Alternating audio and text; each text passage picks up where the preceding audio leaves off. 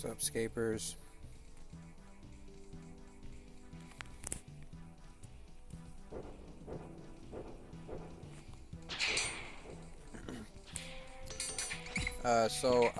I did a little video recently about Raxor, and someone commented, "Hey, your audio is off. It's only working on one channel,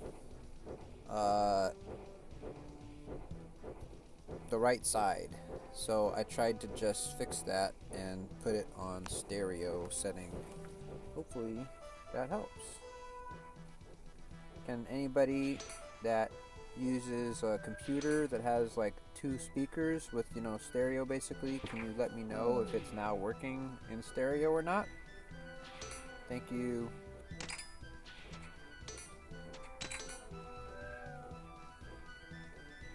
Also, what's up, Scapers? I'm a little down tonight. I don't want to talk about it any more than I already did earlier. Yeah. We keep playing.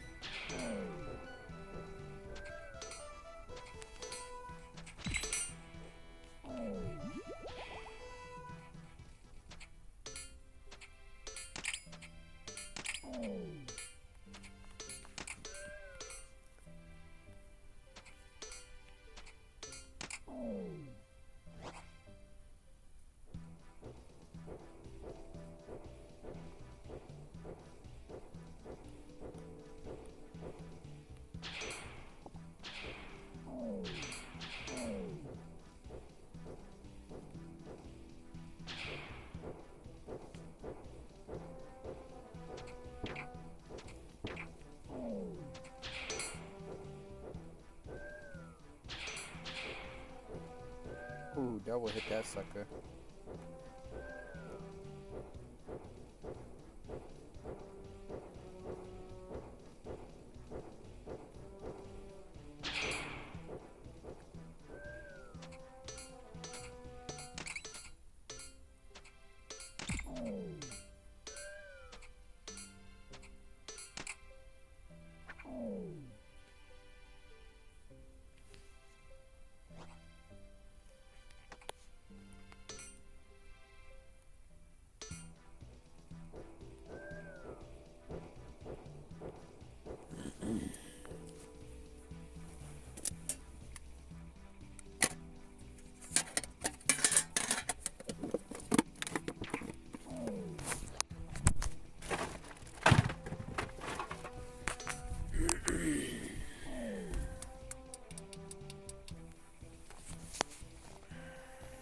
Stone clues tonight.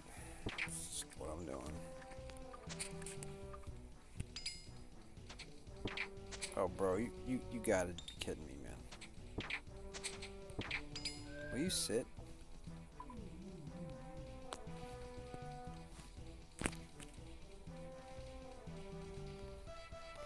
Yeah, I don't have a spot for crap like this, okay? So we're not hoarding another fucking item right now.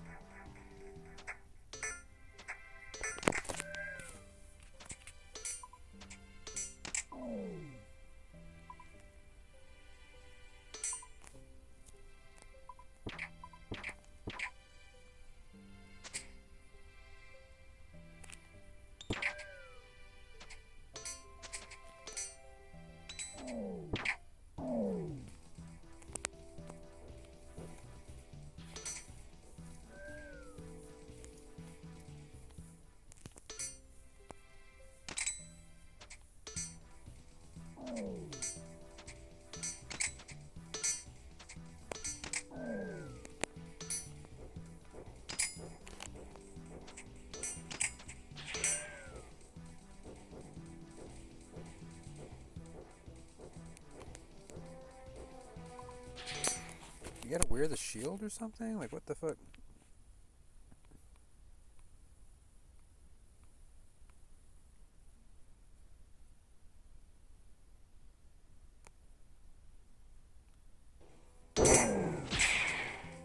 It's, 100.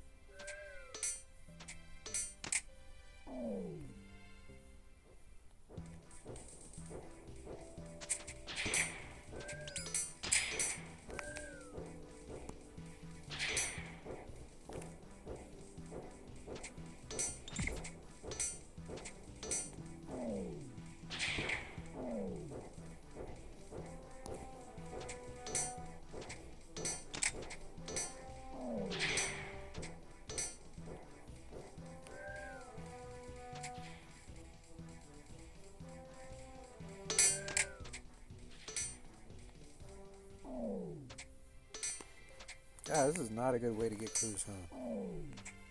1 in 100? I feel so uncommon, dude. Okay, I'm done bitching about it. I'm officially done bitching.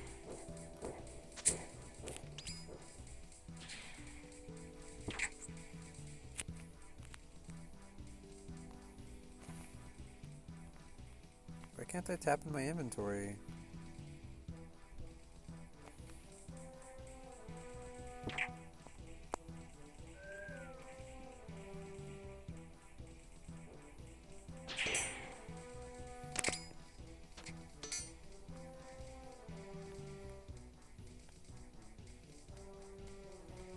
I got like just out of its range and it's like, okay, we're good.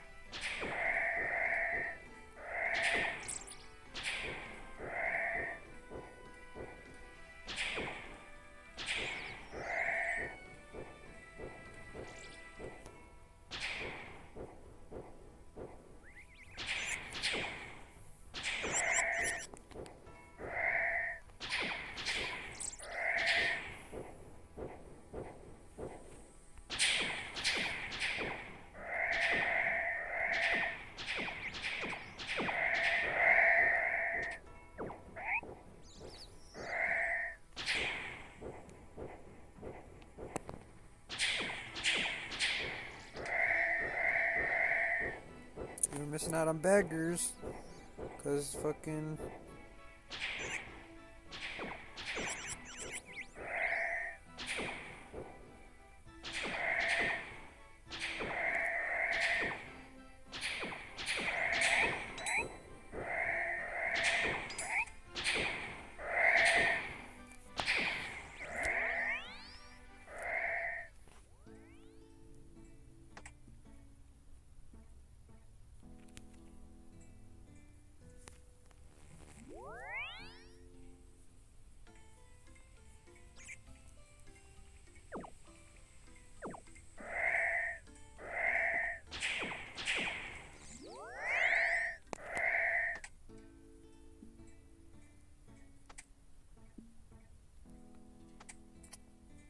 Fuck it.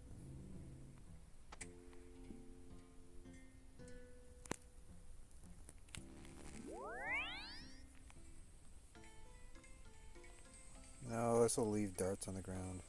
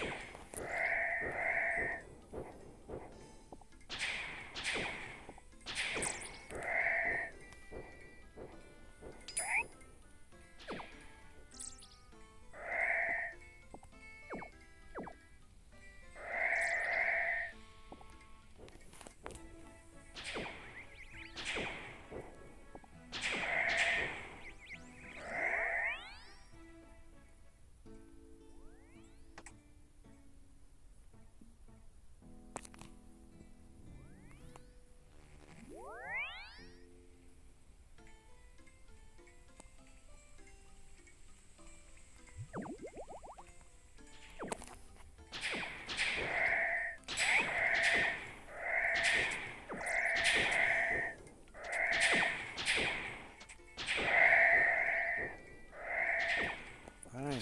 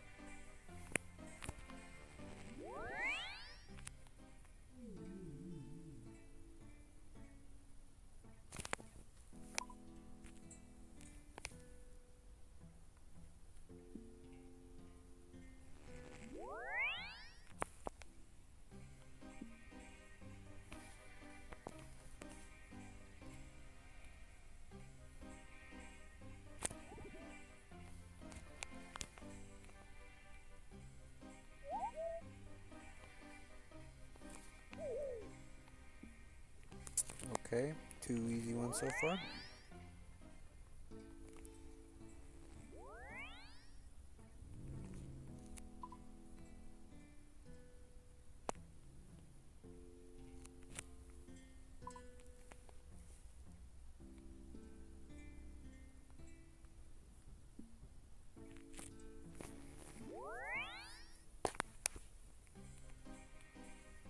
Bro.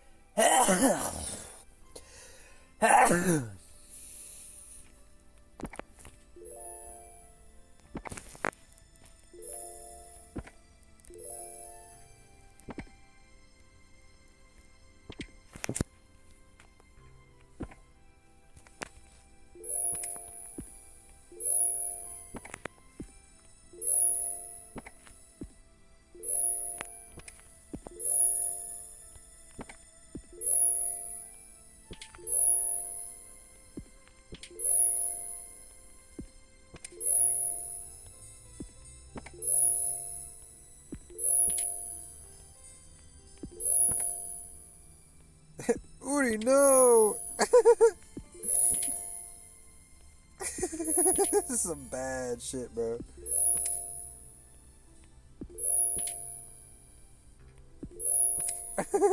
Look at how this looks, bro.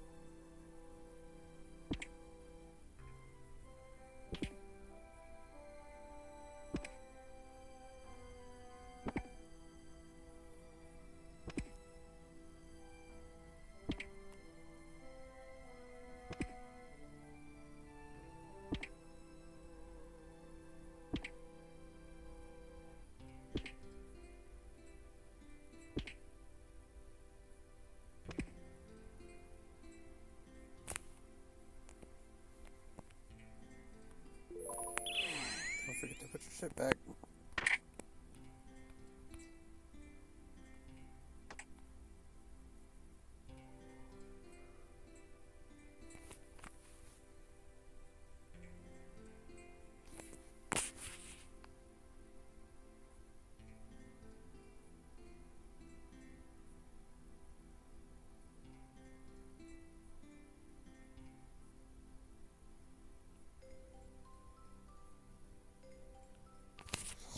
Okay, I know what to do.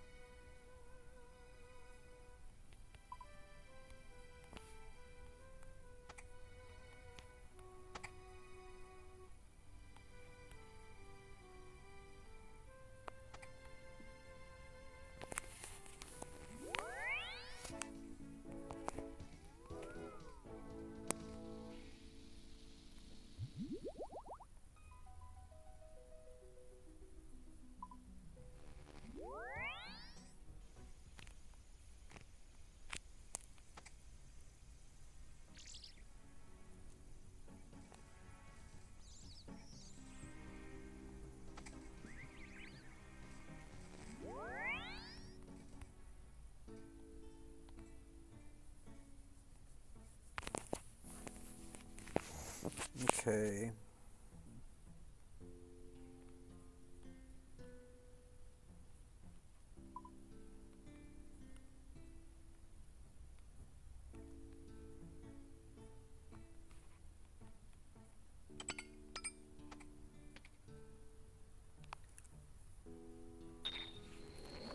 Hopefully this does.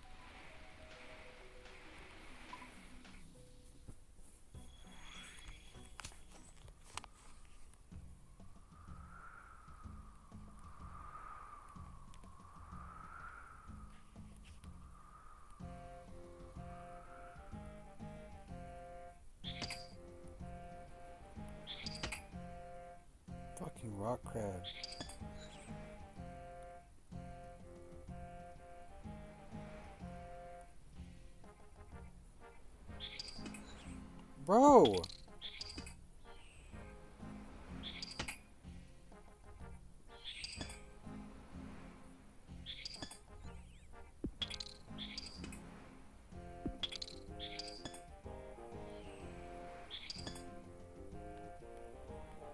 But what a fucking bitch.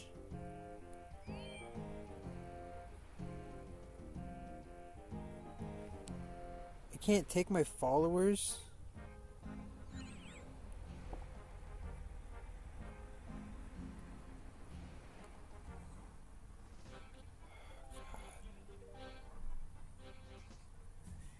This is not a good place to sleep, bro. There's a fucking dude that this truck comes every midnight, bro. It's fucking midnight and this truck comes. Sleep deprivation is a real fucking thing as a homeless person, bro. It is fucking real as fuck, bro.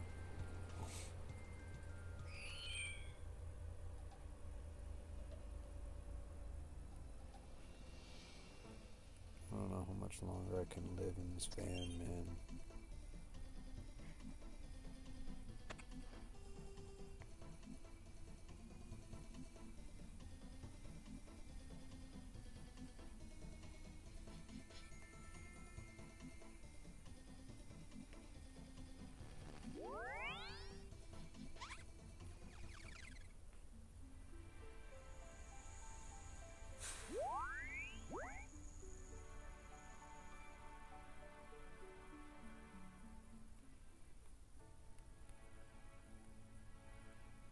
Oh shit, I need 3 Zammy items? Fuck.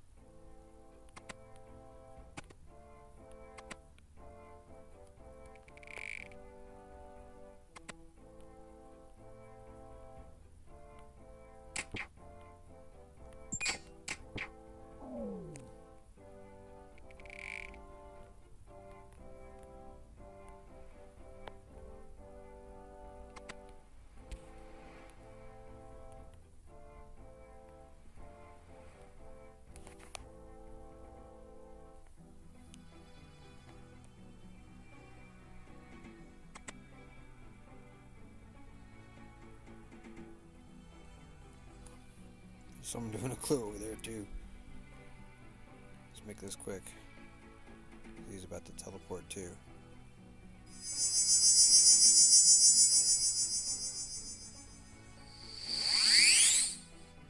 What bow is he using?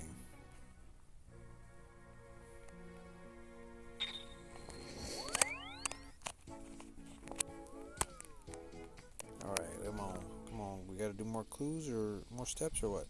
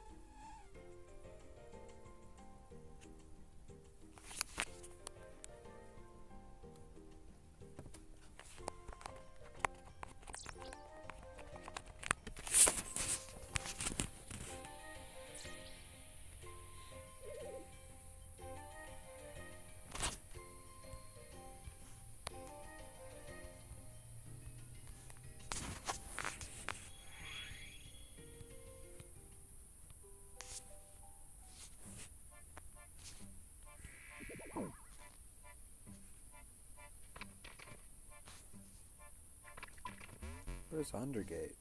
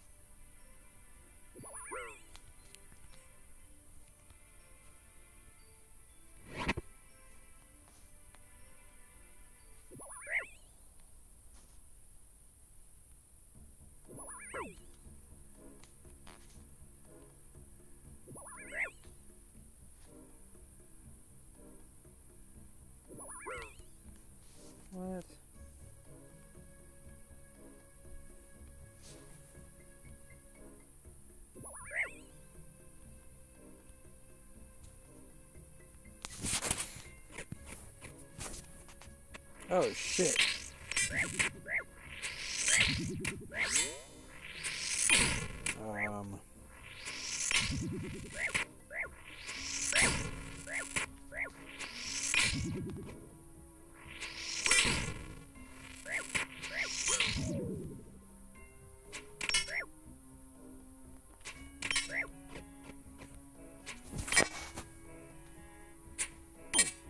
I thought it was gonna be a freaking Brasakian maze.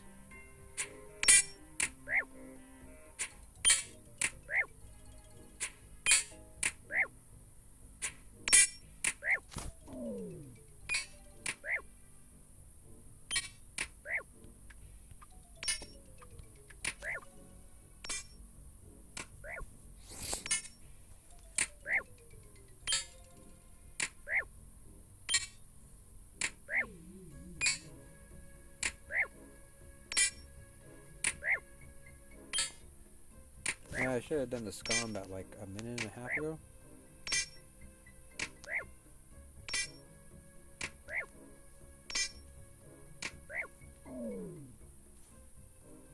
Full prayer potion. Oh yeah. Alright.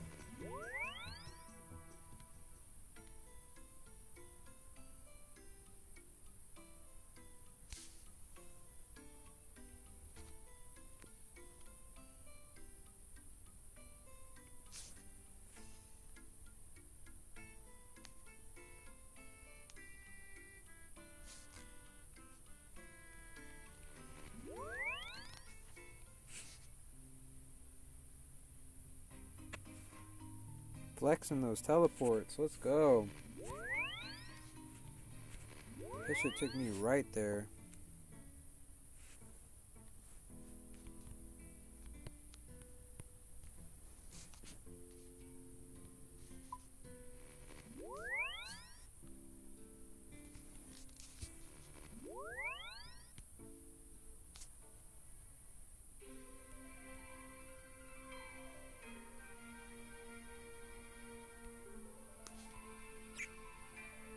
Okay, when sailing comes around, and if you can go up lakes and rivers, I mean, not lakes, but rivers, I'm gonna be the first person ever to cut these trees right here. I just fucking mark my words.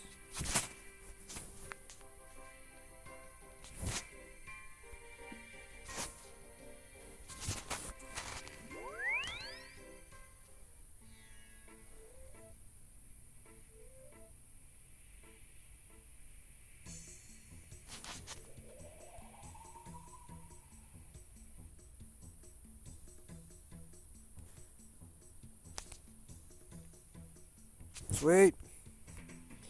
I think it's casket time, baby.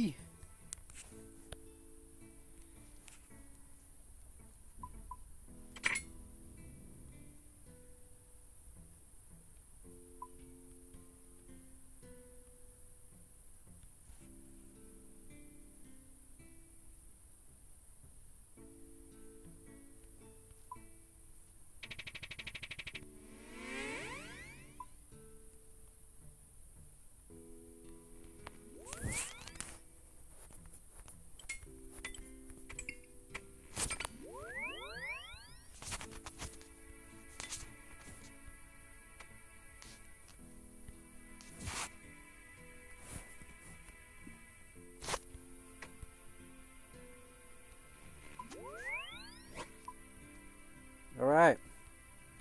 Casket time, baby. Casket time. Anybody here to watch it? This is me, huh? Let's go. Here we go. Beginner first. Poop. Shart. Double dookie. Lame. Lame. Lame. Oh, I'm so surprised that all the fucking beginners sucked. So shocked. Okay. Well, we got 4 masters. That's pretty good luck, right? There's a chance for something to happen with 4 masters. I don't want to hide behind that wall. Alright, here we go. Repeat gloves of darkness, I guess? Okay. Nada. Nada. Mimic! Yes! I was so hoping that would happen, bro. Holy shit, that's like, I'm so glad that happened right then. Okay, I can't bank that good.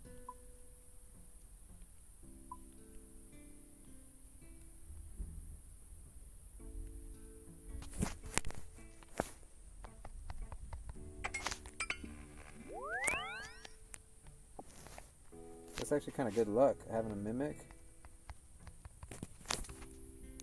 Oh, someone like, I want that shit.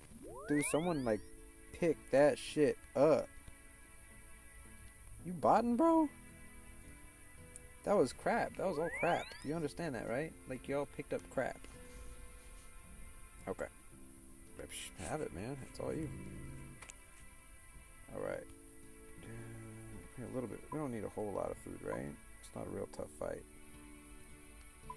Go ahead and bring it for defense at least.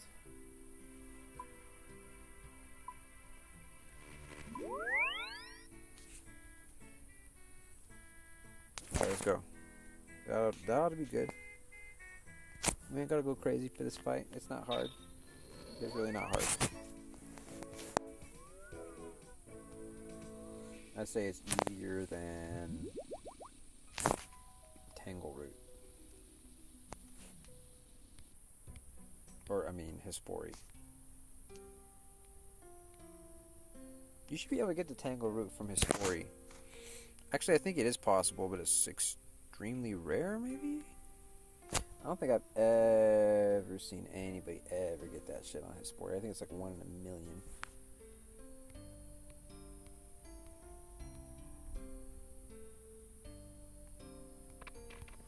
It's possible to get it from Tithe Farm as well. Alright.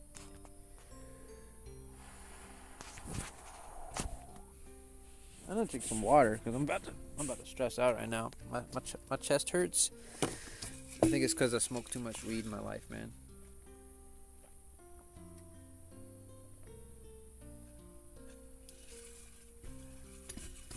$74. This is gonna be the master that gives me something crazy. This mimic's gonna be 3rd age or pet.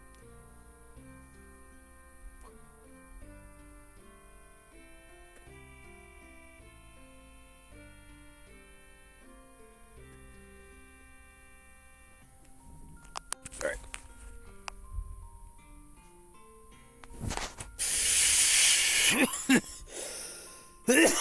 I don't know, I think it's magic, right? I don't remember. First, now you gotta run around like an idiot.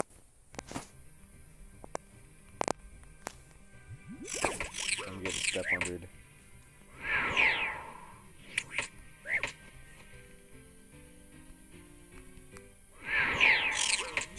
What's this? What's the dealy age? Oh yeah, I've definitely taken mage damage.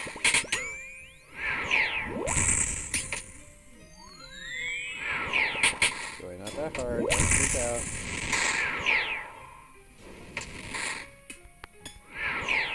This is not meant to be a difficult fight. This is like something that fucking skillers can do.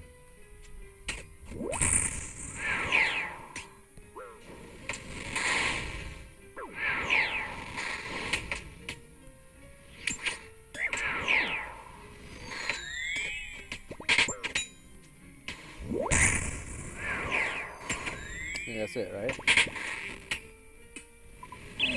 They say always pick up the plank. Don't forget to pick up the plank. Alright. Yes, leave this place. Okay. We're going to the bathroom. Bathroom for good luck. Alright.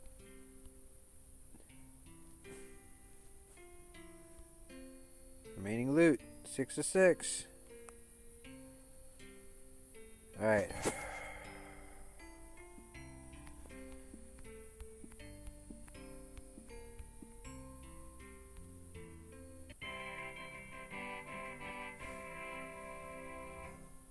Lame. Fucking lame.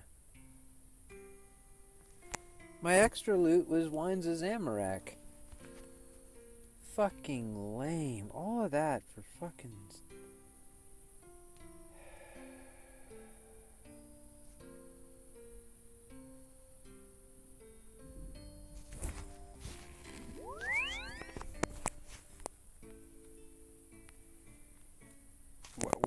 Why do clues feel so insulting, like, so often?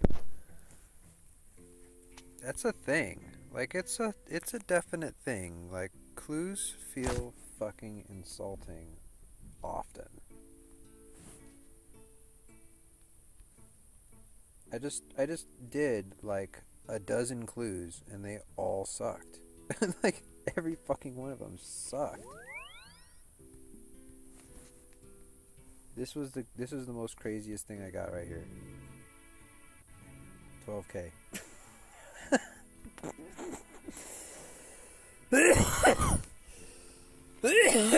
Insulting. I just spent like the better part of 2 hours doing those clues. I didn't even do a profitable hour.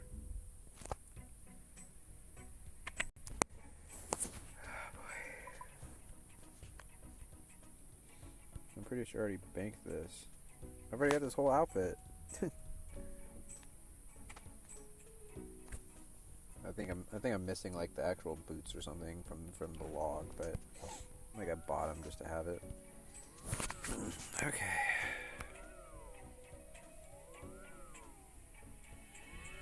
Well, I'm too tired for raiding. But now that I've cleared out my clue log, like I was so backed up on clues, bro. Do I have any left? Bro. Hello?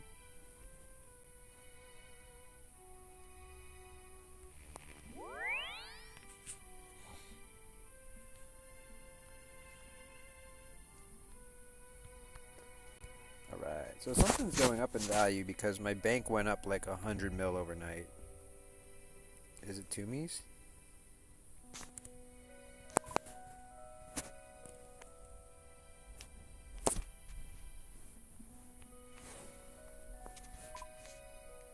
I mean, it's going up, but it only went up like 10 mil, like overnight. Got like 100 mil. I'm trying to figure out what it is. Is it the Rancor? Is it the Rancor plus just my average looting? Is that seriously what it was over like 3 days?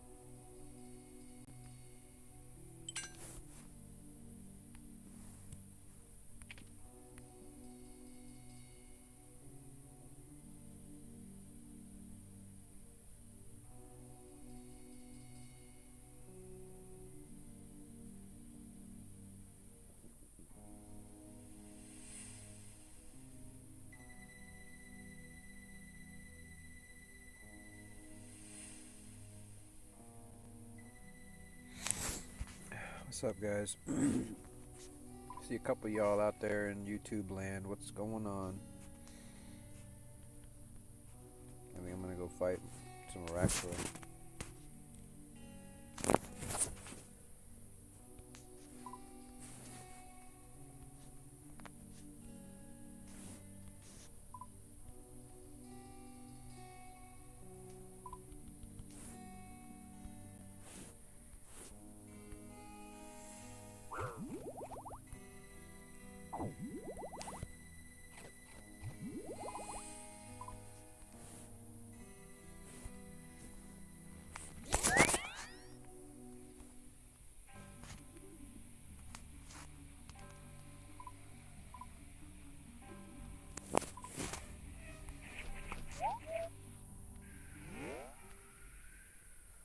If I can get this jar, I'm gonna just fight the little guys.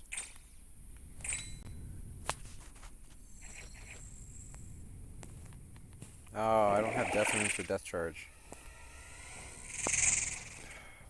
Fucker! I already wasted a fucking throw. Okay.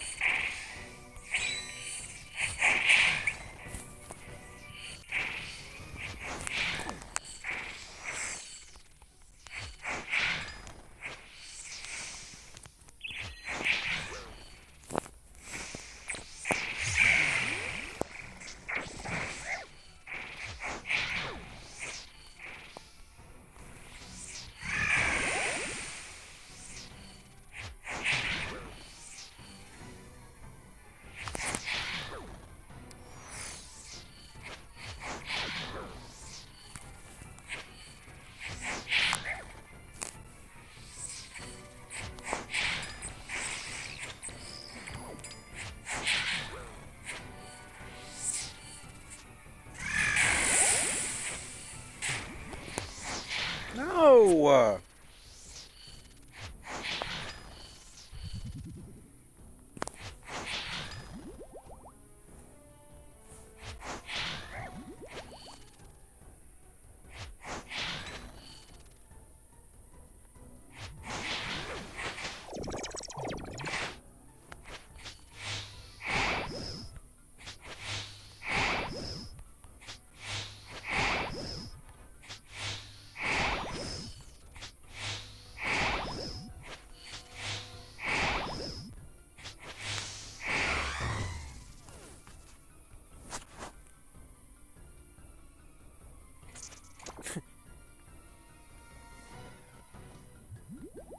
Seriously?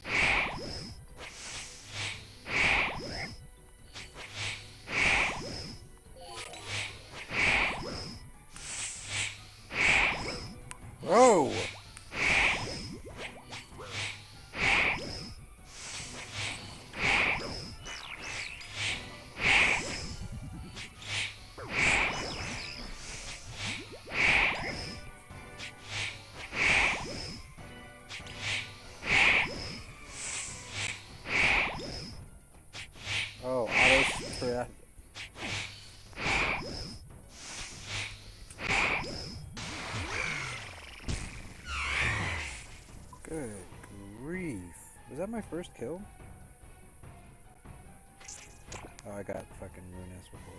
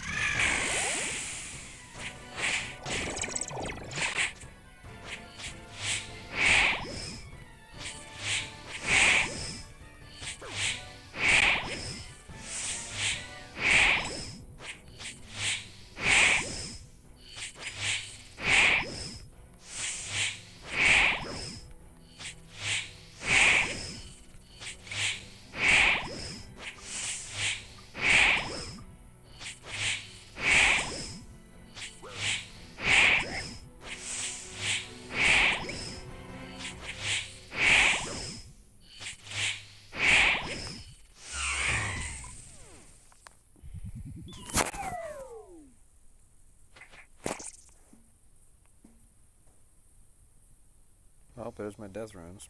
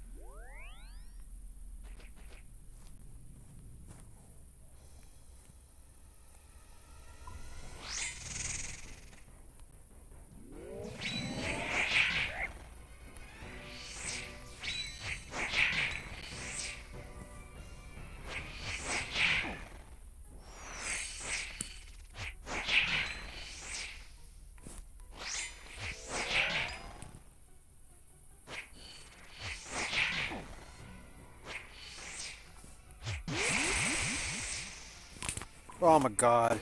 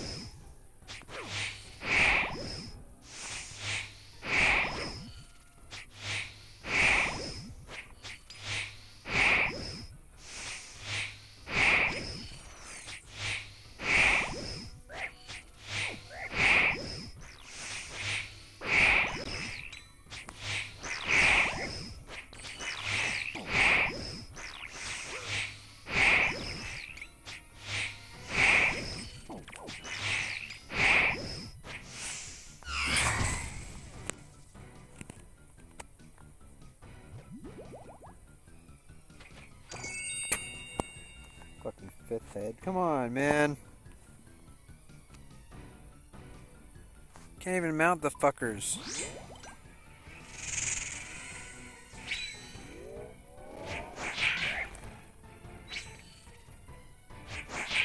Can't even put them on the wall. Why would I even want so many dioxide heads, dude?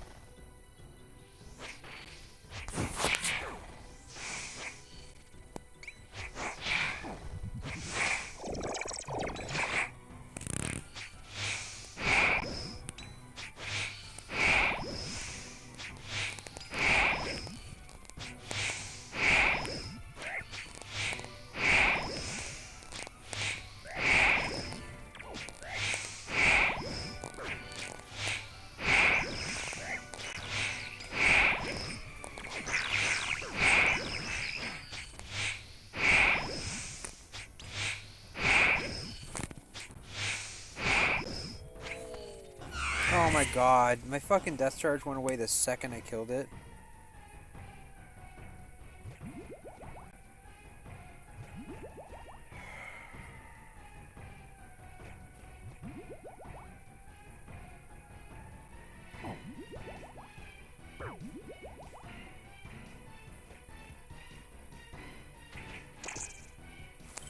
Death runes.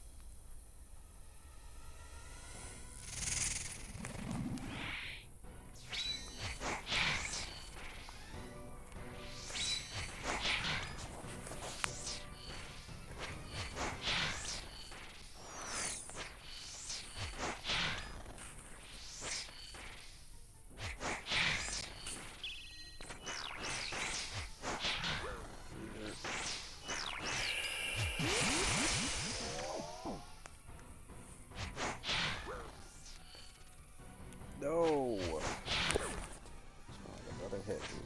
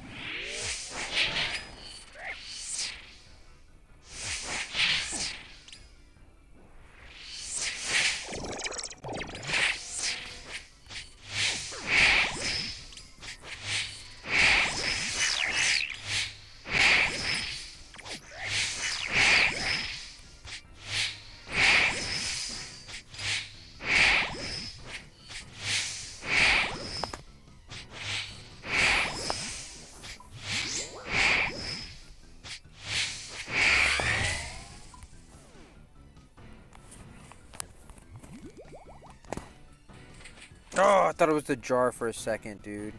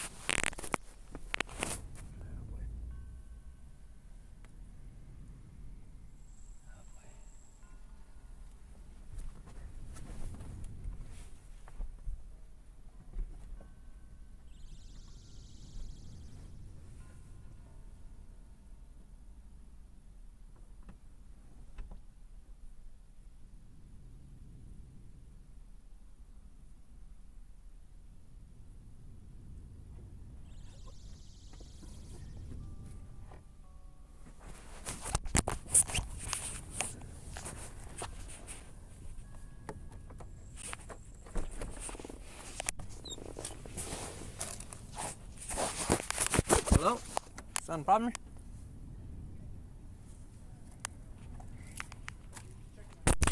Yeah, I'm fine. Just waiting for Uber orders and stuff. I'm just waiting for Uber orders. Alright, cool. Thank you, sir.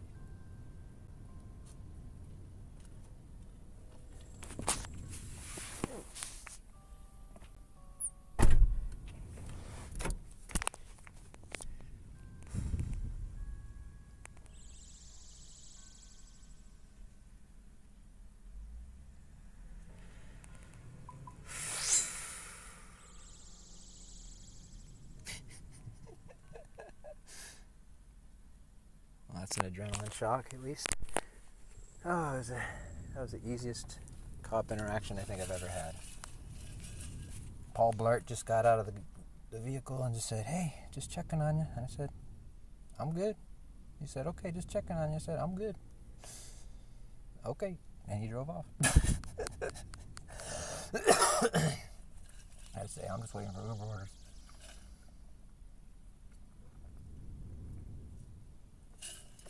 It's like actually accurate, sort of, and it's easier than saying I'm homeless, and because saying I'm homeless gives them this, like, they check up on, like, you know what I mean, like,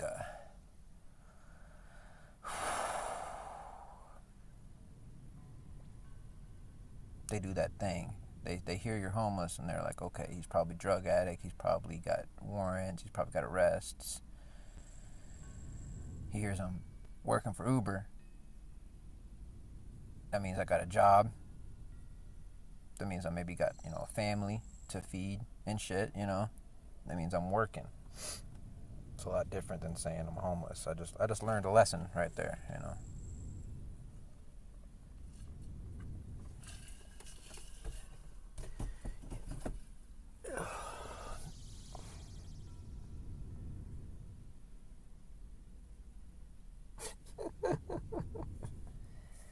This is the third time I've been talked to cops while live streaming.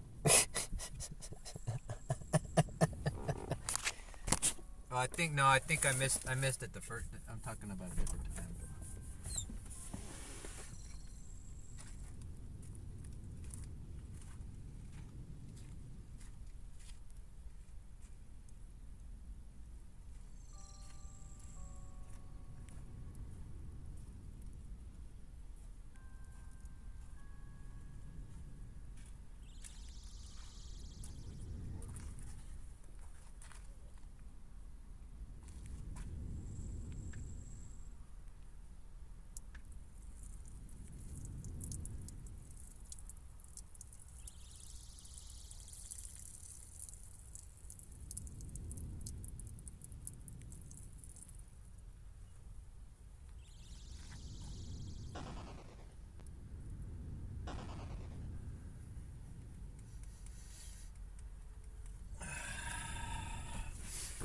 Well, that means I ain't gonna be able to sleep for a while.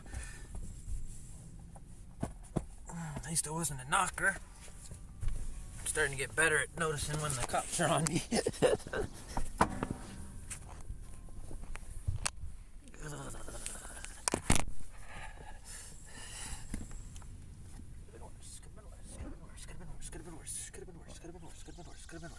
Could have been worse.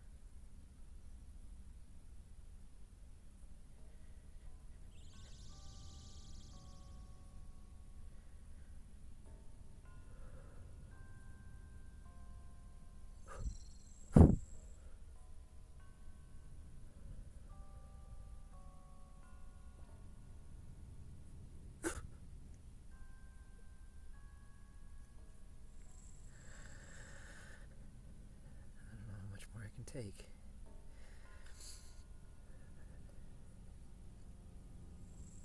Living in public, and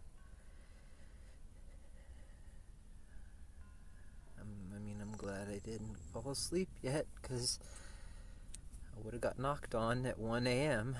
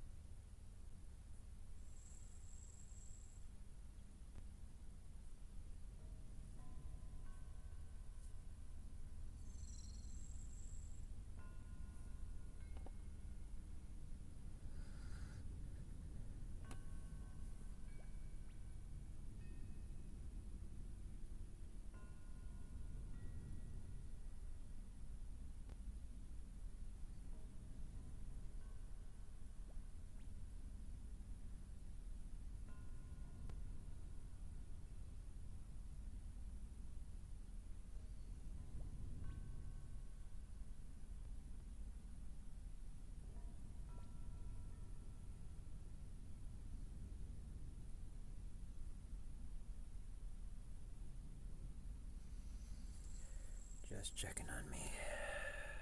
Right.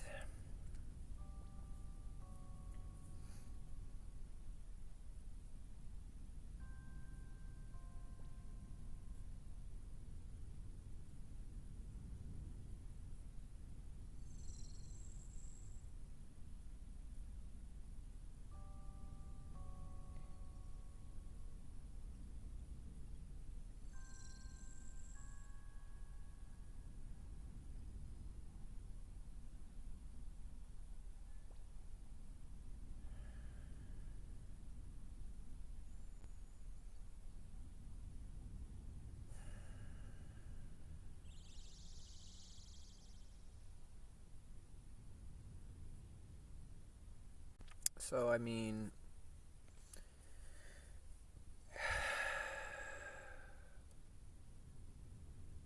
cop cars can come and visit for any reason. He could have just been patrolling the area and could have just drove by, but chances are somebody called on me. Somebody Karen'd or Kevin'd on me and said, "There's a suspicious van behind the Stater brothers. Can you check on it for me?" That's usually how it goes. Sometimes the cop will just do a welfare check for a welfare check, but which is just so obnoxious. Just leave a motherfucker alone, dude. If, I'm not hurting anybody, if nobody's, screaming or yelling or crying or seem like they're in pain, or nobody's, doing any vandalism or causing any problems, so to speak, other than just existing in a parking spot at night, leave us the fuck alone. Sincerely, Takiru, your mobile homeless daily streamer.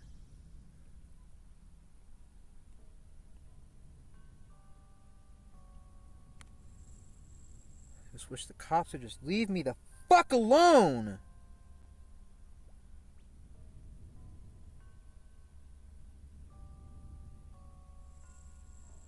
Get a snapshot of my license plate, take a picture of my face and my license, and fucking say, okay, this guy's a hobo. He's not causing no trouble though, so we can leave him alone until we we got his number if he causes a problem. This is why I can't sleep at night. It's because I have to be awake at all times just in case that happens. Because if it happens when I'm asleep and they knock on me, that is huge PTSD trigger for me. Like I just got PTSD triggered. Like you might have heard me freaking out. I just had a panic attack basically for the last 10 minutes. And I've been trying to calm myself down.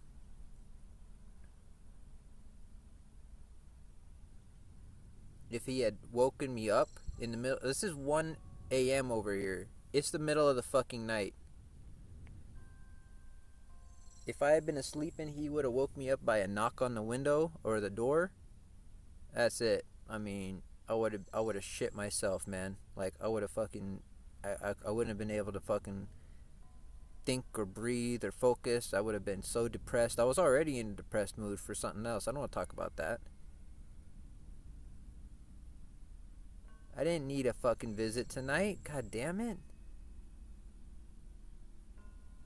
I wanted to be left the fuck alone in general. I hate living in public.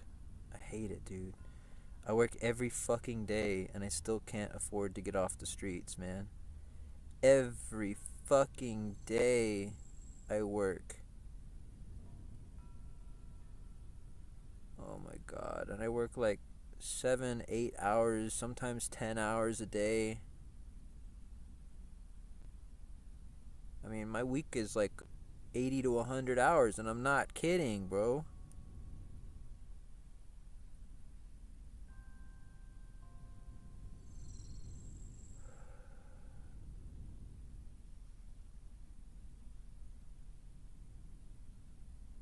And I'm still on the streets. This is crazy. I don't live that lavishly. Sure, I have a RuneScape membership and I eat fast food all the time, but I mean, I try not to spend fucking $20 every time. You know, I'll try to get. I don't know what to do anymore. I don't know. It's not, I can't. I've tried blaming myself for my homelessness, and it's like, it doesn't make sense anymore to blame myself for my homelessness. I feel like I'm doing everything I need to do as a man to exist in this society. I work every day. I save as much money as I can. You know, maybe it's because I smoke weed. That's about my one extra indulgence, my one major indulgence, and my RuneScape membership, I guess. Those are my two monthly indulgences, really.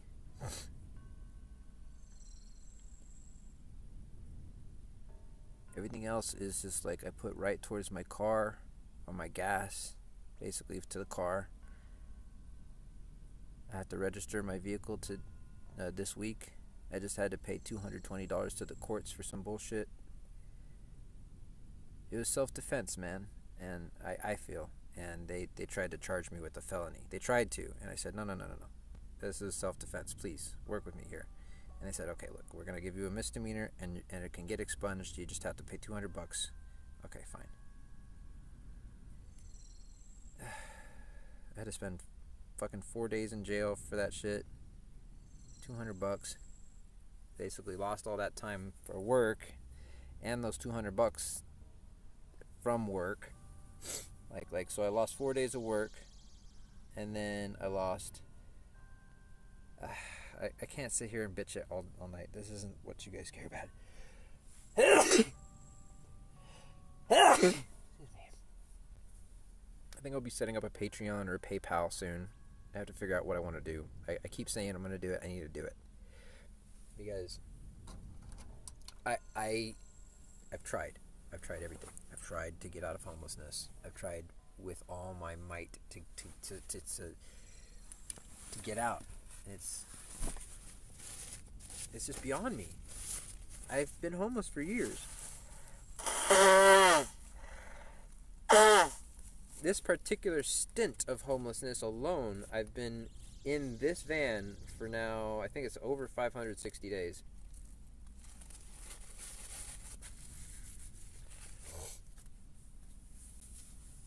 March will be 2 years, so let's just call it a year and a half.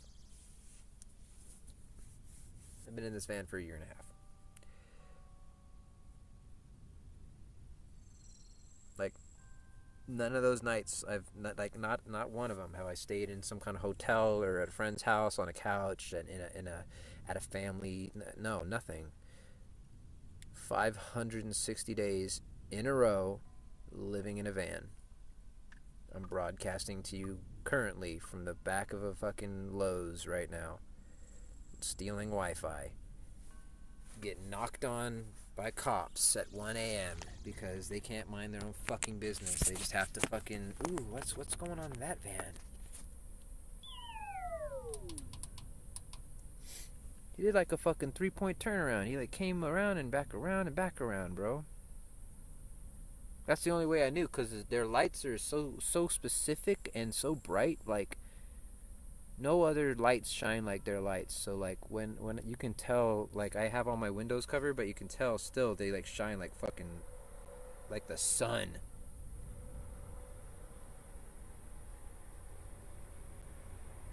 I'm so lucky that that was such a... I should just move on with my life, because that was the easiest cop interaction I think I've ever had. Ever. Paul Blart got out of his van. He said, "Just checking on you." And I said, "I'm good. I'm just doing Uber Eats." And he said, "Okay, just checking on you." And I said, "I'm good." He said, "Okay." And he got away. That was it. That was the whole interaction. He didn't check no ID. He didn't look inside my van. He didn't ask me no other questions. He didn't ask me no questions. He just said he's checking on me. I should, for the lack of a better phrase, I should count my blessings. I'm not a superstitious person. I don't believe in all that, but let's just say I'll count my blessings, okay?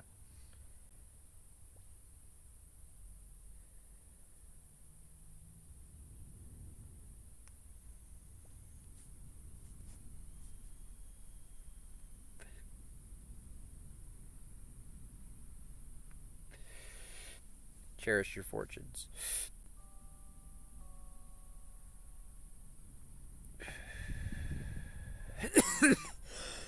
I just want to get out of this van, dude. It's not fair that it's not fair that I work every day and I still live in a van. It's not fair. It isn't fair. It isn't fair that, like, I work for Uber Eats and, you know, like, these like mostly people that order Uber, I mean, anybody can order Uber Eats and just, you know, not pay a big tip or whatever, but like a lot of people that order Uber Eats have some money, you know what I mean? They got some money. Maybe it's only a $20 extra, but they got at least some money. A lot of these people got a lot of money, like repeat customers, people that can order Uber Eats like all the time. They're living in mansions and shit, dude. I'm living in a van delivering to people that live in mansions. You know, it just feels so, like, ironic or something.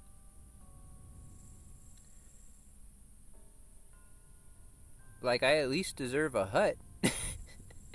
I at least deserve a place to lay my head at night where I don't have to, like, sit here and play the game all night to try and distract myself from the fact that I'm trying to stay awake because I know that a cop might come at any time. And so I'm trying to just kind of stay awake until, like, past when I think the cops will come at you, because usually they stop bothering you around 2. But then if you're not gone from, like, a really obvious parking spot by, like, 10 or 11, they'll knock on you in the afternoon too. Like, I got knocked on at like fucking 1 in the afternoon the other day when I was just parked behind the gym. I was taking a nap in the afternoon and I got knocked on. I was like, "What the fuck? What do you want?" It's the middle of the day. He's like, "Why are you back here?" I'm like, "Dude, I'm a member of the gym." He's like, "Well, this isn't the fucking gym." I'm like, "It's the back of the gym. I'm just trying to have some privacy, man. And you just ruined it." Like, and then I said, like, "Is this your first fucking day on the job? Like, I've been parking here for like 200 days in a row, man, and you never bothered me yet. Like, why tonight? Or why this afternoon? Anyway, bro. I'm sorry. You guys aren't my therapist. But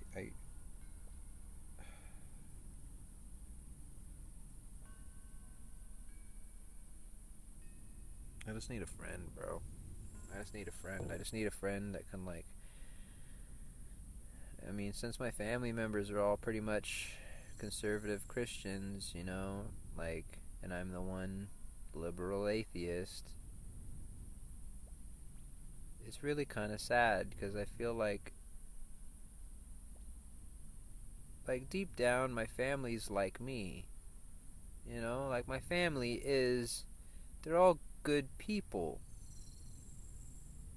They're all, they all got that love in them. You know what I mean? They got that love.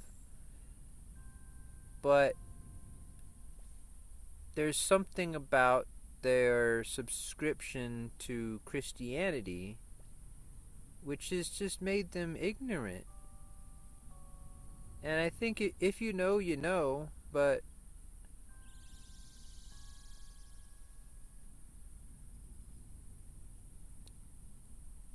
even when I try and point out the things wrong with the religion, you know, I'll be like, well, how does it make sense that, you know, it says this on this page of the Bible, it says that on this page of the Bible? They contradict itself. Like, how is that the perfect word of God when it contradicts itself?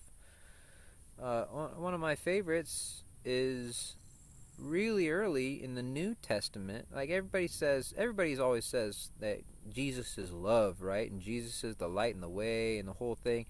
Like, the big selling point for Christianity in a lot of ways is that Jesus is like a figure of love and unity, right? Allegedly.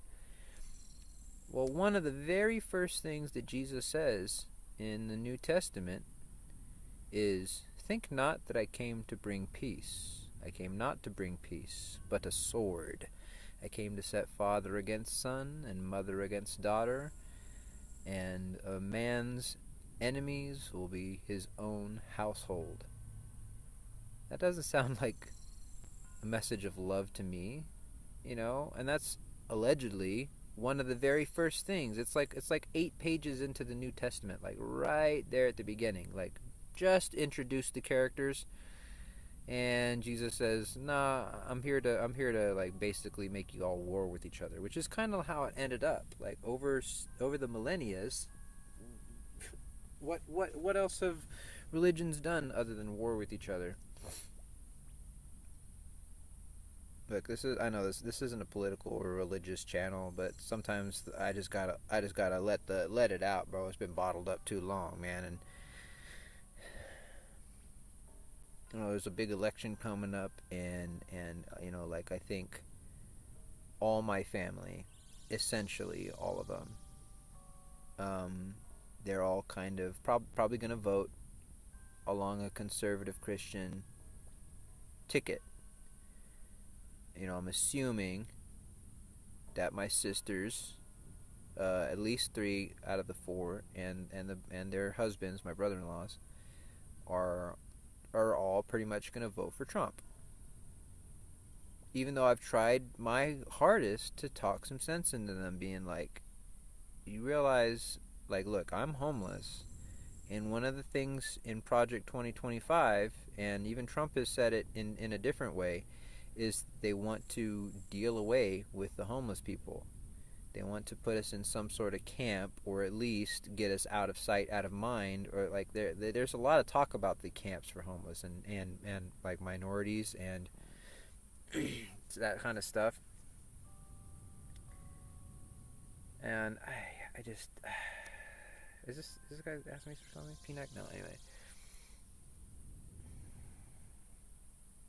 I'm like, look, sis, like, if Trump gets in office, there's a good chance that I end up in a concentration camp because I'm homeless. And if not because I'm homeless, because I'm atheist. And if not because I'm atheist, because I smoke weed. And they kept saying that people that do drugs and deal drugs are going to go to jail. So I'm a drug user, a homeless atheist. That's three things that would get me qualified for the Project 2025 internment camps, basically. Now I don't know how real that all is, but I know that Project 2025 is real. That Trump is going to be doing that, and that a lot of my family is going to vote for Trump. And I kept saying, like, look, you're basically voting to put me in an internment camp. You realize that? They said, well, fucking the economy is better for me under Trump, and and it's like, and I get it. People are really like economy minded, but also like you have to kind of like be morally minded and like history minded, and you have to be like four-dimensionally minded, not just today but tomorrow. What's going to happen tomorrow, like all the fallout from the first Trump presidency, like the insurrection, the poor handling of COVID.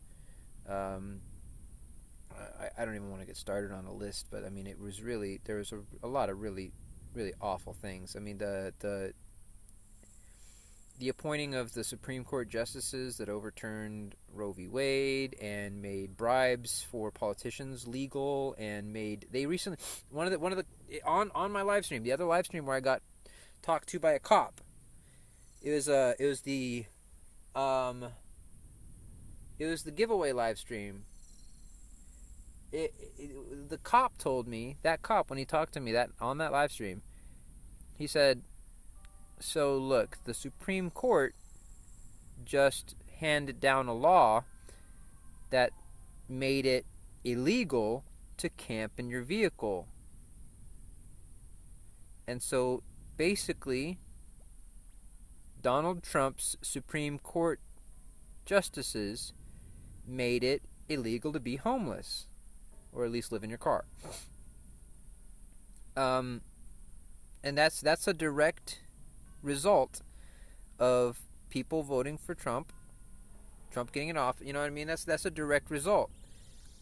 And so basically, Trump being in office made it to where essentially right now being homeless is illegal. And that cop said, "Look, I'm gonna let you go because I think that's a dumb law, but basically you can't park right here tonight. You gotta keep moving. You gotta fuck off, basically."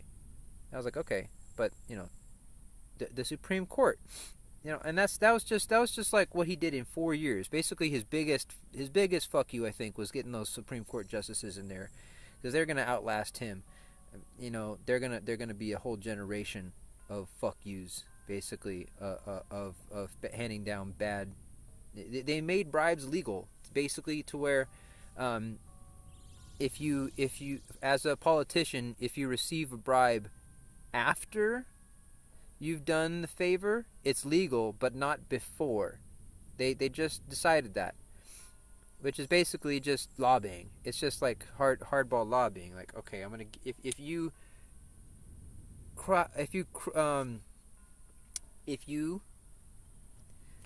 like, okay, I'm a billionaire in Los Angeles, and I'm sick of all of these homeless people living in the cars around my parking lot or whatever. If you, the Supreme Court justice, make homelessness or living in your car illegal, I will, after you do that, give you $100 million, and that's totally legal. But not before. If you get the $100 million before you do the act, it's illegal. But if you get it after, it's totally fine. That's fucked up. And that's the kind of shit that happens when you let me be blunt, Christians take over the country. Because Christians have a really warped sense of morality that comes from a book that they have not read, that has only been cherry-picked, and they want to hear that Jesus is love when the first thing he says is, I am not love, I came to bring a sword and set families against one another. And, they on the very first page it goes anti-scientific because we know a lot of certain things about how like the planets were formed and the Big Bang and how the universe and how stars were formed, and like we have evidence for this stuff. We see it happening through telescopes all the time, and we're able to do the basically backtracking of history, and we can see the cosmic background radiation on the television screens and on the radios when they're the static and stuff. Like we have all this evidence of like how the universe was actually formed. And so in Genesis, on the very first page, when it says, "Oh, we'll separate the waters from the waters and let it be light," and and it was so, and then fucking he made fucking animals, and then you fucking made, no, it's all it's all horseshit. Like we know how this stuff was made, and the Bible, from its very first claims, starts off as inaccurate. And so how are you going to believe in super hyper crazy supernatural claims like there's a God watching us all the time, that he has a vested interest in who you fuck and how you fuck and what what you're doing all the time because he's always watching you, when the very first claims about like how God made the universe are total fairy tale nonsense. And then these Christians use verses from the Bible and morality based on the Bible to do things like overturn Roe v. Wade and ban abortion nationwide because they have some kind of hang up about how babies have a soul or something like that. And so we're gonna try and save as many souls as we can. Basically, I'm trying to like read between the lines. Like, are they just trying to increase the population, and that so that they can have like basically poor people that, you know what I mean? Like the more people, the more women that can't like get a legal abortion.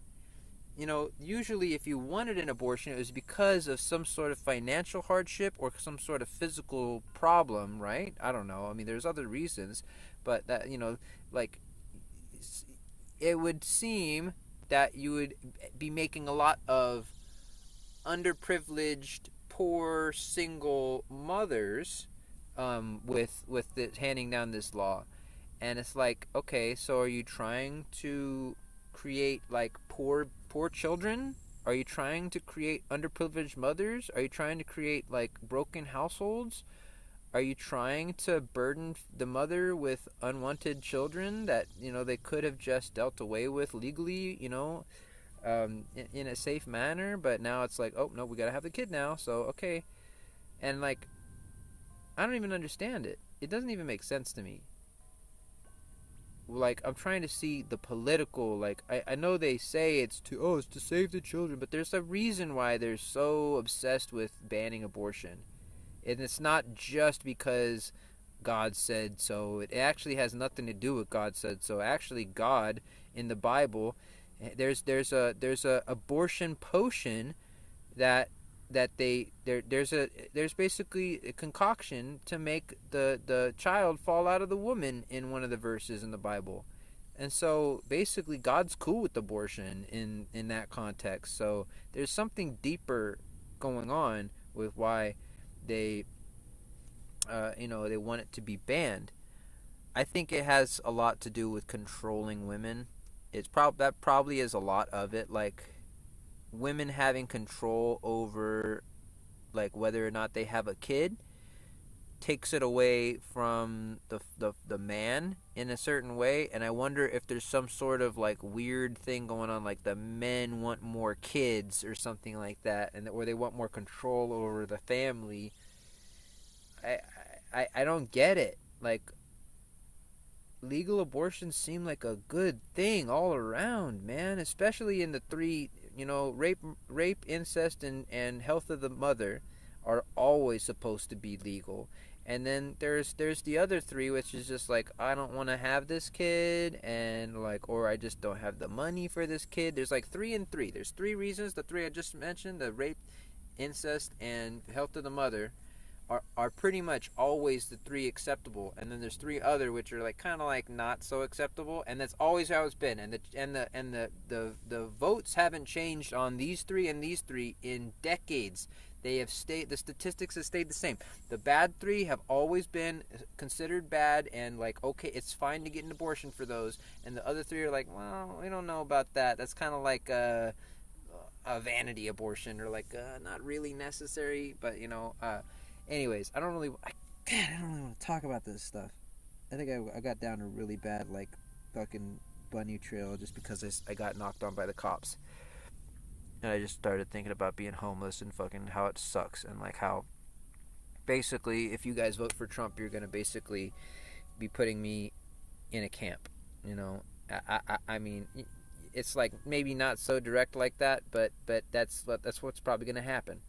If Trump gets back in office, I'm probably going in a camp, and the only way Trump gets in office is if people vote for Trump. And I'm it's probably not going to move the needle, but man, if I could appeal to anybody listening out there, the one viewer that's watching this right now at 2 a.m., please don't vote for Trump. Please vote for Kamala. Please, please, please. I don't know why you would ever vote for Trump, but there's a lot of people that support that guy. But like, I'm homeless, and things that Trump and his people want is they want the homelessness gone. They want them dealt with, and not in a good way. Like Kamala talks about wanting to do an opportunity economy, and she talks a lot about in her speeches and in the debates about how she wants to make housing more affordable, and she wants to help the homelessness in certain ways. All Trump talks about, he wants to, he doesn't like the homeless. He put in the Supreme Court justices who made a law, which I heard direct quoting from a cop, that there's basically a law from the Supreme Court that you can't camp in your car. It's illegal. And so that's a direct result of Trump being in office, which is basically me not being able to. I'm just trying to fucking survive. I have no other option. I have no family to go to. I don't have no friends that'll hook me up with like a fucking couch, or like just to like live in their parking lot, their driveway for a fucking, little while I get my shit together and fucking store some shit in their fridge. No. I ain't got any of that. I live in a fucking van for 560 days, and I ain't got the fucking patience for this shit anymore. And it's because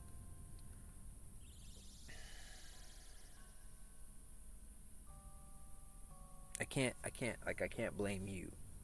Like, if you're a Trump person, like, Trump was just a middle finger to the norms. I feel like Bernie was a middle finger to the norms too, but like, Bernie was a nerdy middle finger, and Trump was just like a fuck you middle finger. And we got Trump. I feel like it was a kind of racist backlash after Obama. Obama had 8 years in the office, the first black president, and I think a lot of white people were like, well, fuck that black, I ain't gonna say anything like that, but you know what I'm saying? I think a lot of the old boys, the Proud Boys and the KKK, I think a lot of those, and just the kind of like casual racist tendencies in like a lot of people kind of like woke up. And like Trump with his birther, the whole let's see his birth certificate, he's not real American or whatever, that whole thing was just a racist conspiracy, just like his current shit about they're eating the dogs, they're eating the cats, they're eating the pets, the people that live there in Springfield. Like, that's just a racist thing against the Haitian immigrants there, man. And did anybody else notice that, like, look, I have a white body, but I got a brown neck with this Slayer helm? Anybody else notice that shit? Look, it changes the color of my neck. Alright. Okay, I think I'm done talking politics. I'm probably going to delete this fucking video because I don't like having politics and RuneScape mixed. I really don't. I try to be bipartisan, but at the same time, fuck Trump, dude. Fuck Trump. Fuck that ignorant, racist, bigoted, lard ass. And fuck anybody that supports him at this point. Like, if you still support him, you're either a fool or a fascist, and I mean it. I don't care, dude. If you fucking are following me and watching this and you heard that and you get offended by that, stop following me. I don't want. I'm not here to entertain Nazis and fascists and fools. I'm here to entertain people that like want to keep it real and people that like want to, real people. Don't be a hater, be greater. Okay? I only hate the haters. That's about it. I only hate the reason I'm a Democrat is because they're the big tent party. Everybody's allowed, and everybody's welcome, and everybody's loving, and everybody's cool with each other as long as you're not breaking the basic rules. Be cool, don't be an asshole, Everybody's welcome in the Democratic Party, even you, even the angry conservative will have you. You can be angry, but the thing is you can't hate everybody. Like, a lot of conservative nature right now just seems like they're just hating gay people. I'm an ally. Like, I like to stream the Pride Parade every year. It's one of my favorite events. And, like, I don't like dudes. I think they fucking stink. And yeah, I'm not into dudes. Like I tried a little thing or two in college and it was not my thing. But I'm there at every Pride. I do every Pride event. I rock the cape in my POH and people are like, "What's that cape? That's cool." And I'm like, "It's the Pride cape." And they're like, "Ugh." I'm like, "You got something against gay people? Like, what's your problem?" And it said, "Oh, the game's just too woke." And it's like, no, the game is accepting, like, representation matters. The fact that, like, Will and Grace was on TV, it allowed people that had maybe never seen a gay person before to have, kind of a lighthearted, comedic, good intentioned, laugh and represented, and they were able to see a representation of a gay person that wasn't like just evil and a demon or Satan, some shit like that. And now, like, decades later, RuneScape has become it's a role-playing game, which is like, please don't hear me, don't hear this the right way.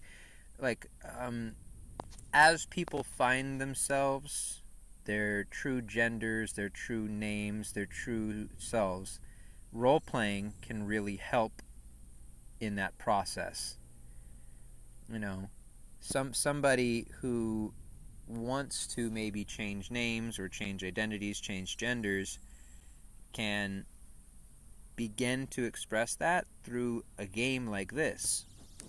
Like, you could have a opposite gender character or whatever, however it works. You can role play as different things that make you feel more comfortable, even if it's just a name, or even if it's just a girl character or a guy character, or just they have the pronouns now, or they have bearded ladies. I kind of made fun of it, but it's a good thing that this is representation for more niche minorities. And some people hate on it just because, we're in a transition period in history right now. Like, those of us who are like roughly 30, I'd say, which is a lot of RuneScape players, we're kind of in this transition phase where, like, when we were kids, being gay was bad, being gay was weird, being gay was wrong, being gay was frowned upon in a lot of ways. If you were gay, people made fun of you. If you were gay, people beat you up and stuff. Smear the queer, you know what I mean? Like, it was a whole thing. And now, as we're growing up, things are becoming more accepting, and a lot of us are getting on board, but a lot of us aren't. And I feel like religion is holding a lot of us back because of the hate towards gay people in the Bible, which actually was edited in living memory And I think in 1946, there was a council that got together and edited the Bible, and they edited two verses that originally didn't they didn't originally specify hatred towards gay people, but now they do. Leviticus, the one where it says, "He shall not lie with another man, shall be stoned," or whatever. It used to be, "He who lies with a little boy should be stoned." Basically, pedophiles should be stoned, not homosexuals. And the other one, it was something that it was like a list of sins, something like, and like the last one was like sexual deviance, but they changed sexual deviance to homosexuals is a sin. And so it's like, I mean, there are other verses too which talk about different things, but it's just like wow. I mean, in living memory, they edited the Bible to make homosexuality a sin. And I can't, like, the picture is way too big. The canvas is far too small, and there's just not enough colors. I'm gonna take this hit and try and get to this fucking relaxer.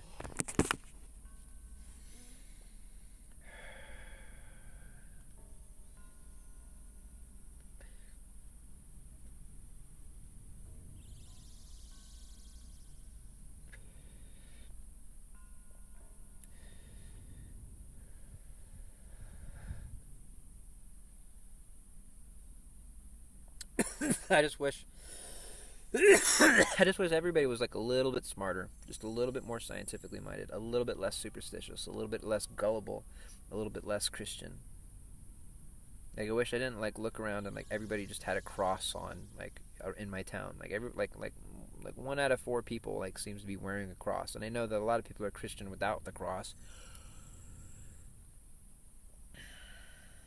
And it's just like, do you even know what that represents? Like, that's literally like it's literally a medieval torture device.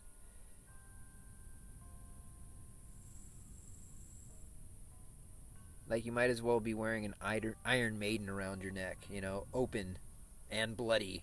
Like,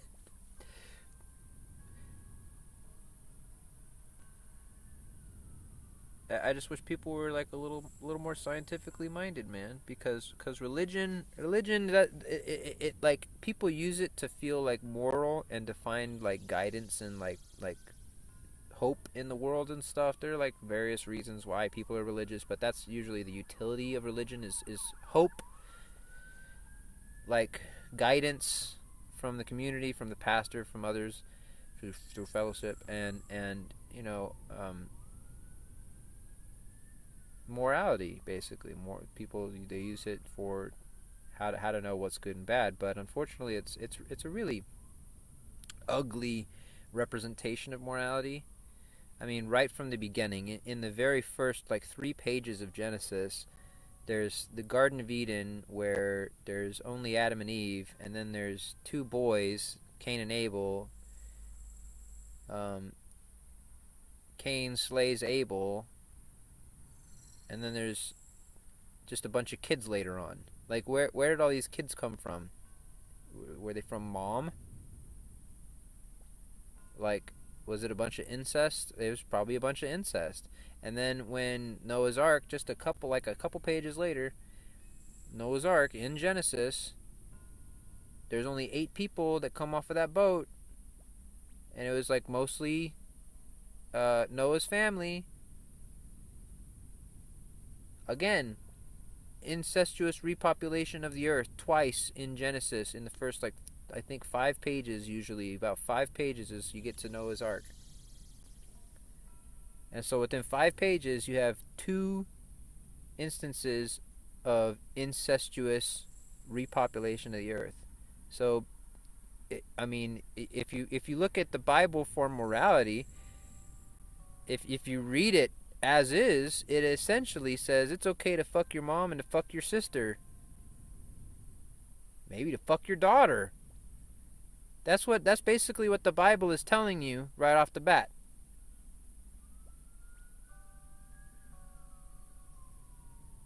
And it also is telling you to just ignore science, ignore evidence, ignore the truth, ignore anything we've learned in the last 2,000 years, because we pretended we knew it all back then, And so we just don't worry about scientific advancements and stuff. Don't learn anything about the planets and the Big Bang, or like don't listen to Cosmos and Carl Sagan or Neil deGrasse Tyson. No.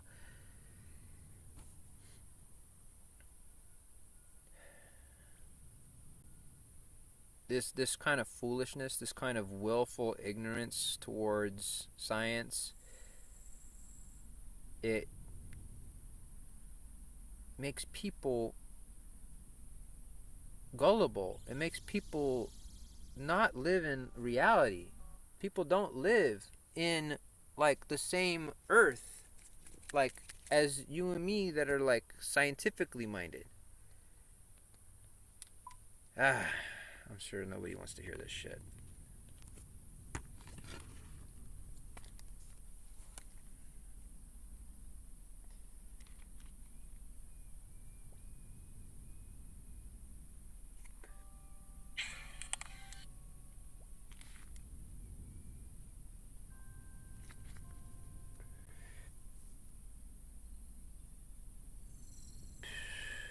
Oh, what's up? What's up, Johnny? I didn't even know this. You were in the chat, bro. My bad.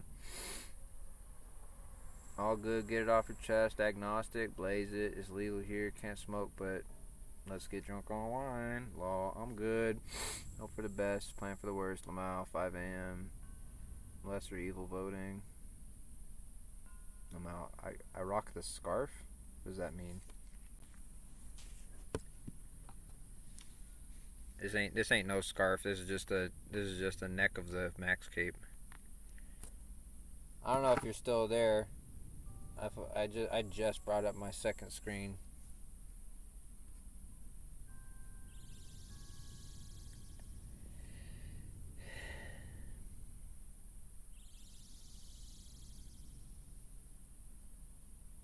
Oh, the pride scarf. I'm more into the pride cape. The pride cape with the heart on the back, and you can change the colors and shit. That shit rocks. I like that shit. And there's also the wreath. I like the wreath, but I don't wear the wreath a lot.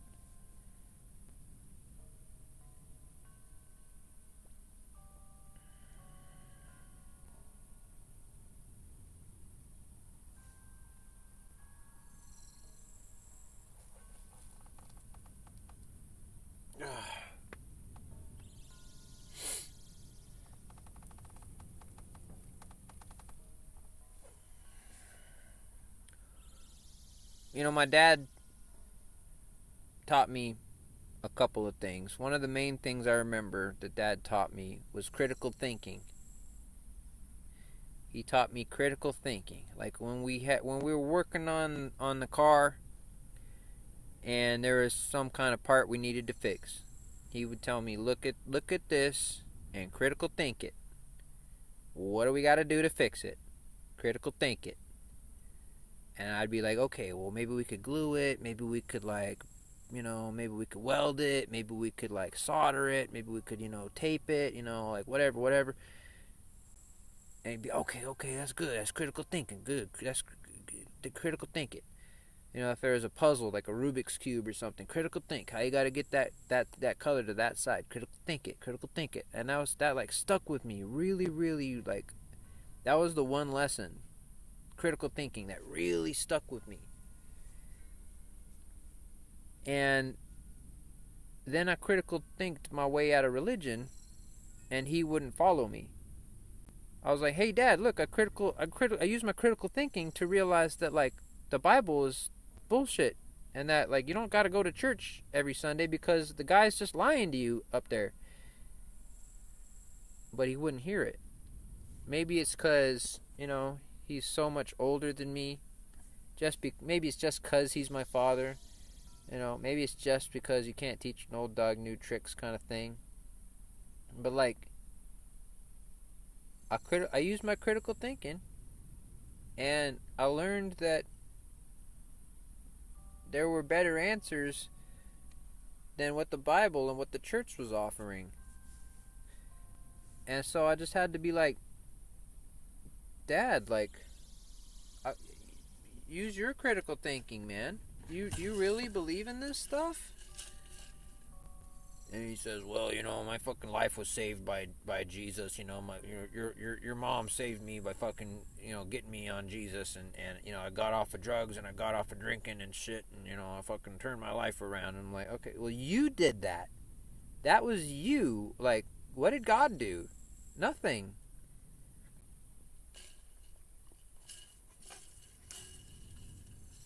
I think it's trivially easy to prove that God doesn't exist, to prove that the Bible's false, to prove that it's all like people say you can't prove God doesn't exist. Like, yeah, you can, especially the God of the Bible. Let's take it right off the bat.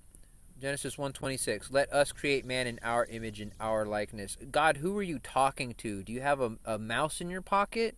Us? Let us create man in our likeness and our image? Who the hell are you talking to?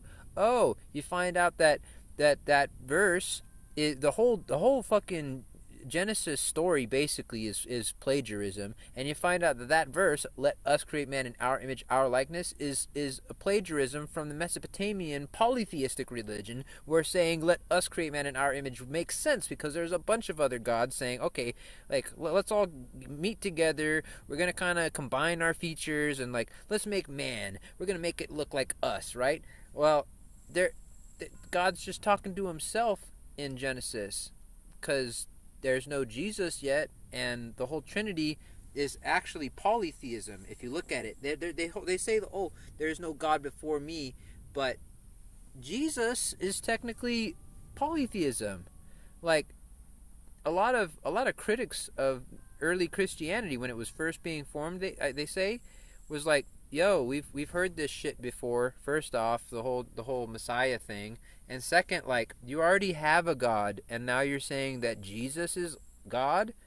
Like, I thought you guys were monotheistic, and then they're like, "Oh wait, hold on, no, they're triune, like a triangle. Like, isn't that just so like groundbreaking? It's a triangle. It can be 3 in 1. Father, Son, Holy Spirit. It's not polytheism when you just like." It's 3 together. Like, it's 1 but 3. It's triune. We just mash them together like fucking Barbie dolls and Ken dolls trying to have sex like as a kid. And that's just boom. Not polytheism. But like in Genesis, there's no mention of the Holy Ghost nor of Jesus. So there's no and the whole Trinity doesn't come until the apologetics for the New Testament. And so if you're really like looking at it, it's like, no, the very claims about God, the claims that he's all seeing. Well, then why does he ask Cain, where's your brother? What happened to your brother after he killed him? If he sees everything and knows everything, why is he even bother to ask? He should just be like, "Hey, I saw what you did back there. You fucking killed your brother. I'm gonna kill you. I'm gonna smite you for that shit," or whatever, like.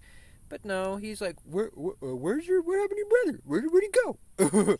Also, like, he loses at wrestling at some point, like, so he's not all powerful, like, he's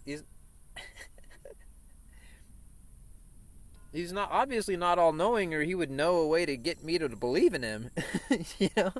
I don't know. Now I'm just kind of getting silly.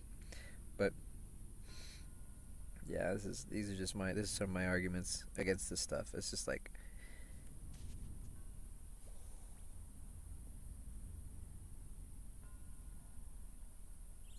I don't think the world would be perfect if we all didn't believe in God. I don't think that's the answer. But I think the more knowledge we have, the more scientifically minded we are, the more we understand just the basics of life, like how an atom works, how atoms make up elements, how those elements make up compounds, how those compounds make life, and planets and stars and photons and heat and cold and shit, and understanding the basics. You don't have to know the Avogadro's number to the 10th digit to be able to understand the basics of chemical reactions and the procession of basically the evolution of elements, how it started off with just hydrogen and helium, monatomic atoms basically, And as blue stars formed and coalesced, they got massive, and then once they exploded from having too much mass, the first supernovas were the furnaces that created. They smelted together all the denser materials. That explosion basically, you can think of it like what welded, like that. The supernova basically welded all those atoms together into different numerical compounds, and so then we have like carbon, and now we have oxygen, and now we have gold and iron and zinc and copper and silver and all those fun things. And that's the second generation of stars. It took like something like 10 billion years of just blue giants just gathering mass of just hydrogen and helium, two elements, before anything more exotic was created. And now we're in this snapshot of a microscopic microcosm on a little tiny surface layer film of a planet, and only like 30% of that surface layer, because the rest is water.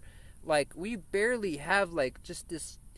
I mean, I don't mean to go too nuts into hyperbole and stuff, but like, we live a very fleeting existence, and to waste basically billions of lives worth of effort to religious nonsense and belief, when we could have had education and knowledge and wisdom beyond the morality of holy books, seems like just the greatest tragedy of the universe.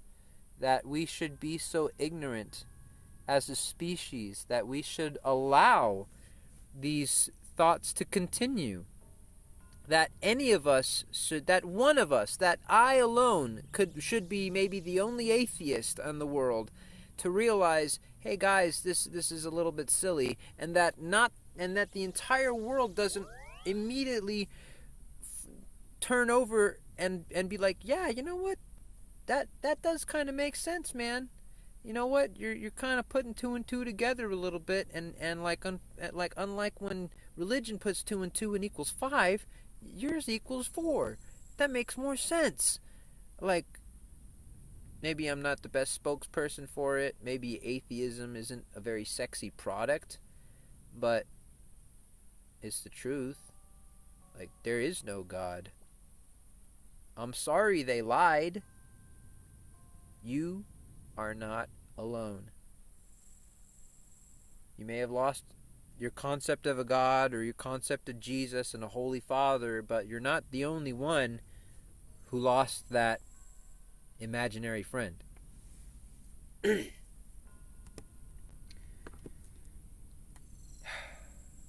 Okay. I think I've barked enough. Arf, arf.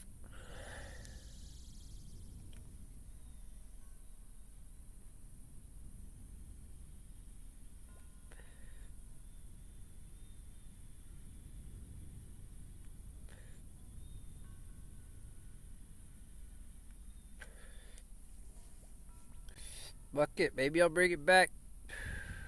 Maybe I'll do the Sunday secular sermon RuneScape style from now on. I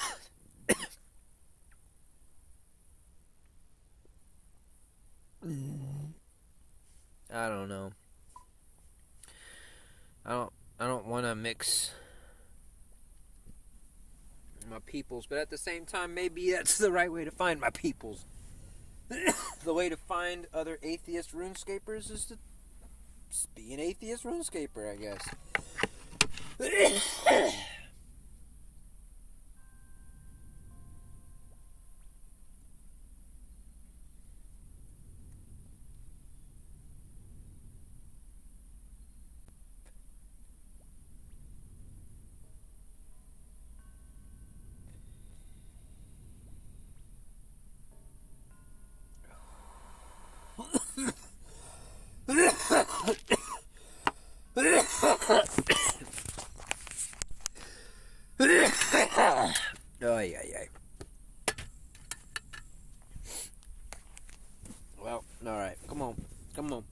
Let's fight this fucking boss. Come on.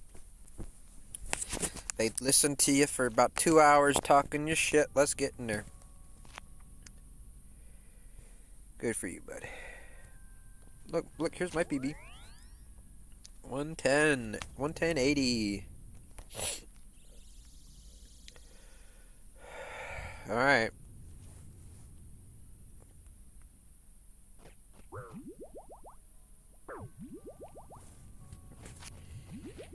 Thanks for listening. I needed to just vent.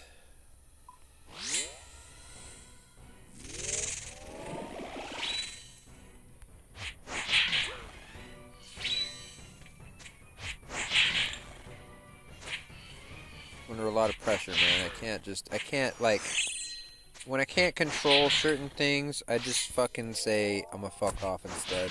Like, earlier I had an issue with my raid partner, and instead of trying to just roll with the punches and fucking, it wasn't even a big deal. It was like the smallest thing ever that upset me. But, like, I just said, you know what? I'm out of here. I don't even want to have the drama. I don't want to have the, like, I don't want to feel butthurt during this whole next raid. I just want to get out of here, and so I just left.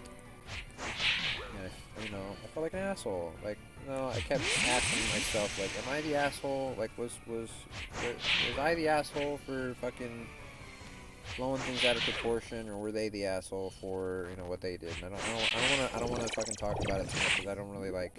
I'm not here to stay drama.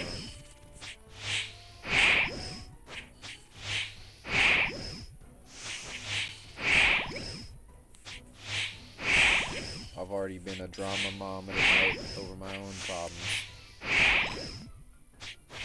That was too fast. Hell yeah, it was. That was really fast. Come on, jar. Oh.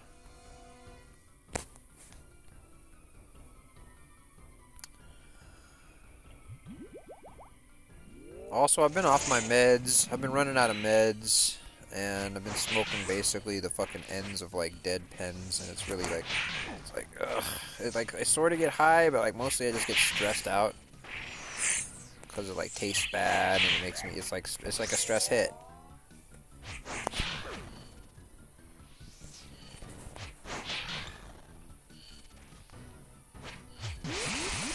Oh.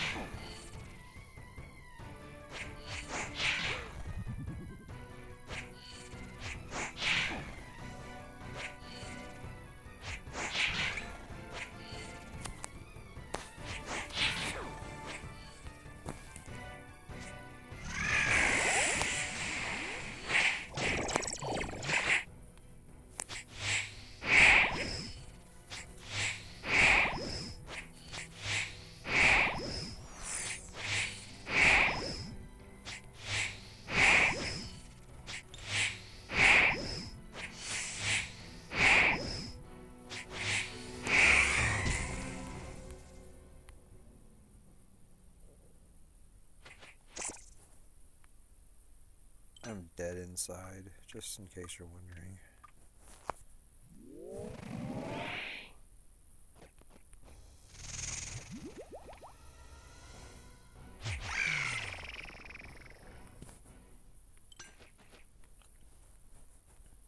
All that stardust just to fucking make a homeless person.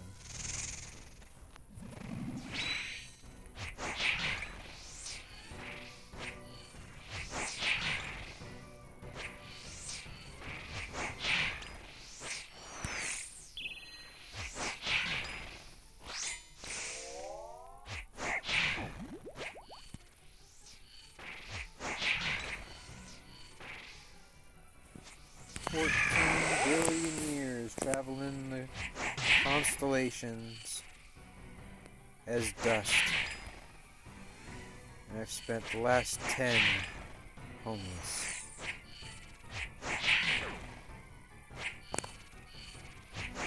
Fucked up, man. I attribute in large part my homelessness to being an atheist, to not being able to fit into society because of my beliefs.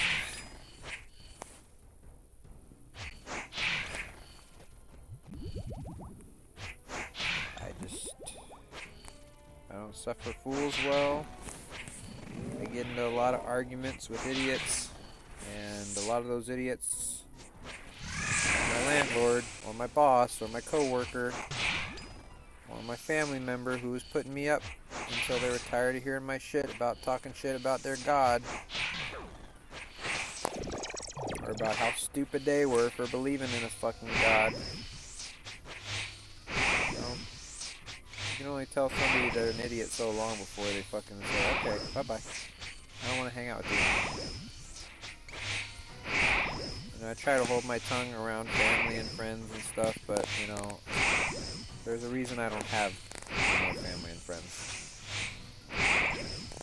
Not family that I would call my family, and not friends that I would call my friends.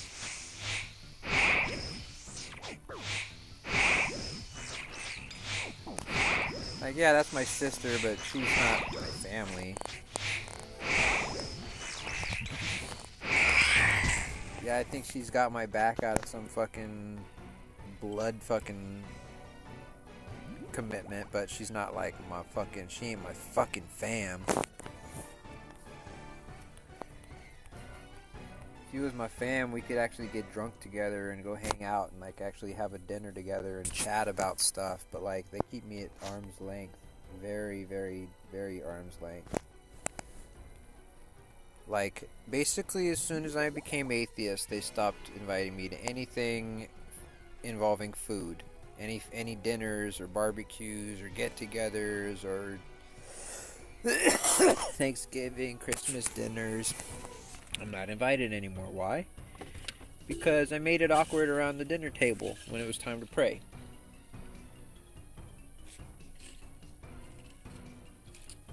It's time to pray, and everybody grabs hands, and I kind of like,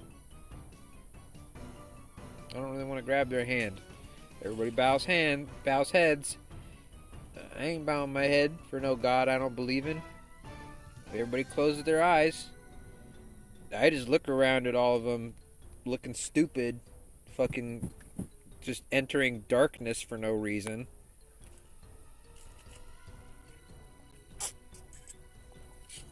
You realize how stupid you guys look? And every now and then I'll catch the eye of, like, I got one brother-in-law who kind of like is a little bit irreverent. Like, I think he believes, but I don't think he really, like, he's like that, gives that much of a fuck about the stuff. You know what I mean? Like, he's more into aliens than Jesus, you know? Straight up. And I kind of respect that. I can fuck with like a good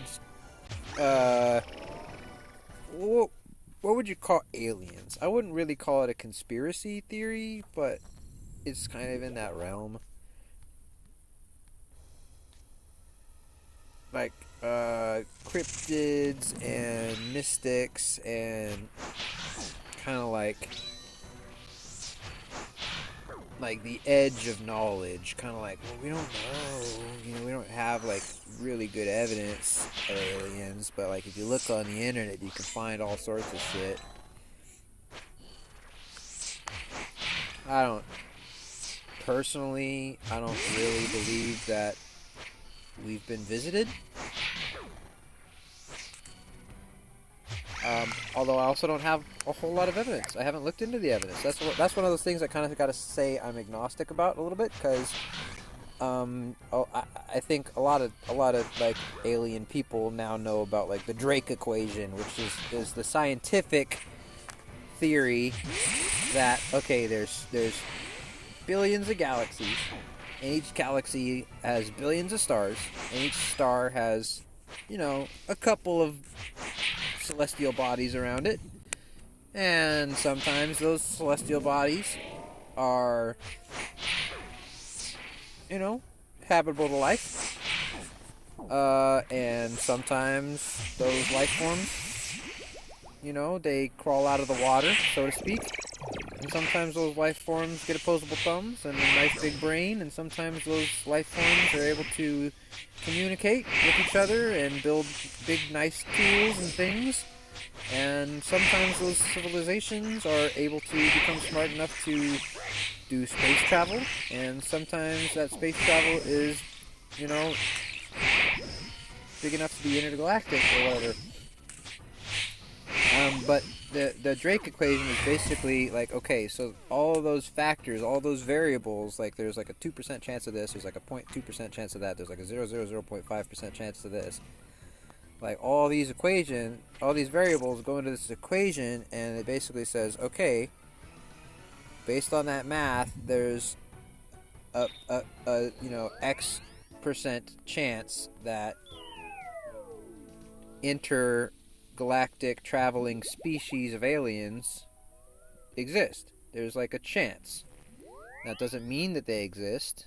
There's a possibility, just like in a RuneScape drop, you only get one or you don't get it, kind of, we may have hit the fucking, life jackpot. Like, I wonder, you ever think about the fact that, like, it seems as though, did you know that all life on Earth is related? Everything that lives. I'm talking grass, trees, bugs, bacteria, you know what I mean? Everything that is living on this earth, bro, is all related to each other. Like, we share something like 96% DNA with the sequoia tree. Like, what? We look nothing like that fucking giant bastard. That we're like 96% the same or something like that. And what's important about that? Why? Is because it seems as though, since everything is related in that sense, that life began once. It didn't ever begin again. Or if it did begin again, it was assimilated or devoured by whatever survived, basically. So it seems as though, since we're all related genetically, that we all have the same DNA pattern and the same, like, basically makeup, that life only started once.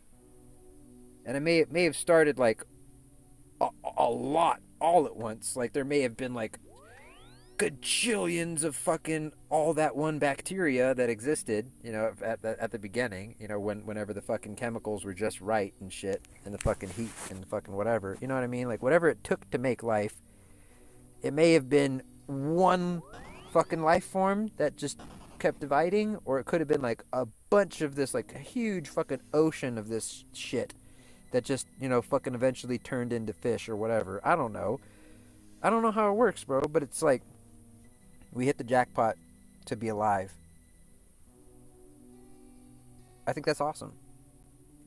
And I think it's lame that a lot of people are stuck in religious mindsets in backwards thinking from 2,000 years ago when we knew nothing, when we know better now, I think it's embarrassing. It shows really poorly on ourselves. Like, it's gonna look really bad in, say, 20, 30, 50, 100 years or whatever, when we finally do get over this religious shit, like, for good. And like, we look at our ancestors like, what were they thinking, bro? They really believed in that shit? Like, that's the way I look at everybody else, like, right now.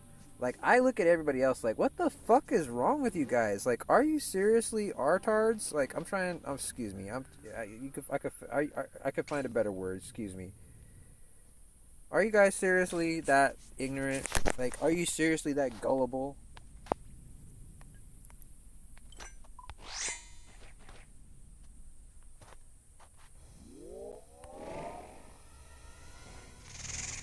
See, part of like, I like to say, don't be a hater, be greater. Okay, like when things like, okay, like I just kind of almost let, okay, so let's talk about it. Okay, and let's break it down, because I had this conversation with somebody the other day, and I kind of had to take a step back, because I'm like, wait, people actually like justify it like this in modern discourse.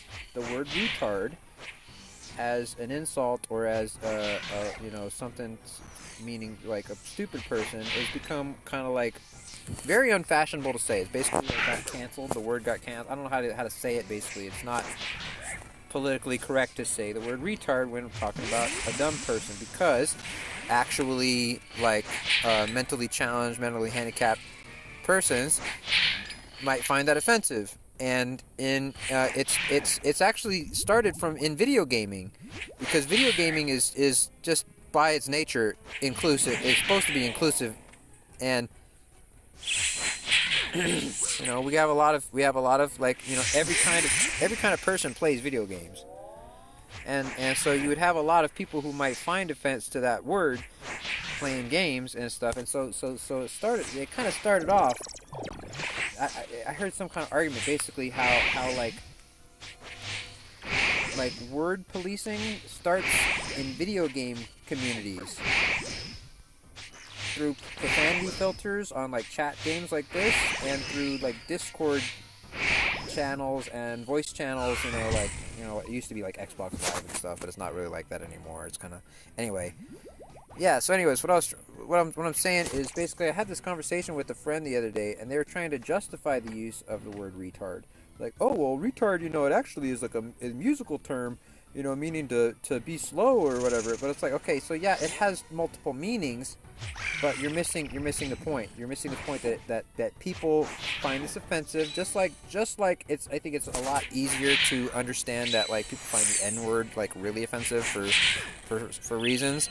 I think it's more like obvious that you shouldn't say that, but like some people still say, oh, well, I should be able to say retard because it's a musical term. And I said, okay, well, look, if you want to use that argument, look at this. It's just because a word has two meanings doesn't mean that you can use it for the bad meaning when it has a good meaning or whatever. Now this isn't a bad and good, but this is two different meanings for a musical term. Just like the word retard is retardando, to be slow, right? The word forte is a musical term meaning to sing or play an instrument loudly, right? Forte, fortissimo, right? Fortissimo, whatever, right? Okay, so that means to play your instrument loudly. But there's a discrepancy, because there's also the term. Here, I'm gonna type it out in a second here. Let me not die to this real quick. Right, it's okay.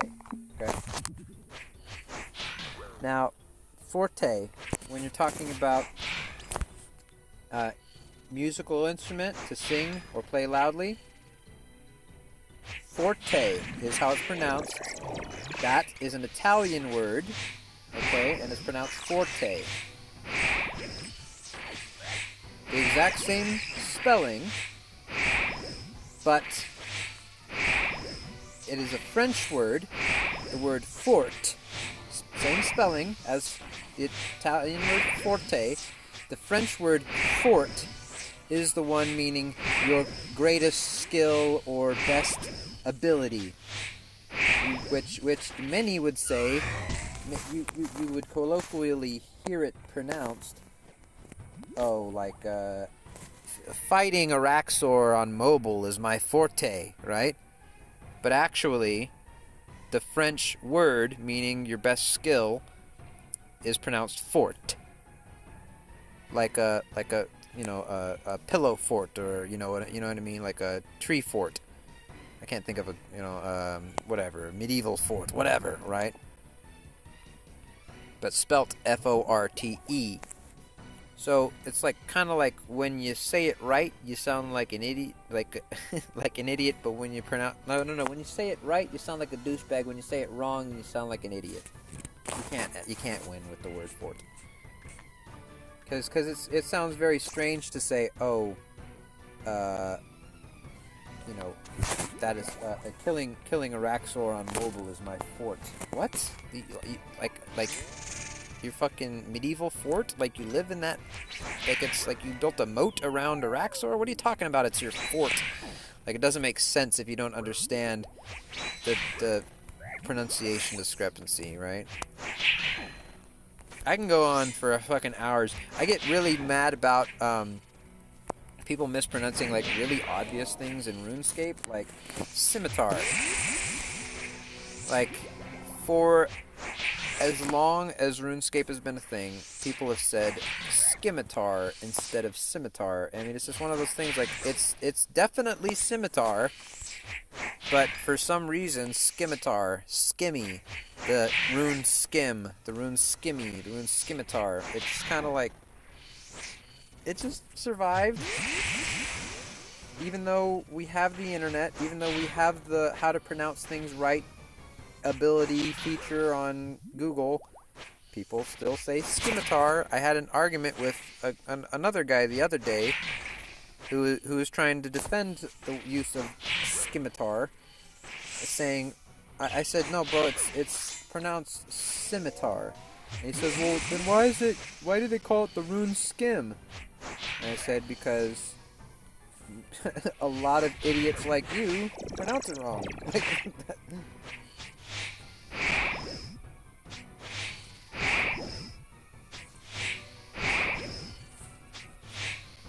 I just kind of feel like I don't want to be like, I don't like to I'm trying to find the words. When you talk about like different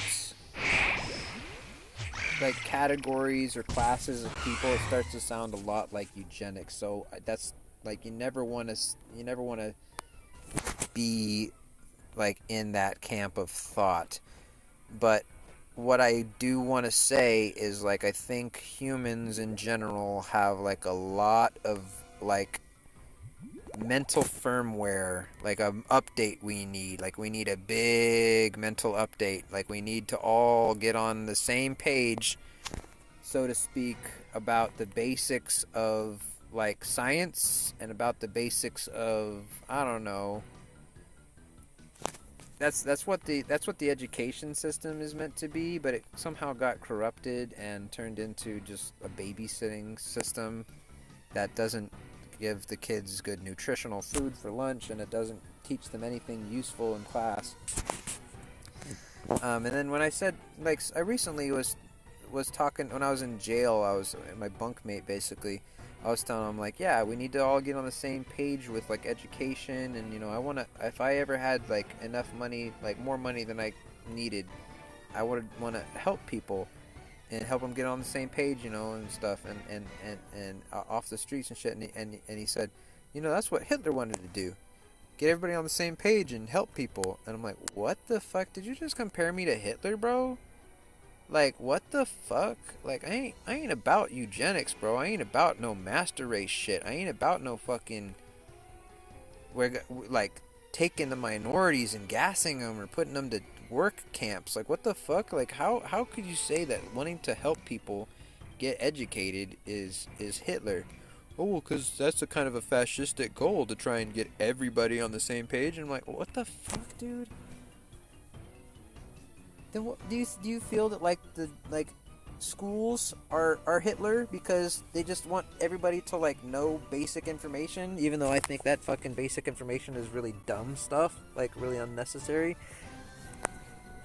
Like all I remember from high school really like is I learned how to play guitar and I learned how to do film.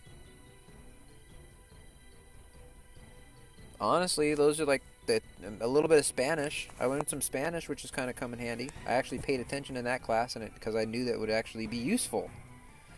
I realized early on, oh shit, a lot of people in California speak Spanish.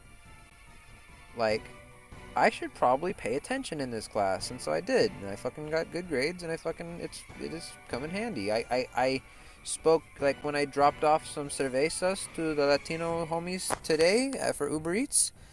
I think because I spoke a little bit of Spanish, and I said, "Espera un momento, por favor, por favor, la identificación, or whatever." I was trying to, use what I could to like tell him, the ID card was like needed some more time to like process or whatever, because he bought beer and he was trying to scan his ID.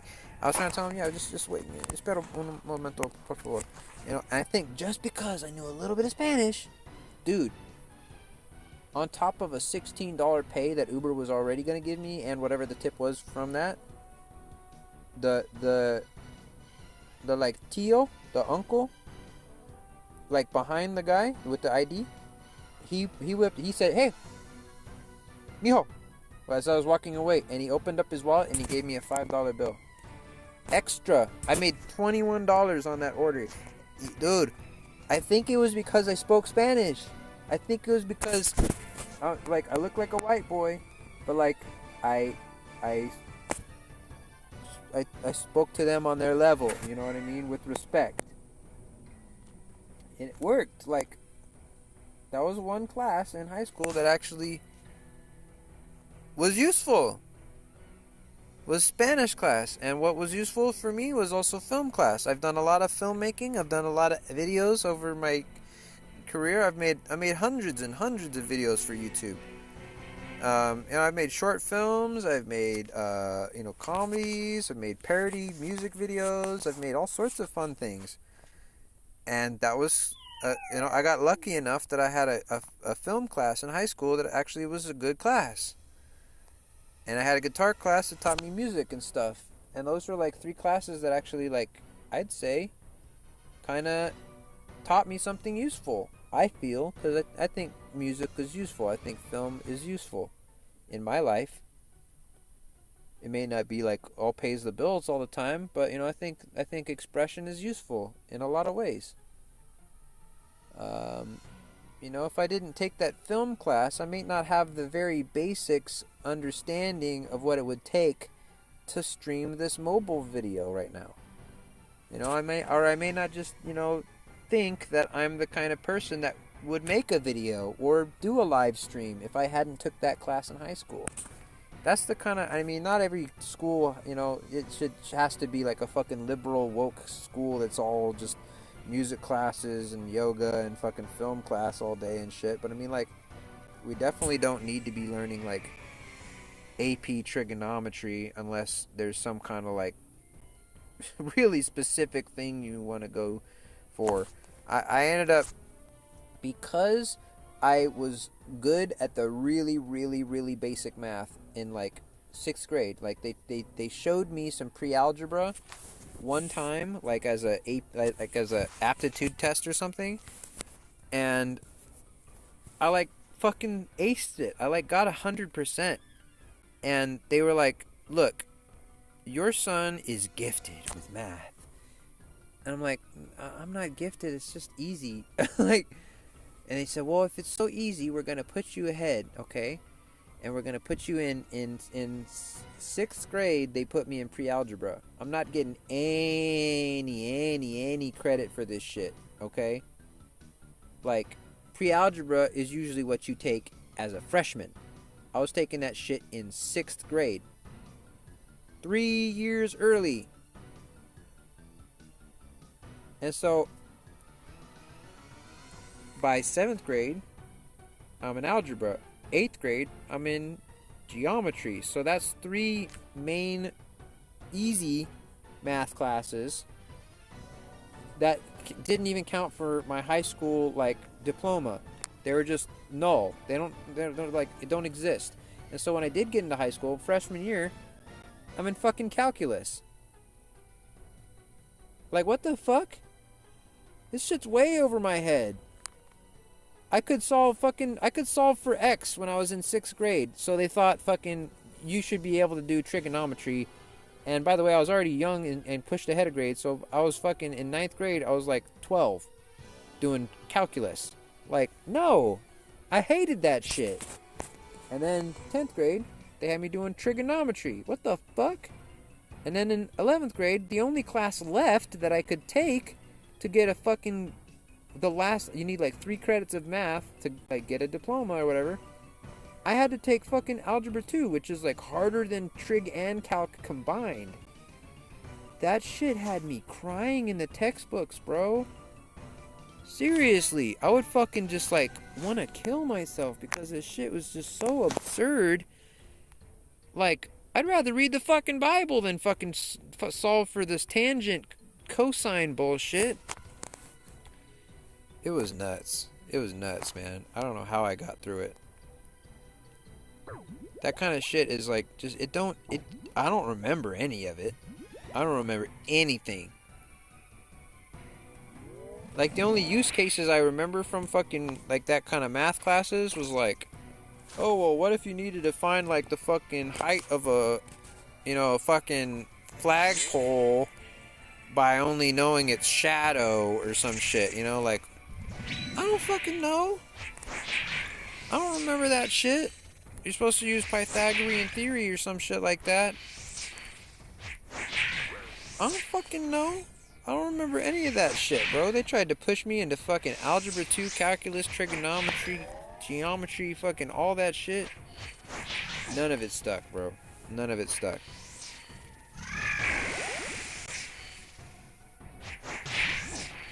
But I learned how to edit film, and that's a skill that stuck with me.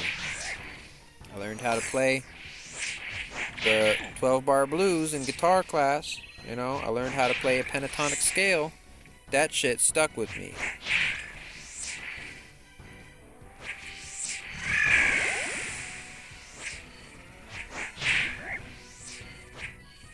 I learned how to write a script. I learned how to edit a video. I learned how to,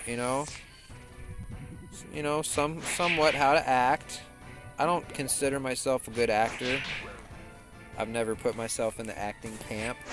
I'll be in front of the camera when I need to be, but I don't consider myself like a character of any sort. Like, I don't put myself very highly in that kind of. I'm more of a director and editor. And I'm not great with groups of people, so when I'm a director, I'm not like. I've directed people before, and it's not gone great.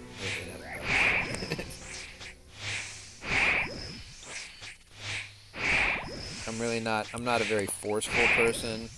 I don't like confrontation. I'm very passive aggressive when it comes to like dealing with issues instead of like actually just confronting.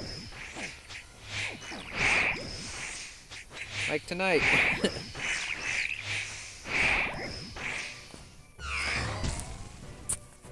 Anyway. That looks crazy with it in the middle. The ghost in the middle of the body. That looks crazy.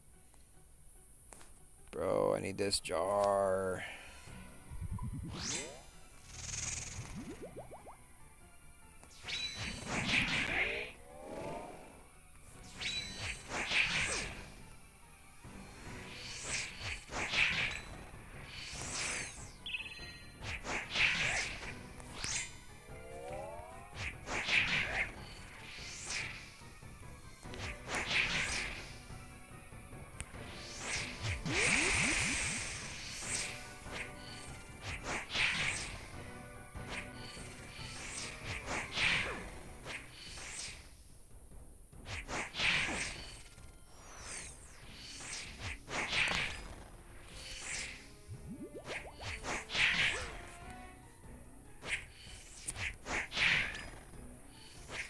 So yeah, anyways, why I was talking about education and fucking trigonometry and shit was because like I was feeling like I started off. We were at the guy calling me Hitler because I wanted to get everybody on the same page, like education wise. Like I want to see a world where everybody doesn't have to fucking know fucking Pythagorean theory, doesn't have to know fucking the pentatonic scale in music. It's not about having all these like fundamental, like what you might call common sense, basic knowledge stuff. It's more like having common sense is what I'm trying to say. Like understanding when you're being fooled, understanding, and also having wisdom, like when you're wrong, knowing how to deal with that. Like that's, I think, I'm not perfect at it, but as an atheist, I've learned to understand that I'm not always right. I may think I have the answers, but I'm not always right. I don't know everything. I'm fucking just as prone to gullibility, and like I've been scammed. I think I'm a smart guy. I think I'm fucking as scientifically minded and shit. I think I'm aware and woke and conscious. But bro, I got fucking scammed for $750 recently. The dude pretended to be Uber support and fucking got me, bro. He got me for everything. All he needed was 3 pieces of information, and I wasn't even like, because he was Uber support. I didn't even, or like pretending to be. I didn't even think about fucking. Oh yeah, you can have my fucking PIN number and the last 4 of my social and fucking. You know what I mean? Like I gave him everything, bro. He only needed 3 pieces of information too, which was like why it was almost kind of too slick to fucking notice. Like I wasn't even thinking about it. Like 3 bits of information later, he had like my bank account, and he tapped me. So I'm not fucking the smartest guy ever. I'm just as gullible as maybe any Christian is, when it comes to certain things. But the difference is, when I realized that I was wrong, like I was a Christian like for my first 18 years, and I tried up until I was maybe 18, 19. There's like to be a Christian, especially like there was this girl I really wanted to date, like especially right at the end there when I was still trying to be a Christian. There's this girl, like she was so fucking hot, man, and I really wanted to bone her and bang her, and I kept trying, but she wanted me to go to church with her, and I figured maybe if I go to church with her, maybe I would get in, and so she would sit us right in the fucking front row, right in the middle, to where like basically the pastor would start joking with me because he's like, oh, look at this new face, oh, look at what's your name, oh, blah, never seen you here before, you know what I mean? Like I had to basically learn all the songs, learn all the song and dance, basically, the fucking, get to know the pastor, and I still didn't get the boner, and people say, well, you weren't in religion for religion, but it's like, no, I actually was really trying to give it like one good last hurrah, like that time around. Like I tried reading the Bible, I tried going to studies, I tried fucking singing the songs, I tried fucking raising my hands and praying and fucking giving it all. I tried, like, if there's something here, show yourself, you know what I mean? Like I gave it, and it gave me nothing. And so I said, you know what, this is bullshit. And I started to actually, like, around that same time, I took a science class.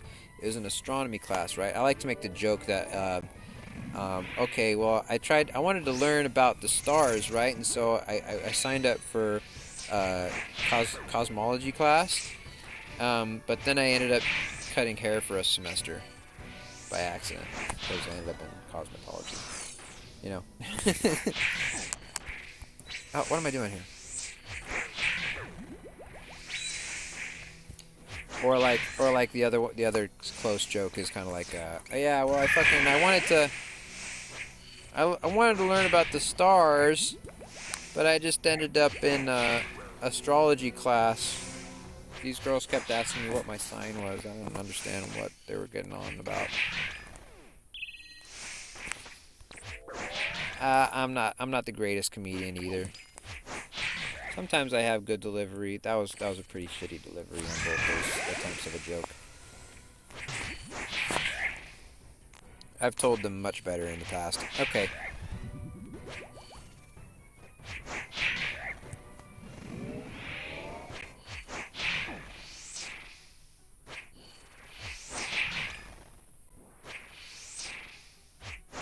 Well, yeah. Anyway, so around that time, I was taking the astronomy class, and why that's important is because that's where I learned about the Big Bang. Like, and I already kind of knew a little bit about the Big Bang, but that's actually where I learned like the details of it, like where it, like the book and the PowerPoint and stuff, and the teacher like really broke it down and said, okay, so here's how it worked. He's like, first off, I'm gonna be honest with you. Nobody knows what happened before the Big Bang. We have theories. We have ideas and stuff, but we don't have any evidence of how matter existed in the time before the Big Bang. And we just have to live with that, until we find better evidence or until something else happens. We just have to understand that we don't know. But what we do know is like all of this. And then he's like, okay, look, in the first fucking 1/trillionth of a millisecond, like 700 things happen. Well, it wasn't like that. It was like fucking in the first like very like thousandth of a millisecond, like this happened, and then the next thousandth of a millisecond, like all this happened, and then all this happened, and like it was like the fucking the protons are bouncing off the electrons, and the fucking neutrons were colliding in between, and I don't know, I don't remember all the details specifically, but there's like a lot of like chemical processes that were happening within like fractions of a millisecond of each other, and so like within the first like hundredth of a second of the universe, like so much had happened to like that we're able to understand that it happened.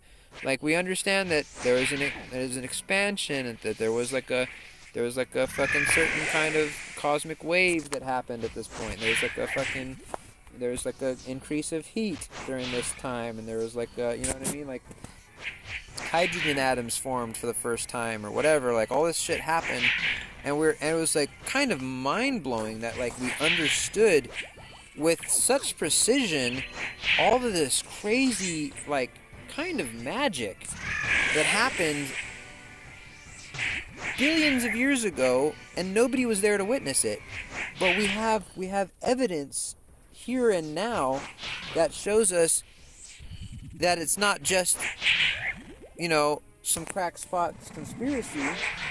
It's real. It's reality. We have the cosmic background radiation on the snow of the TV and the radio waves to let us know that that's basically a fingerprint of the Big Bang, and we can see in the telescopes the redshift or the Doppler shift or whatever of galaxies. We can tell that it's expanding and moving away. So we have that evidence that the universe is getting larger, and so we are understanding that it came from a smaller point, right? And then we're able to basically trace it back. We're able to see the stars exploding now and see how things were exploding back in the day, kind of thing. There's a lot of like hidden investigations, like CSI, that can be done on the universe to basically tell, okay, yeah, that's how the first hundredth of a hundredth of a hundredth of a millisecond happened. And you don't have to understand all that, but the fact that somebody does is like kind of cool, and they were able to put it in a textbook and put it in a PowerPoint or whatever, to where it made sense to idiots like me, who were at that time. I was a fucking raging Christian. Like I was trying. There was another girl I think I was trying to date that was a Christian at that time. That was a totally different girl in college when I had that class. They kind of like were right next to each other time wise, but anyway. Yeah, that was like my second Christian girlfriend in college or whatever, and she kept trying to convince me too, like of religion, but I wasn't having it. Like I was in that astronomy class, and it was like really starting to like make way more sense to me.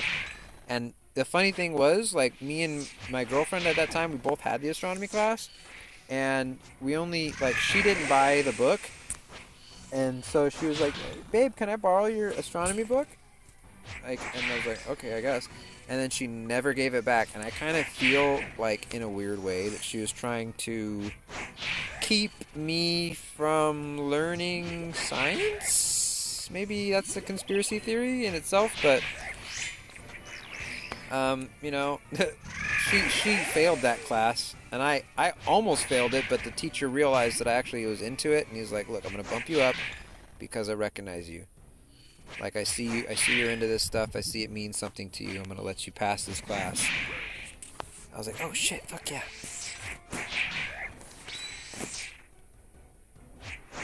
Because I kept failing the fucking tests because I didn't have the book to read the chapters and shit. So I didn't know like all the like specific names of the fucking planets and all the fucking equations or whatever for the science and shit. I didn't know all the specifics. But I was really passionate about learning about space and about planets and stuff. Like it really meant like so the other big thing was seeing planetary and star accretion. What accretion is, it sounds like taking a shit, right? No, it's not excretion. That's taking a shit. Accretion, starting with A-C-C, like accretion, is like when the solar system, like, it started off, okay, so you gotta let's go way back to the Big Bang, right? The Big Bang happened, and now we've got a bunch of basically of monoatomic helium and hydrogen floating around. It's just a bunch of gas. There's nothing to it, basically. Like, literally, the universe began as a fart. And then it fucking started to coalesce, like the gaseous clouds started to come together. And over 10 billion years, the giant blue stars, the first blue giant stars, were formed. All they had was the hydrogen and helium to make their density. There wasn't anything denser that existed. No other particles or chemicals or whatever. So these stars were huge. They say they're like 10 times the size of our solar system, just the star itself. And as they got bigger and bigger and bigger over 10 billion years, they started to get more and more massive and huger and huger and huger, and eventually the farts, they exploded, bro. And when that fart exploded, the supernova that occurred created everything else. I'm talking fucking everything from carbon that makes life to oxygen that we breathe and hydrogen and oxygen that makes water and all the fun metals we have, iron and steel. Well, steel's a compound or whatever, right? Copper, silver, gold, adamant, rune, fucking boot. The boot. The digital boot on a video game was made possible by silicone chips for computers, for metal and plastic hardware to hold the silicone chips in a casing, and the photons were brought to you to see by the sun. I don't know. But yeah, I mean, like, we wouldn't have this boot. This boot would not exist if the blue giant stars didn't explode. If their supernova hadn't created all the denser particles. Like, the supernova basically was like a furnace. You can think of it like smelting the atoms of hydrogen and helium together in a big explosion into, like, smashing them together into all the different compounds. And that's how we have life. Like, it's a fleeting thing. It may exist on other planets in other solar systems and galaxies and stuff, but so far we don't really have great evidence that we've been met by them, and it's pretty unlikely that we will because they're so far apart, man. Like, the nearest star, like what, Alpha Centauri or some shit like that, right? Is something like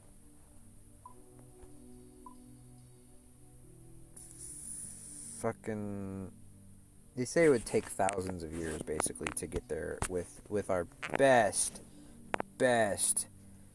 technology possible. Like, even if we jump forward a few centuries in technology, like unless we got wormholes or something like as fast as light travel, it's still not going to be very good. Like we're something at like speed of light travels at the speed of light. You know, I mean, it takes 8 minutes for the sun's light to reach us. So it takes 8 light minutes for the light of the sun to reach Earth when you know, sunrise, right?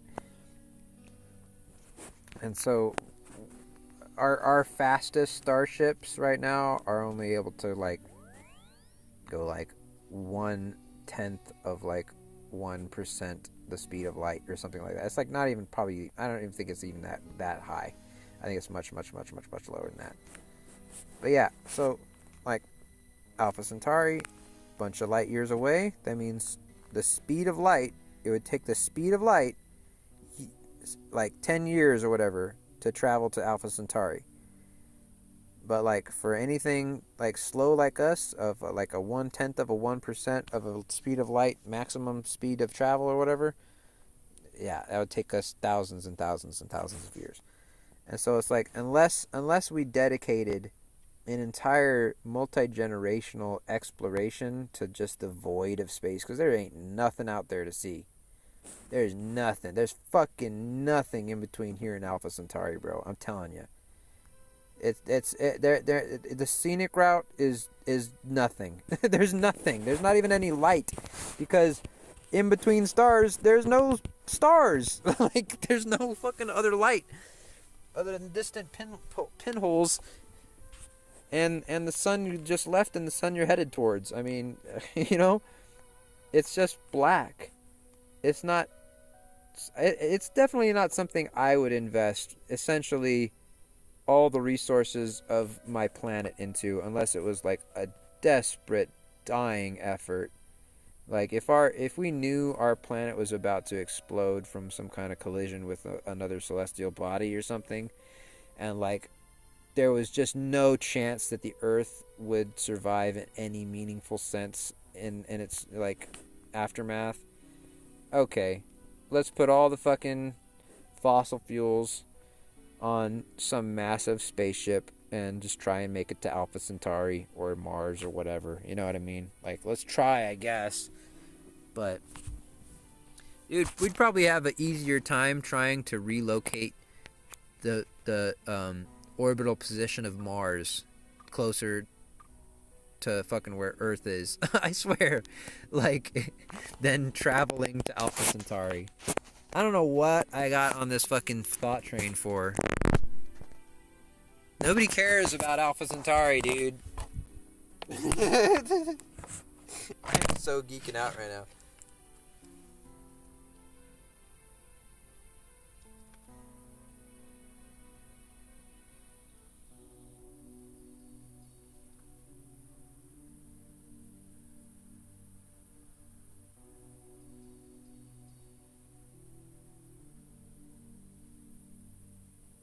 What's up? Oh, I missed a bunch of chat again. Sorry, I'm just reading it out. I missed it because I have to have a second phone up. I don't have my second phone up all the time because it takes so much battery. Sorry, I missed Johnny OSRS saying preach and saying lol and Toa? Tombs of a Masket? I'm not doing any Tombs of a Masket tonight. Jimothy Beamed says, Mobile Araxer, let's go. Hell yeah, dude, my man. I've done all of my KC on Araxer have been mobile. All excuse me. All 1180 1180 kills have all been mobile. Yeah, every single one. I haven't done anything on the computer. Yeah. Pretty proud of that, honestly. Johnny OSRS panspermia theory. I'm not I don't believe in panspermia theory. I think it's a little bit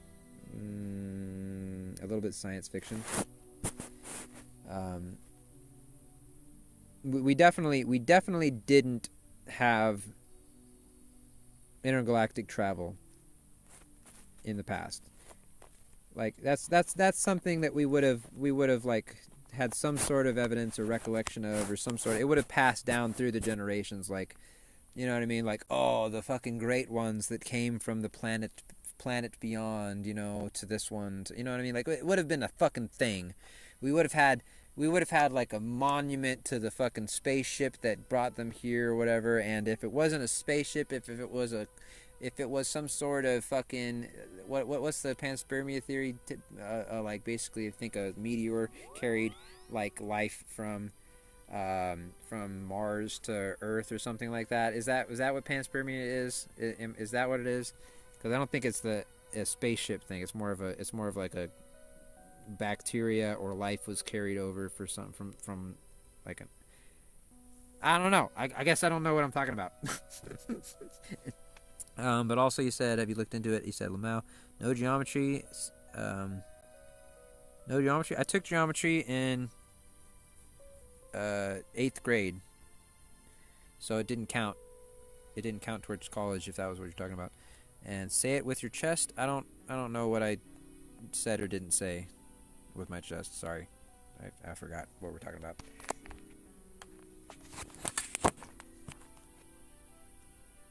Bacteria. I don't know what you mean by just bacteria. See, I like. Okay, so on one hand, I think it's like kind of fun to think about like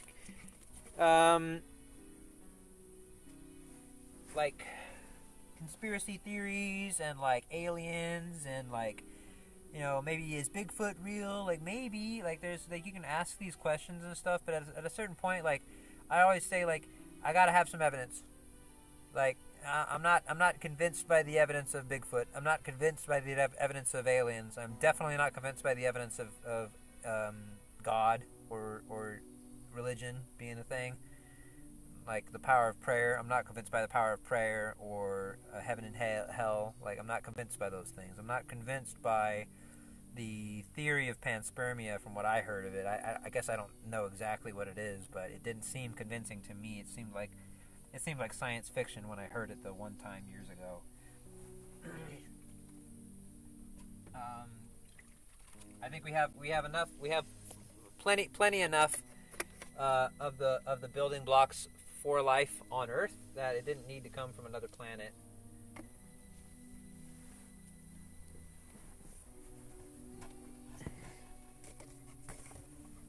Maybe I should just look up panspermia because I don't know what the hell I'm talking about.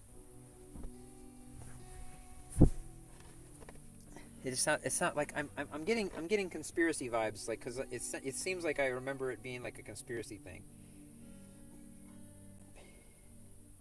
And I feel like when I type this into Google, it's gonna like basically panspermia is the hypothesis that life exists throughout the universe, distributed by space dust, meteoroids, asteroids, comets, and planetoids, as well as by spacecraft carrying unintended contaminated micro. Okay, I don't believe that. I don't believe that. Why? Because I don't. It seems phantasmagorical to believe that like it's easier for life to exist in the void and the dark and the depth and the freeze of absolute zero space on like the surface or in the center of an asteroid or something like that than it is for it just to propagate like it did. Like it seems to have just propagated on a nutrient-rich planet. Let's be honest, Earth is super nutrient-rich. It's 70% water. Life seemed to have started in the water. So it seems like water is the necessary thing, not like intergalactic traveling asteroids that had like a little bit of bacteria that happened to, infect planet Earth. No, it's like life couldn't have happened for the first 10 billion years. Like you understand that? Like it was impossible for life to exist because there wasn't carbon.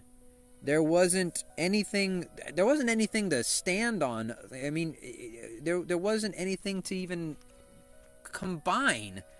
All it was just a density of gas. There was just a density of gas in those the blue giant stars and the whatever fucking cloud of fucking fart surrounded them. Basically, it was all just gas, hydrogen and helium. It's like a balloon without the rubber around it. so you couldn't have life until that exploded, gave us carbon, and then that first generation of stars, which or that second generation of stars, like our sun is a second generation star, and so we have this generation to thank for life. I mean, it's a really recent thing. It could have only happened in the last 2 or 3 billion years, because it would have taken time for the second generation to coalesce.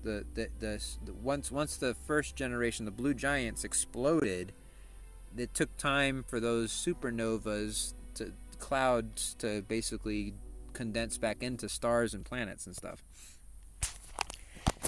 And so I don't know. I think it, like our planet is super nutrient rich. I think it has more than enough stuff that it takes to make life and sustain it. Likely, basically, what this whoever's here doing it, because I can't fucking fight this boss like this.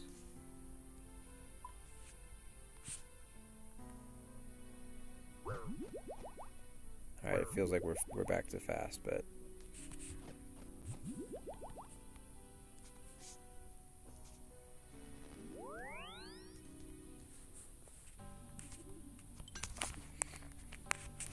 okay, so my big thing is, like you mentioned, like panspermia, and it's not like that's not like the most craziest, kookiest thing like I've ever heard of. Like it's actually like sort of based in like, sort of based in science. I wouldn't say it's based in fact, but like it seems plausible. It's not like, oh, God said it was so and so, the dust transferred from this planet to that planet because God, or some magical force. No, actually it's kind of like, okay, this kind of could make sense a little bit. But also it's like I get frustrated with conspiracies because it takes like people who would normally who would be like investigative and like truth seeking, and it turns them into like takes them down a really dark rabbit hole a lot of the times. Like, I used to be very, very invested, I'll say, in 9/11 trutherism. Like, I was very, very, very, like, all, like, my personality, basically, was, look at 9/11, we weren't told the truth, like, there's something else going on here. It seems like an inside job based on this, that, and the other. Like, I was really, really invested in, like, finding out the truth and trying to share it and stuff. And I even got, like, my girlfriend at the time, like, kind of watching videos with me, and we would literally call it 9/11 truther and chill, or like 9/11 and chill, or whatever, like.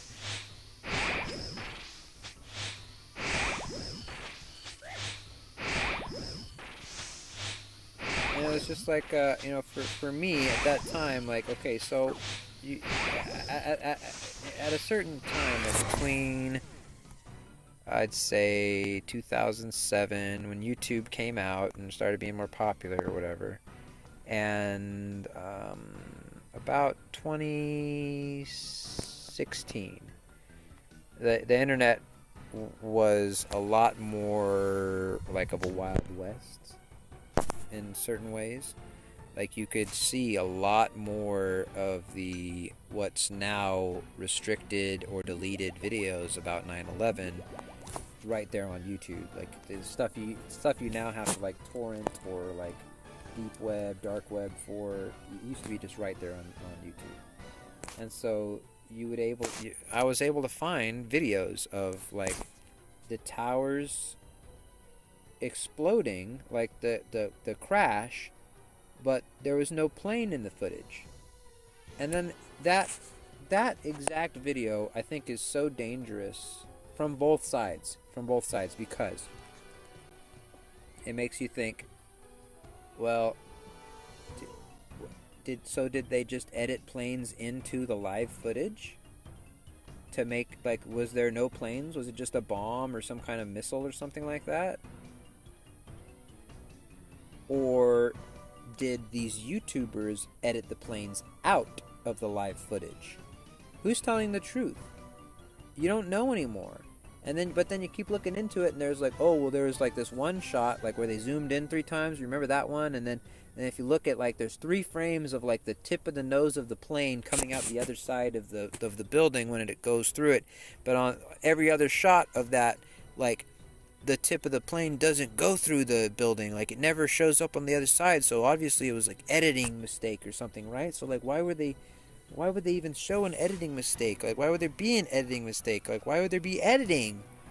Like, what the hell? It was a keyframing mistake, right? And like, I got really, really deep into this shit. Like, there was another one was like, yeah, there, like, the video of, like, there's a like a fire marshal or whatever, maybe just a fireman, but like a fireman with the walkie-talkie running away from the building and saying basically, like, look, I shouldn't tell you guys this, but like, they're about to pull the second building, meaning they're about to demolish. Pull is like a technical, like, demolition term for, like, we're about to pull the building, we're about to, like, you know what I mean? You hear what I'm saying? Like, we're gonna pull the building, we're gonna, like, let it fall, make it fall. It's a demolition term. And that was like I heard that fucking audio, like, the guy running away and saying, look, I shouldn't tell you guys, but we're gonna pull the second building, so, you know, get out of there and shit. You know what I mean? Like, you can't unhear this. You can't unsee these videos. They can delete them. They can fucking hide them. They can put a Wikipedia of the official story under these things, but it doesn't change, like, what like I saw. That at a certain point, like, I can't dedicate, like, my personality to that anymore, especially because the videos are gone.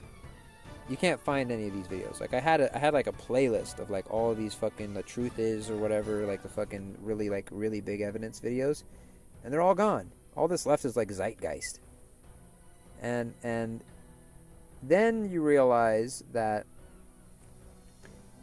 a lot of the trutherism stuff just is anti-Semitic garbage. It's just like, oh, the Jews did it. Oh, the fucking Jews fucking took the day off and didn't go to work at the Twin Towers that day, and the Jews fucking blah blah blah. They fucking had the money, and the Jews fucking, they got double payout for the fucking Twin Towers being 2 attacks instead of 1. They did, you know, like, it's like, so I kind of realized that, first off, I'm Jewish by descent, so I was kind of, in a way, conspiring against my own people, in a way, like having a conspiracy about, like, my own kin, in a way, and it felt gross, even if it was true. Some of it was true, like, even if it was, like, it felt nasty. And then I also realized, at this point, it's like 20 plus years later, it was a huge thing that created, like, an international war, you know, basically for oil. But, you know, those wars are kind of are over for the most part. You know, Bush is no longer relevant. Dick Cheney, you know, just he endorsed Kamala Harris, fucking, you know, but, like, his like, basically attempting to be a good person is like 50 years too late. I'm with Jon Stewart saying, fuck you, fucking Dick Cheney. And it's not because you endorsed Kamala Harris, that's a good thing, but it's because you're so late to the fucking party of morality. Yeah.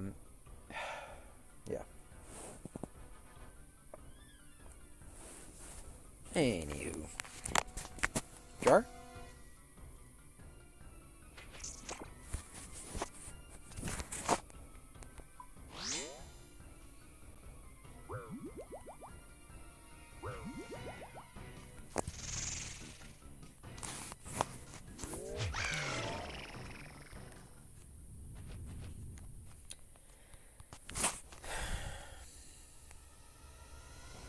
like,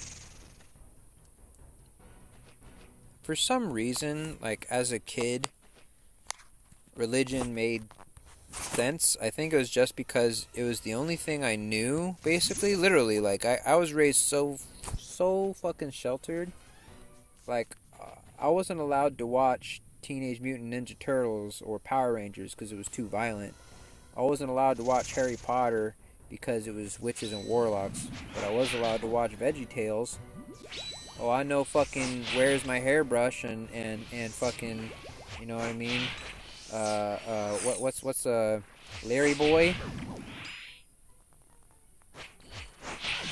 I know all those fucking videos.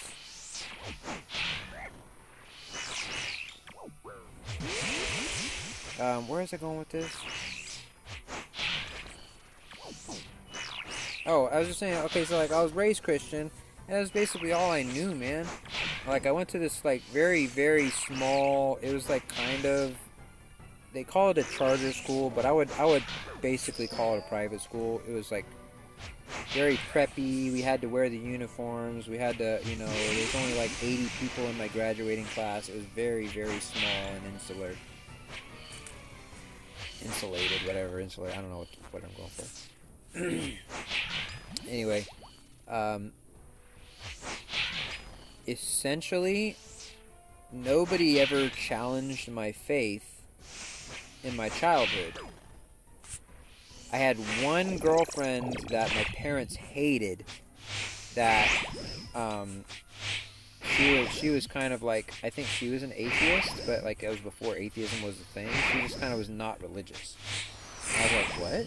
You're not religious? Like, it seemed so weird to me at the time.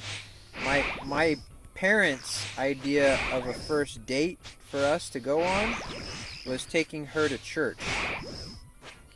And I remember her saying that, like, well, she went with us, but she told me that she had bit her fucking mouth, like, she had bit the inside of her cheek and her tongue so raw that it was, like, totally bleeding, and that's why she wouldn't kiss me that day.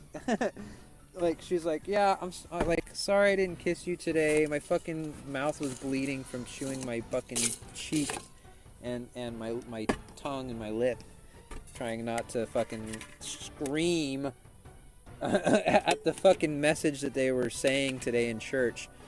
I was like, oh shit, I kind of feel you, honestly, a little bit. Like, yeah, but that was probably my only, like, as a kid, that was probably my only challenge, like, with that girl.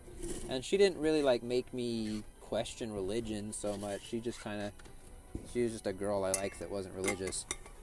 And then, but, like, in college, like, I dated a Mormon girl, and she was subtly trying to get me into Mormonism. I looking back, I realized. Like, she was trying to, she took me to the youth center, and we played ping pong, and she invited me to the Mormon dance, which was fun. I didn't have a good prom. I actually held an I hosted, like, I began the idea for an anti-prom at my school, and I think my girlfriend hated me for it, but it was actually a really big success. And, like, I just was like, I went to my coffee shop, my local coffee shop, and I was like, hey, I'm not going to prom. Can I hold an anti-prom and, like, invite some of my friends? And they're like, that sounds cool. Okay. And so, like, I went back, like, a week or two later to just, like, kind of finalize some details or something like that. And they had, like, posters that they had, like, done a professional photo shoot for. Like, they had put, like, they had got, like, a bunch of, like, teenagers or 20-somethings in, like, basically prom attire, like dresses and tuxedos. And they did a photo shoot of them jumping into a pool. It was fucking awesome. Somewhere I think I still have one of these, like, posters flying around. But yeah, it was totally awesome. Like, and they like hired 3 other bands, and so, like, I was just I was gonna play guitar, like, but they decided to hire 3 other bands, so I was just a fucking opener for, like, a for real band, and they had, like, LED lights and, like, a full sound system, and, like, I'd never even heard of them, but they were fucking awesome. And, like, 100 people came, and, like, somebody bought pizzas for everybody, and so there was, like, 30 pizzas from Little Caesars. Like, everybody was fed, and everybody, and I got free coffee for the thing, you know, and like, it was awesome. But like, anyway, so I dated the Mormon girl, and like I said, since I didn't have a real problem, like I was so totally stoked to go to her like dance, like with all the Mormons and stuff. Because it was actually like the one time the Mormons like let loose. I hadn't spent like any time up close with them, but like I would soon realize that they're pretty uptight folks. Like, they're not real into they're very very tight about like promiscuity.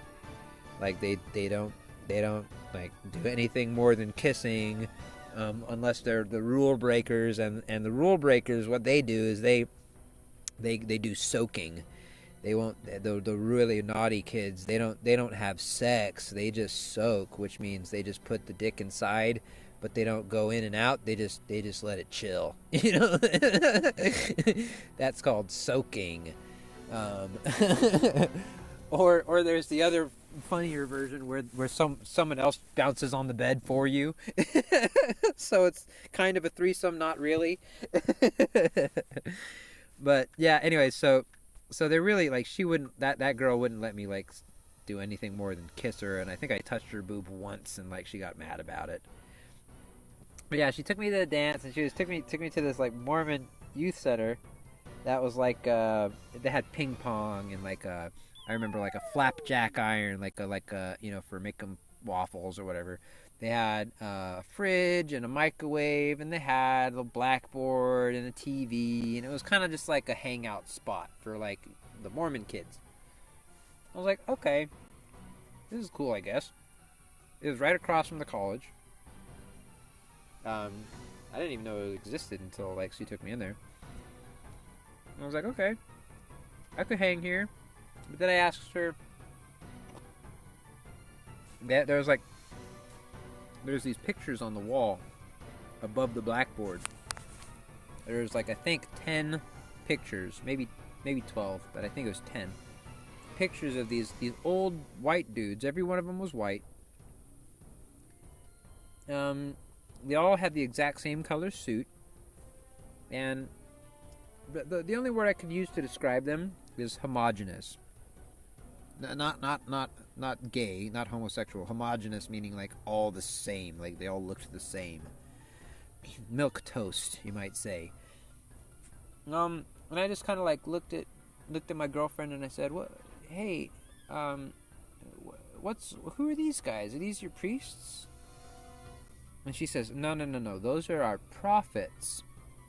I'm like, "Prophets? You mean like they like tell the future or something?" And she's like, "Kind of. They hear the word of God directly from God and dictate it to the rest of the church." I'm like, so you're saying these 10 dudes right here are the only guys that have God on speed dial? What? They look like just 10 fucking conservative weirdos like any other, you know what I mean? Like, they didn't look special. I don't know who I expected God to have God on speed dial, but it wasn't these schmucks. And that was like my first big crack in religion. That I remember, like, I always remember that moment. I was like, these 10 guys have an entire denomination of, like, the entire Mormon church believe that these guys can talk to God directly, and that's how it works, and they don't question that. Like, when I asked if those are her priests, she's like, "Oh no, those are our prophets. They fucking can do magic and fucking spells," and not really, but I mean, like, you know what I mean?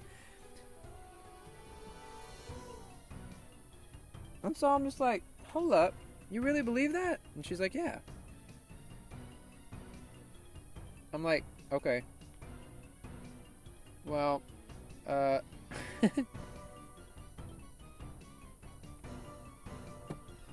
don't believe that stuff.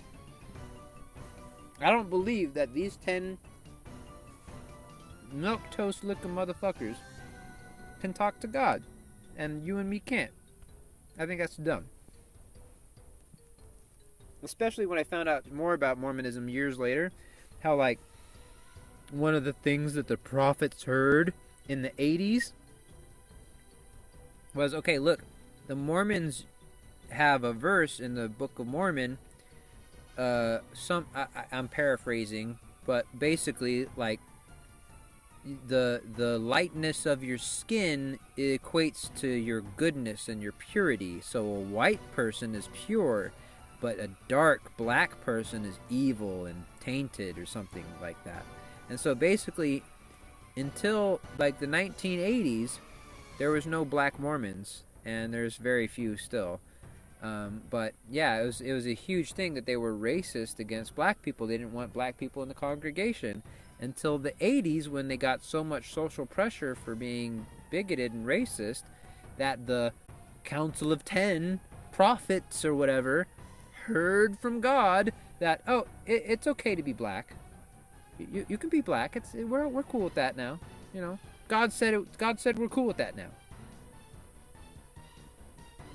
That kind of flip-flopping and calling it the Word of God is the kind of bullshit. I was like, okay,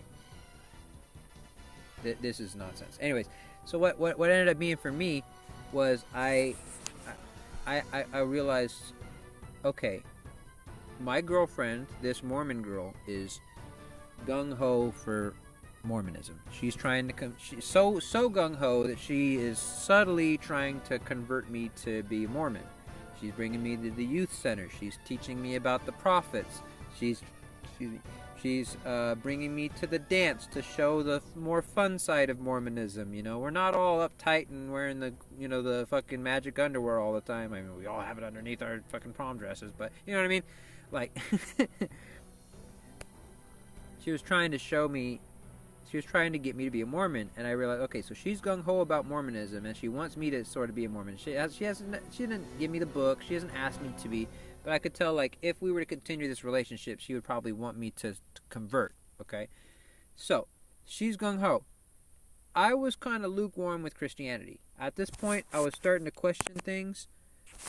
Like, I was playing a lot of Assassin's Creed, and one of the, like, phrases, just the catchphrase of Ezio is, nulla è reale, tutto illecito, which means nothing is real, everything is permitted, which is a really interesting kind of, like, it's something like I latched onto as an early atheist.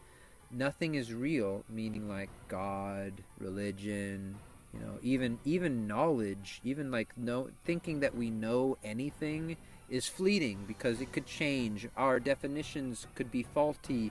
We could have bad information or evidence, you know. So nothing is real. I was kind of like clung to that, and then everything is permitted, kind of like a permission structure for sinning. And since nothing is real, is sin even real? So anything is allowed? Now I'm not gonna, you know, now.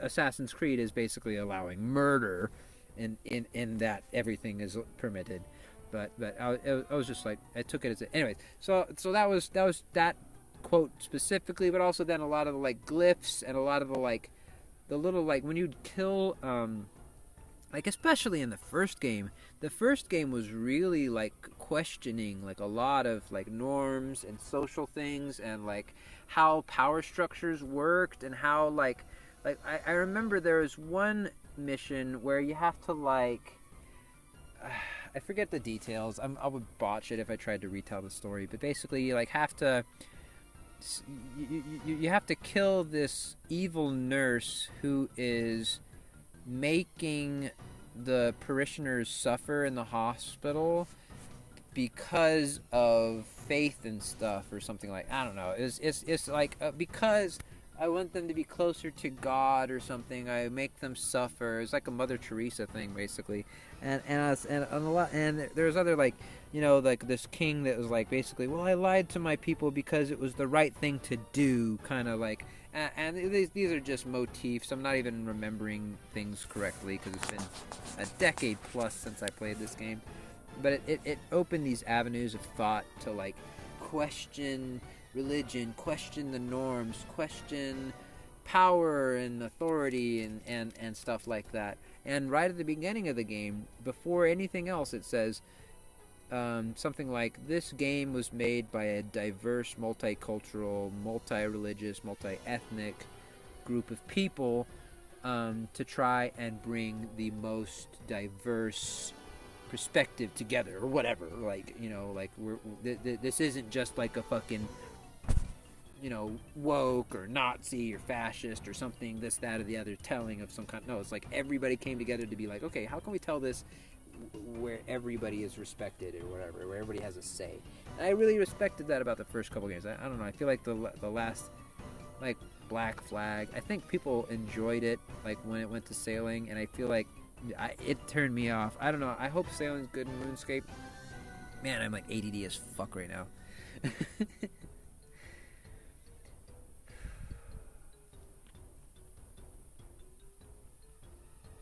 I don't even remember what I was talking about right now.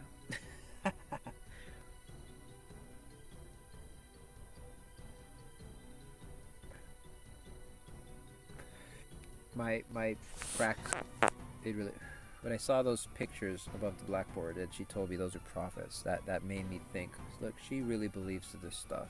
She really believes in the magisteria of Mormonism, that it's real, that it's a thing.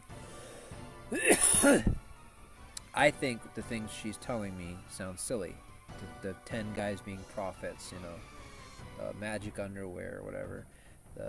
Jesus lives on a planet named Kolob, that when everybody dies, they each get their own planet. These are Mormon beliefs, and they all sound silly to me, you know.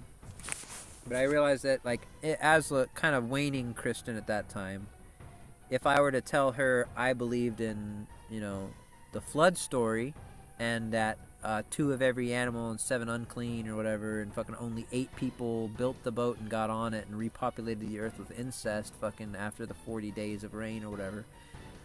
Like, if I told her I believed in that, or that I believed in the 6-day theory of God creating the earth and resting on the 7th, or I believe that the first man was Adam and Eve, you know, if I believe, I didn't specifically believe any of these things. You know, I don't think I ever really believed in anything other than just God was real and that Jesus was real and that they were important because they were divine. Like, I don't really think I had any other deeper beliefs, and I think that's kind of where the problem is. Like, a lot of people have this really, like, preschool kind of understanding of religion, it seems like, and they never really got much deeper. And so they understand that God's important, they understand Jesus is important for some reason, they understand that it's important to be moral, and they understand that, like, sex is kind of immoral, but if you're married, it's okay. You know, that, like, there's all these certain rules that, like, a lot of people don't really follow anymore from the Bible, so we just to kind of ignore that stuff, you know. Like, I wouldn't say that, like, I don't think, because I've never heard people defending it in anecdotally. Like, I've heard people defending, like, okay, I've heard people defend that the earth is 6,000 years old. I've heard that in real life, in person. I've heard somebody defend that to me. I was hanging out at a hotel in a hot tub, and this fucking old dude and his wife were like, oh, so you think the earth is more than 6,000 years old? And I'm like, oh, hell yeah, it's like fucking, what, 14.8 billion years old? And he's like, no way. I was like, you seriously believe that the earth is 6,000 years old? And he's like, yeah, the fucking fossils were put there by Jesus to tempt us or screw with us, you know. I'm like, what? You know, but I've never heard someone, like, defend, like, Noah's Ark in real life. Like, I've never heard somebody say, like, oh yeah, I believe that all these animals came to the ark. I believe that fucking this guy and his 8 family members built this ark, and it worked, and it fucking survived, and there was enough fucking food and shit management, and fucking the animals weren't eating each other, and you know what I mean? Like, there wasn't disease and fucking, you know what I mean? Like, they would have to believe so many crazy things for it just to be real. I don't think people really believe in, like, Noah's Ark. I think I think it's sort of like an allegory to them. It's like, oh, or if it is real to them, they don't think about the details. They just think, okay, Earth was full of sin, God had to wipe everybody out, but Noah saved a bunch of animals and a couple people. I know that's probably about as deep as they even think about it, if they even think about it. I don't think people think about religion other than when they go to church. And when they go to church, it's always some kind of like I don't know. It was always some kind of benign story about, oh, fucking King George did this to fucking his wives and fucking the blah, blah, blah, blah, blah. It never had to do anything with, like, real theology. It never had to be, like, there's never, like, defense of, like, how God, like, is real or why he's real. It was always, like, fear-mongering about sin or just going over some benign passages to try and, like, obscure the fact that everything else is nonsense. Like, have you ever, as an atheist, I've done multiple times. I've gone over Genesis through, like, Bible Reloaded guys and the Scathing Atheist guys. There's like 2 or 3 at least that I've gone through it, and not I've read it only up to. Usually, dude, like, I think everybody just kind of speed bumps on the begats. Like, if you get past the begats, fucking more power to you, bro. Like, I think the Bible's purpose in the early years was porn. Because the begats are basically just like, well, I mean, they don't talk about the women, really, but they just talk about the dudes begatting more dudes. This dude begat that dude, and that dude begat that dude. That means that dude had a son, and that dude had a son, and that dude had a son, which means that dude fucked, and then that dude fucked, and then that dude fucked, and then that dude fucked, and then that dude fucked, and then that dude fucked. And if you think about it, it's like, okay, that's kind of like early porn, right? About as saucy as it gets, in fucking the early, the First Testament. Begat, ooh, begat me, baby.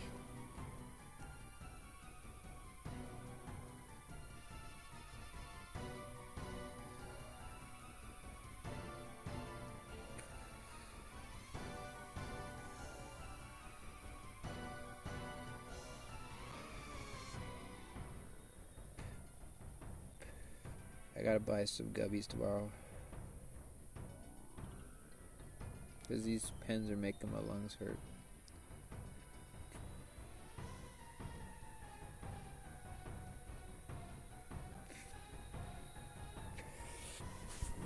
As much as I love these pens, man.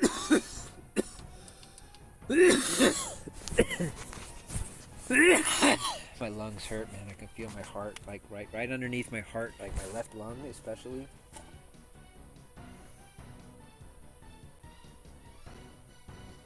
Like when I cough a bunch or something, it really feels bad, like the worst. It really feels the worst. Right now, I didn't cough right now, but like it feels tight. And I'm getting really nervous that I got cancer or some kind of other issue that like I really don't want to deal with in my 30s, I'm too young, I think, to have these kind of issues. But at the same time, I've been smoking weed to get high, to deal with my pain and my loneliness and my problems, and to help me feel smarter than, but really it's probably just makes me dumb. Well, you know what? Let me defend weed a little bit. I'm gonna attack it too. I'm gonna be fair and balanced, so to speak. But let me be good to weed for a minute. Weed opened my mind, and I really mean it. I keep trying. I keep kind of like coming around this stuff.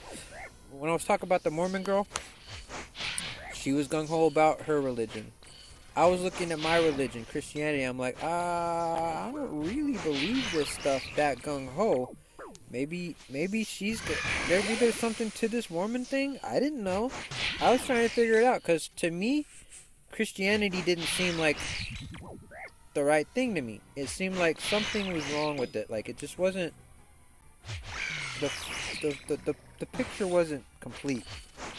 You know, it just like when you start off with things like the fucking Garden of Eden and Noah's Ark and shit like that, like you start with these sillinesses. How do you want me to take the rest of it serious? And so I was starting to ask questions. I said basically, okay, she's 100% for Mormon. I'm like maybe 50% for Christianity or less. Which one of us is right?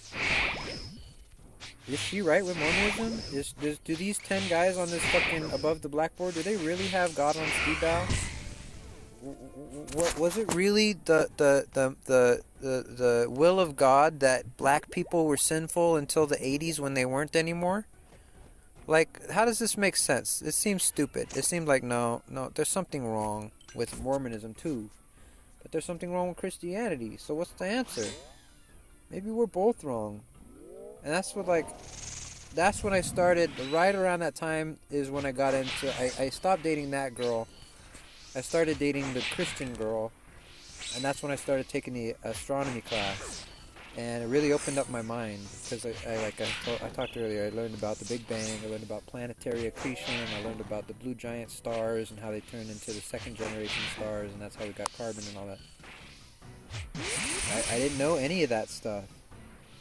It was like all I was told was that God made it happen, and it didn't make sense the way it was told that God made it happen. So I was basically ignorant. I was dumb.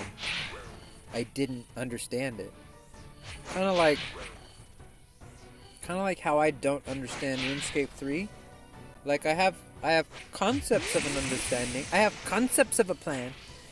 You know, like I sort of get that it's got microtransactions. I sort of get that it's, you know, they have a level 120 leveling system instead of 99. I kind of understand that it's like quicker to level these skills than it is in old school and stuff, but like other than that, I really don't know. I really don't understand RuneScape. I don't understand RS3 like at all. Like I'm maybe like you could call me a RuneScaper, but like I'm not like a RuneScape authoritarian like on RuneScape 3. I don't know. I couldn't tell you any lore. I couldn't tell you any details about any weapon. I don't know anything. But like I play RuneScape, so you could call me a RuneScaper, kind of like, you know, like I'm trying to allude basically to like how you could call like yourself a Christian and not know anything about the Bible, basically. Have maybe heard about some of the main stories but not know any of the details. You know, have heard that God is love, but have never read that, you know, I bring not peace, but a sword. Have maybe heard of how God made the world, but never read Genesis. You know what I mean? This sort of ignorance is bliss kind of vibe, like where these people, they don't know what they don't know, and they're good with that. They're good enough with not knowing stuff. But like, unfortunately, they base their whole personality around this stuff that they don't know what they're talking about a lot of the times. Like I talked earlier about how the Christians basically edited the Bible. They rewrote the Bible in 1946 just slightly, to where they changed two verses that did not condemn homosexuality. They changed it to condemning homosexuality. Like the Bible said nothing against gay people basically until 1946 when they changed two verses. One was just everything froze. Yeah, wagons around something, but like it's not happening. Like I'm not talking about the thing I want to talk about, you know.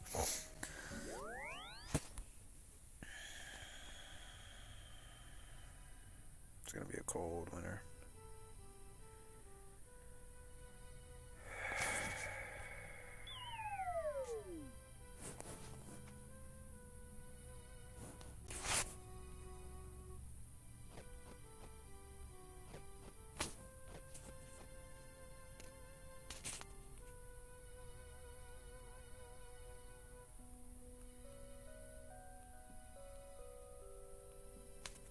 How many more kills left? Jeez. I just sat there for like fucking an hour doing 3 kills, huh?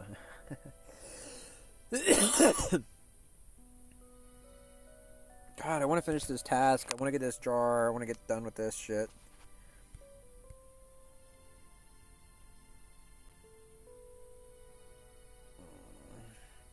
If I like skip this task, like if I were to like just do the little guys right now, and I might not get another rack site task for a while. So I'm trying to do it while it's still hot, you know, while it's still, the rand core's still rising right now, is it? The rand core is still rising. Slowly, but certainly rising. That's insane. That a necklace is almost 100 mil. That's absurd. And it's like, the necklace is worth 100 mil because you're trying to get the necklace. You're using the necklace to get the necklace, basically. Oh, this dude's got Arania boots on. They look kind of cool. I don't know. Do I like them or do I hate them? Do they look cool? They look kind of whack. I think they look a little bit whack. Like, the web could be more detailed or something. Like, it's just kind of like a splat. It looks kind of just like it just kind of like is there. Alright, I'm gonna do one more trip, okay? This is my final trip, and I'm gonna call it a night. I'm gonna try and fall asleep because I am actually getting tired, but I'm still kind of like on watchdog mode because that fucking cop came and bothered me like 2 hours ago. So, the sun's about to come up, so hopefully I can get a fucking nap in here somehow. Usually once the sun's up, like, the cops stop bothering you. Usually. So if you can make it to 4 or 5 a.m., you're in the clear. I can take a nice long nap until about noon. I'm in a decent spot, and it seems like tomorrow's going to be pretty cool, so I should wake up in a nice, cool environment. If I sleep in. Which I'm definitely going to sleep in. If I can. Now, can I sleep in? That's a whole other question, because there's always some kind of dump truck that fucking, like, there's always... Here at Stater Brothers, like, I'm right in between Stater Brothers and Lowe's, doxing myself, by the way. Fucking, and the Stater Brothers, every single night has some sort of, like, garbage, like, either garbage grabber truck or some sort of delivery truck. Every fucking night there's something here. Like, this I'm only here because there's good Wi-Fi and I wake up in shade. and so this is a very good spot for me. I can stream this game right here, and then I wake up and it's a spot where up until now I hadn't got any bothers from the cop or any employees. So I wonder if somebody's Karen snitched on me, or if it was just a cop just checked, like actually just doing a welfare check because he was curious about me. I'm inclined to, I want to believe that he was actually just doing an actual welfare check on me because he saw my car and it looked like kind of like a little bit suspicious because the fucking shades are up in the nighttime.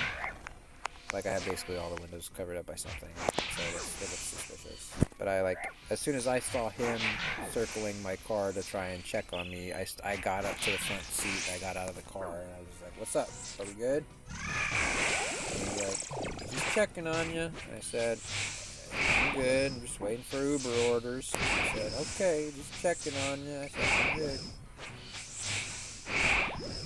I ain't on the clock, bro. It's fucking middle of the night. No, there ain't no orders around here middle of the night. I mean, somebody might, but I don't think nobody's delivering it. I'd be shocked if somebody actually was working this late at night. I mean, somebody has to be probably working.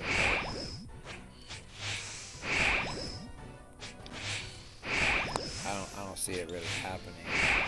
I've tried working past midnight once or twice. I got like 2-3 orders maybe.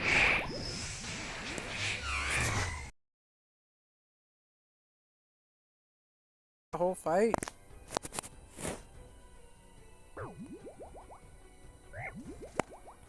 Somebody's stealing my lag, bro. Somebody's like on the other side of the wall inside Lowe's or something. Hey, I got an E-clue. I'm gonna dump it outside just in case I get another one. I learned from Bodie. He lost them to Davy Jones's locker because he had one inside and he dropped it on the ground inside here, thinking that like if he gets another one he would like be able to juggle it, but like no, if you get another one inside here and it's okay. Yeah, someone's leeching on me probably with this Wi-Fi right now. I can't even talk shit about Bodie without getting lagged out and looking like a dumbass. Okay. Can I go back or like what? What's the fucking dealio? Are we lagging or are we not lagging? Are we lagging or are we not lagging? I got 3 minutes on this combat. I don't want to waste it.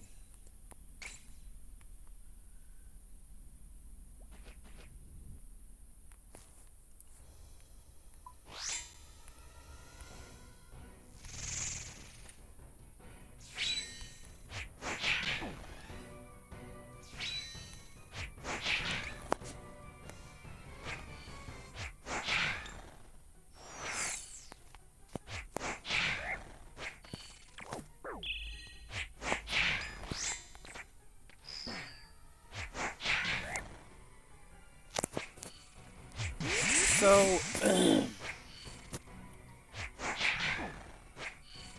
am I the first, like, boomer to fucking ask, like, why does Twitch exist? Especially in an era where, like, you can stream on YouTube now. Like, why does Twitch exist?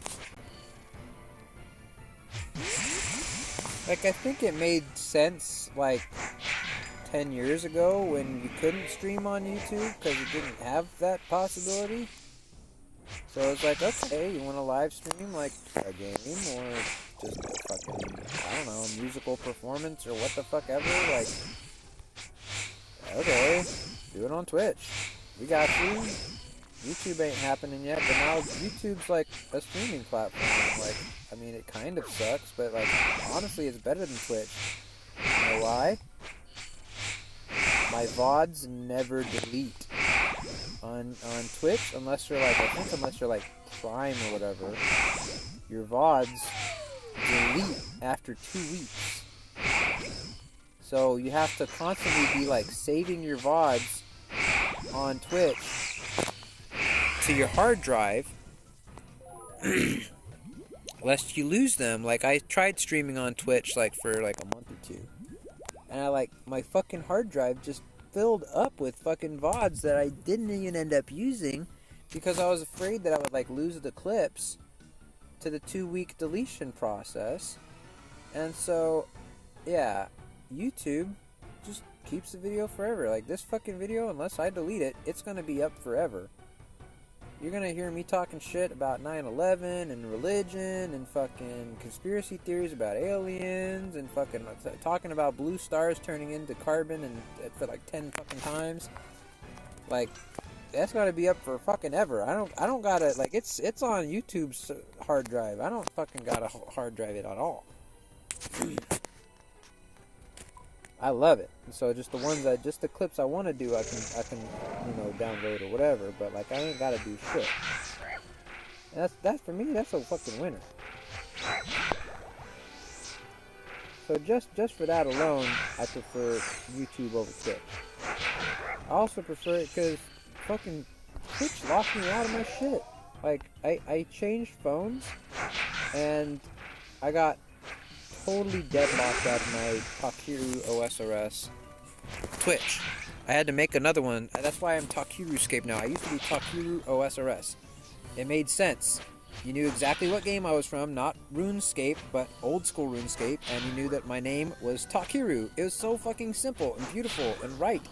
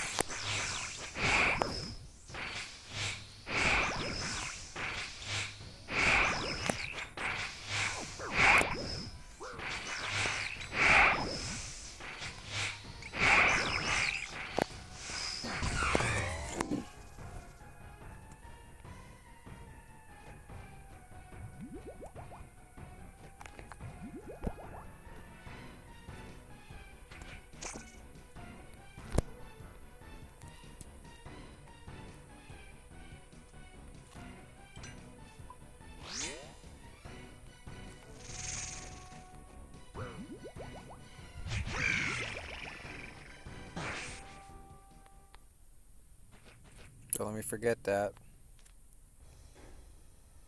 I totally will too.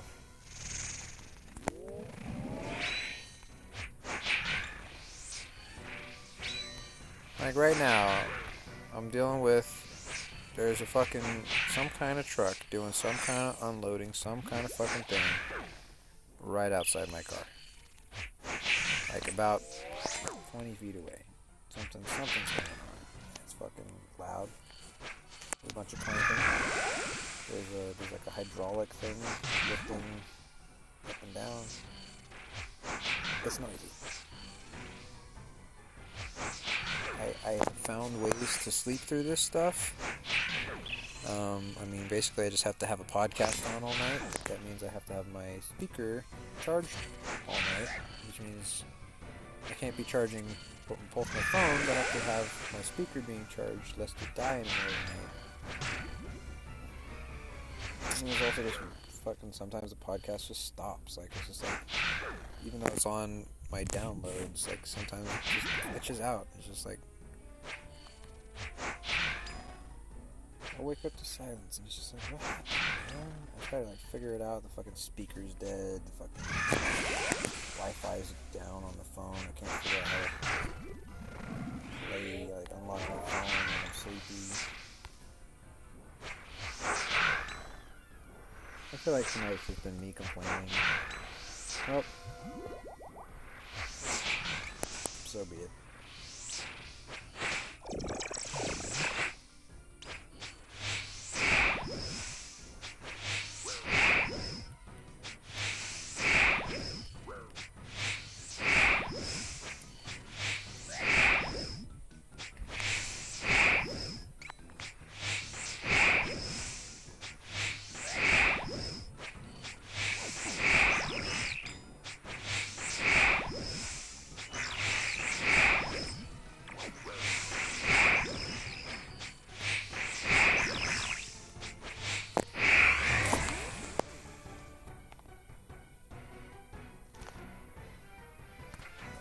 Boo! Give me the jar.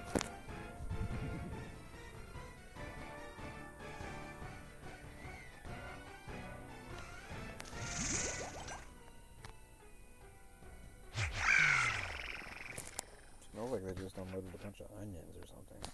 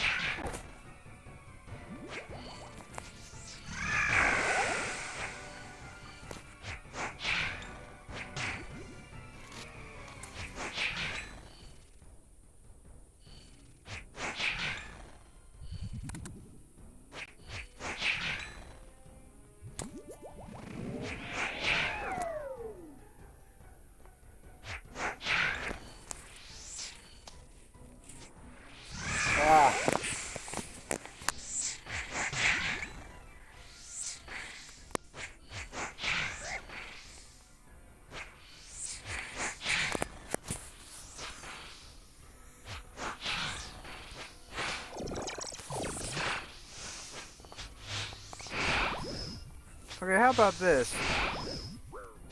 I went to the fucking DMV today to renew my my car registration. They don't do that there anymore. Straight up, she was like, "Yeah, we don't do that here." I'm like, "You're the fucking DMV. It's the Department of Motor Vehicles. You want me to register my motor vehicle, right? Well, I'm here at the department." of motor vehicles? You cannot help me? And he says, no, you gotta go to the nearest kiosk, which is like food. Like, she didn't even know where it was. She's like, I think like the nearest one's like fucking Food for Less or something like that. And I'm like, or you can do it online. I'm like, I,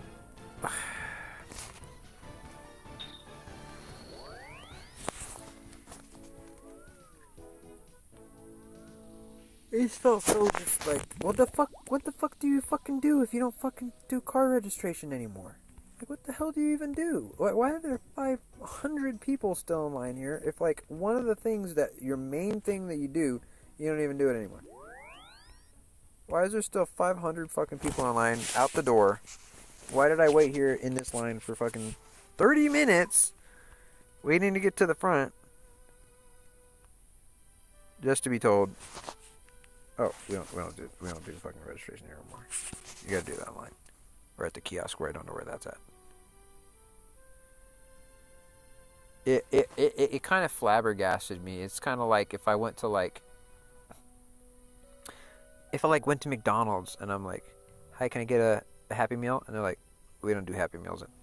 I'm like, what? Okay, can I get a McFlurry? No, we don't do McFlurries. What? Okay, can I get a fucking, can I get a McDouble? Nope. We don't do McDoubles anymore. You gotta get the McDouble at the kiosk, and I think the nearest McDouble kiosk is like maybe by Food for Less. I don't know. Okay, what the fuck are they even paying you here for? You know.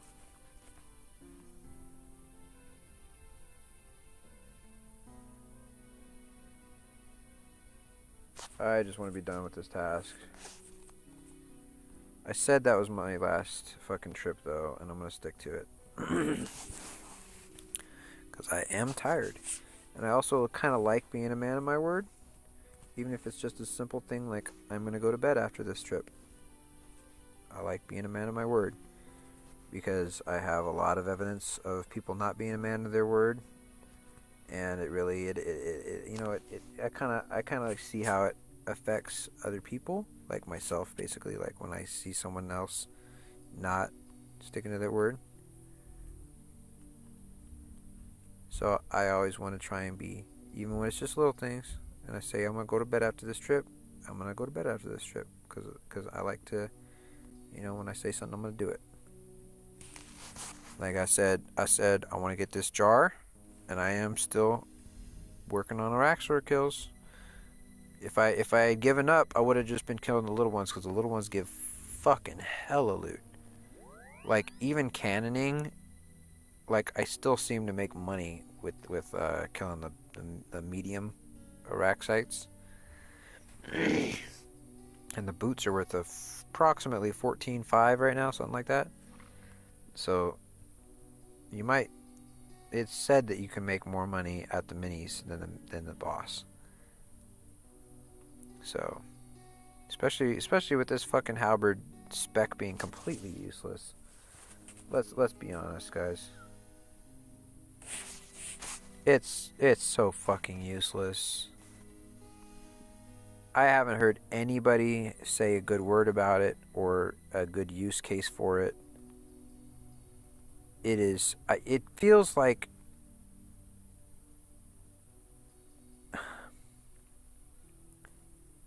kind of like how the Dragon Hunter wand that's coming out. That wand is supposed to have been much stronger than it is going to come out the way it is actually going to come out. It would have been way more stronger before they reworked it, because a lot of people had some kind of issue with how it works.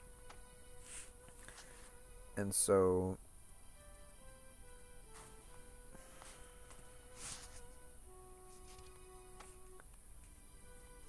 basically what I'm getting at is they've nerfed the fucking Dragon Hunter wand before it even came out. It's not even out yet and they nerfed it already. I feel kind of like the Noxious Halberd was kind of like the spec was nerfed. Like if I feel like it could have been something so much cooler, but something got in the way. Like they think there's too many spec weapons maybe, or they're like look, I just don't know what they were thinking, man. This is such a like this spec is such a what the fuck. I just don't fucking get it, bro.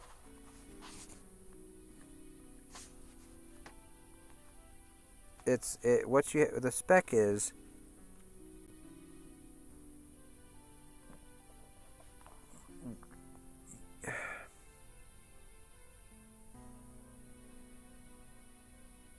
stupid. I'm just gonna say it's stupid. I don't even want to try and explain it because I don't know all the fucking numbers. I'm not gonna say like for exactly 50% spec you fucking get back the 30% of your fucking blah blah blah. No, like it sucks. You have to take a bunch of venom. You have to build up your venom for it to hit a higher max minimum hit. Like so, what I'm saying is like you have to be venomed. The number damage you're going to take next on your venom when you spec. So if you were going to take an 8 next or a 20 next, your minimum hit would be the floor. That would be the floor, like the minimum of your next hit. So if I was going to hit a 20 damage of venom to myself, the next like venom hit, that would be the minimum of my halberd spec next time I attacked with the spec. It sucks. I don't know what the fuck they were thinking. I really don't fucking get it. Like it's so convoluted and weird and bad. It's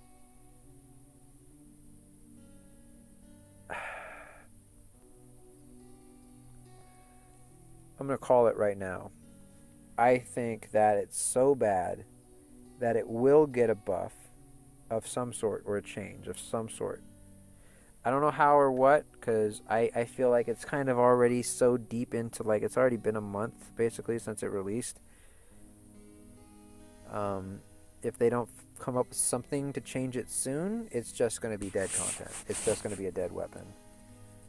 I mean, it's actually a fairly strong weapon. Let me rephrase that, because it is strong, and it has use cases. Like, it's good at Duke, it's good at a lot of places in Theater of Blood, apparently. My problem is, it's just the spec is just so stupid. Like, why even give it a spec if you're gonna make it some dumb shit like that? Seriously, what were they thinking?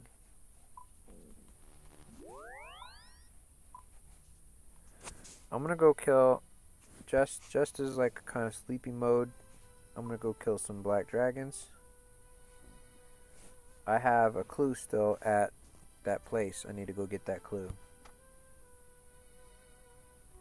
And so I don't waste another teleport scroll just for going back for a clue, I'm going to use the Ecto Funkless.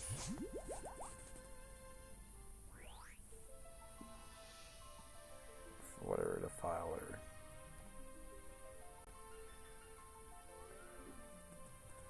I wear the max cape instead of the Masori when doing the black dragons because a couple things.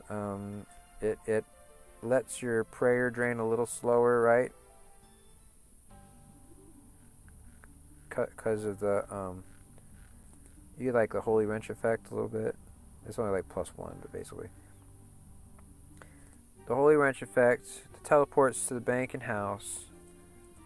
But also for the raw, for the ring of life effect. Like when sometimes when I get real sleepy, all my prayers will turn off. I won't notice. I'll fucking die so quick at brutal black dragons. And then every time you die there, that's RIP 400k or whatever. Like I think I have a death of like 400k right now.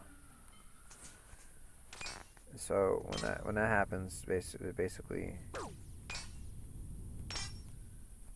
Instead, if I have my max cape on, I get Ring of Life to a safe spot. What the fuck? That's dangerous. See what just happened?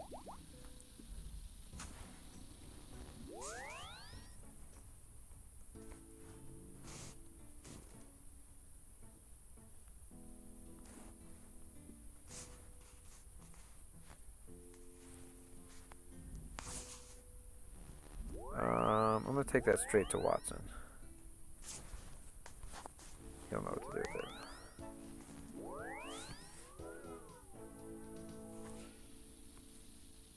Now, I kind of want to have the necklace on me, and maybe I could just switch it back and forth for the teleport, but I mean, I guess I could just use a bunch of house tabs. It doesn't really make a difference. I mean, each tab is 300. I mean, we're really shitting about 300 coins trip. I mean, it's like thousands of trips. It's like, if it were 1,000 trips, it'd be 300k, and that's each trip is. I mean, I'm not losing that much.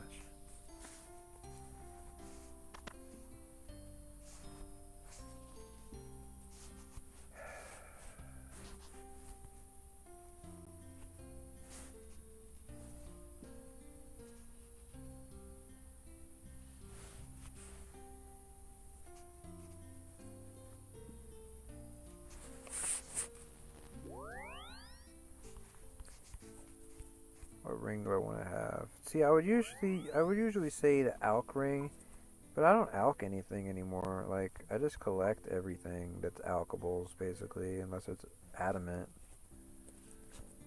So, I'm thinking...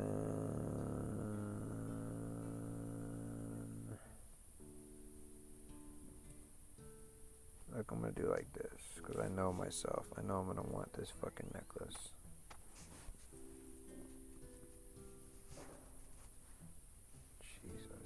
They gotta be so noisy.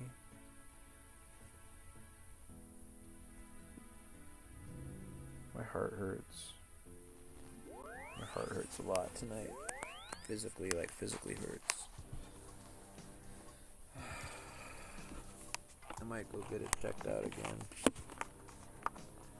They checked me out during COVID and they said I was fine, but I think it's coming back. Not COVID, but during that time period, I had my heart checked out. I thought after the vaccine, it was gonna fucking explode.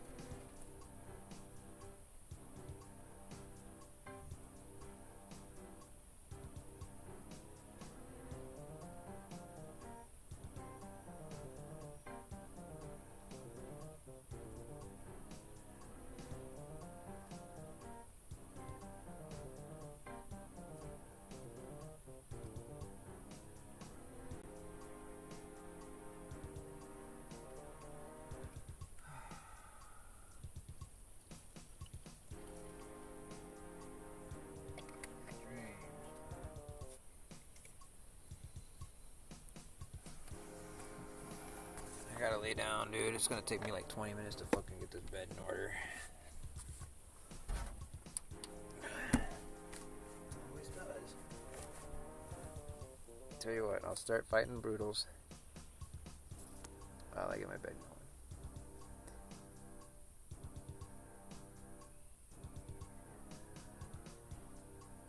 It's been a long night, man. I'm not satisfied with like how things went down tonight. It was. I just wonder if I'm just like not destined to like do Toa with other people. Like, is it just a solo thing for me? Like, am I just not like? I just don't play well with others, you know? Like the old joke, you know, doesn't play well with others.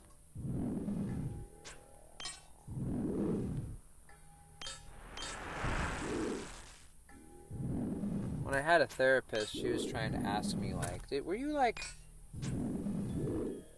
violent as a kid? And I'm like, you know what? They did call me the biter.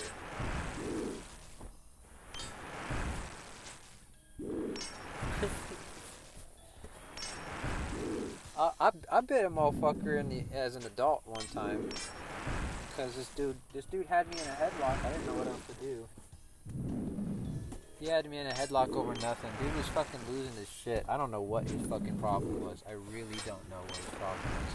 Usually I can say, oh, I fucked this dude's girlfriend, or I fucking, I took his fucking blunt, or I fucking, or, something. I said something, I don't know what I did to this guy. He fucking really just, he invited me to his house, which I should have known was a trap. But then, he took the first excuse to just blow up on me about something. He had all these nieces and nephews there. And, I don't know, I'm usually good with kids, and so, I just started entertaining the kids, because they all came up to me who are you? What are you here for? I'm like, I don't know what I'm here for. I got invited for some food or something, but... So I'm all talking to these kids. I pull out a $1 bill. I start doing some shitty magic tricks or whatever, and I end up giving the $1 bill to one of the kids or whatever. And they're all like, "Oh, do you have any more?" No. But I won their favor over, so to speak. So I think the guy, the uncle, the guy that invited me there, I think he got weirdly jealous that I was the center of attention or something like that. And so I think that's what set him off, because then, what happened next, I was just there. I don't know why I'm there. And, the dude's not giving me, a video game or a TV show to watch, and he's not, talking to me. I end up fucking hanging out with the kids. I'm just hanging out with the kids, and one of the kids is I'm playing, Uno with her. She's, fucking, 13 years old or something like that. I'm playing Uno with this kid. And then... he comes up and he freaks out and he snatches the Uno cards out of my hand. And he literally was like, "Hey, what the fuck are you doing?" I'm like, "What the hell, dude? I'm playing Uno with your niece. What are you talking about?" And he's like, that is her fucking, how did he say it? That's her, special deck of cards. And if you fucking crease one of them or ruin it, I will fuck you up, cause she will lose her mind if you mess with one of her cards. And I'm like, dude, I wasn't doing shit I was just playing with the cards. She seemed fine with me playing Uno with her. What's your problem? It's just her special deck of cards, and if you mess with her special, she doesn't seem like a really special needs kid or something that would freak out over a deck of cards. I think he was just trying to find some shit to blow up on me for. Cause he really was on some drugs or something like that. I'm telling you, he was on some shit. Anyways, we fought. I say, "Look, bro, you got a problem with me? Let's go to the garage. Come on." And we sat down at the table out there, and I said, "Look, bro, what's your issue with me, man?" And he just kept going on about those cards, well, those are her special cards, and if you fuck with her cards, I'm like, dude, I'm not gonna fuck with their cards. What the hell are you talking about, man?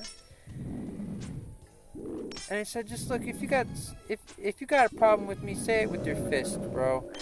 And he came at me. I was sitting in a chair, and he fucking tackled me to where the chair broke.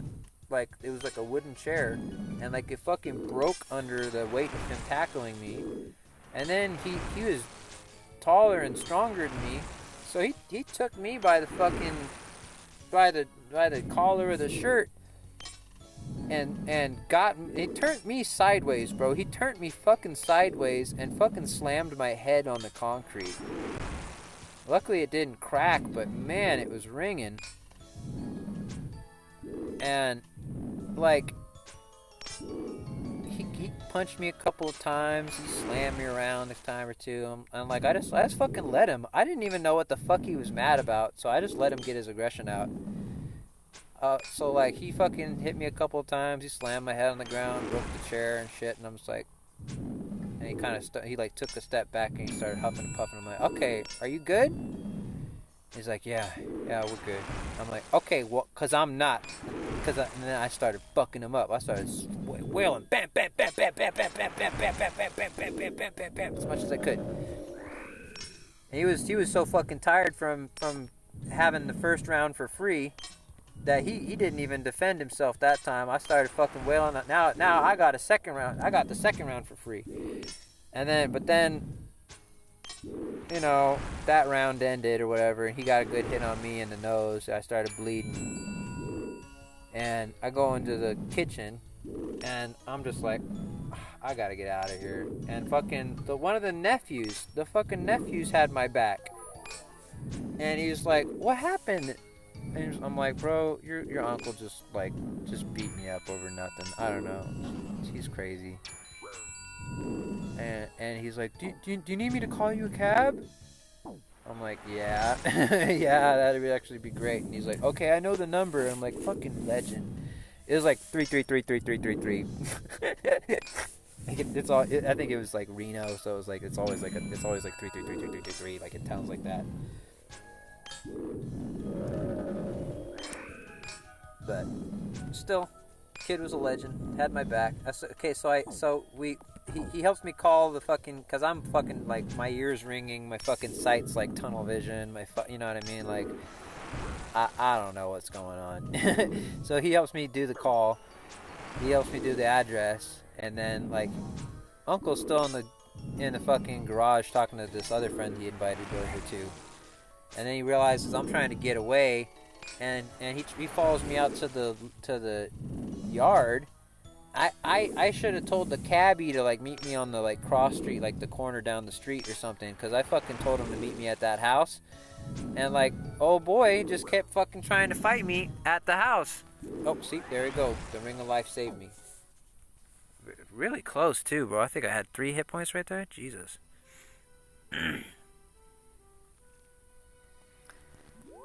Anyways, that was lucky.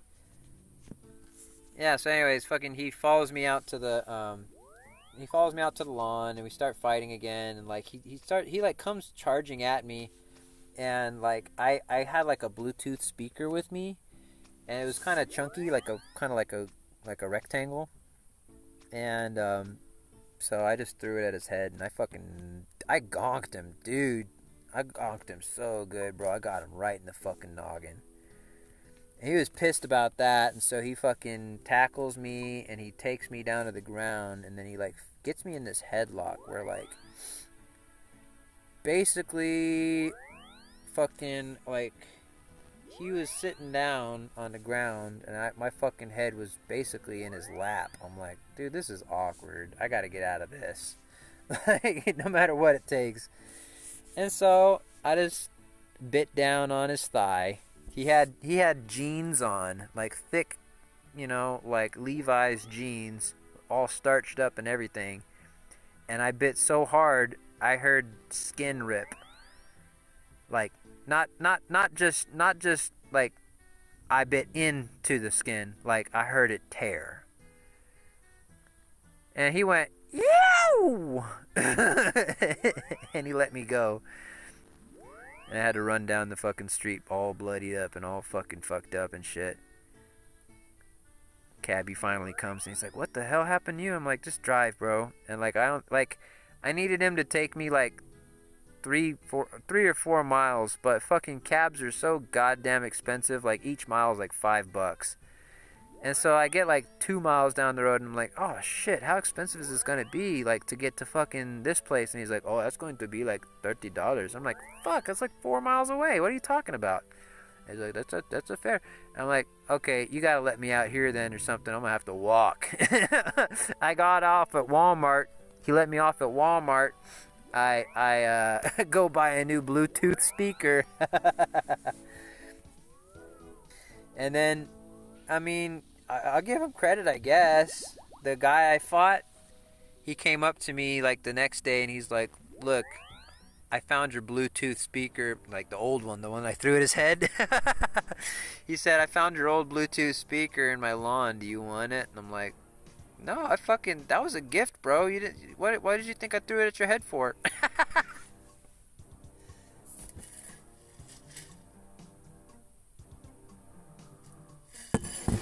So yeah, that's the only other time I bit somebody other than when I was a kid.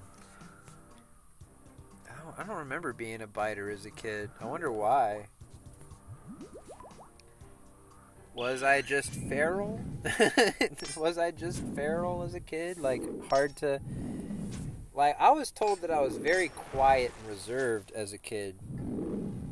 So I don't know what would set me off to being feral and biting people.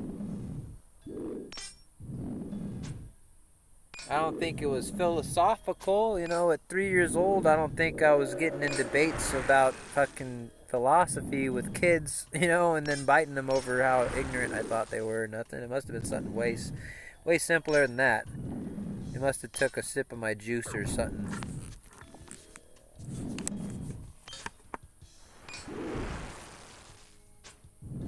I remember this one time I was in the church group or whatever, and I was a little kid. It's one of the only memories I have of youth group. Little kid, probably 4 or 5 years old. I had this friend who was the son of the pastor. Basically, long story short, we were best friends, and I wanted to sit next to him on the bench while we did coloring time or whatever. And for some reason, the like youth group lady was just so insistent that I could not sit next to my friend. I had to sit across from him. I think she was like, I don't know. It was just so weird.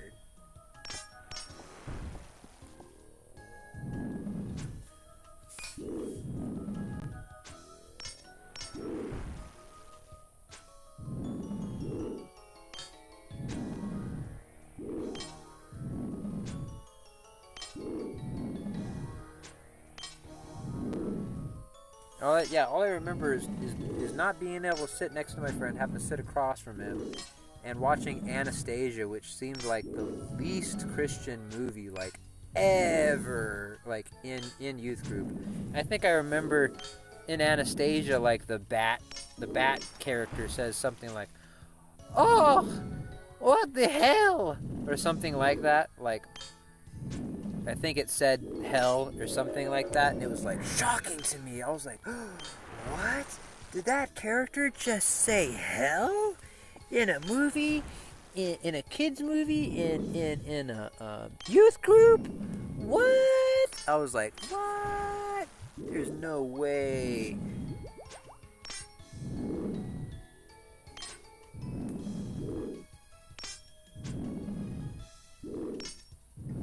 I'm trying to psychoanalyze myself. That's what this is all about. I'm trying to realize why I don't have friends, and I went all the way back to being a biter.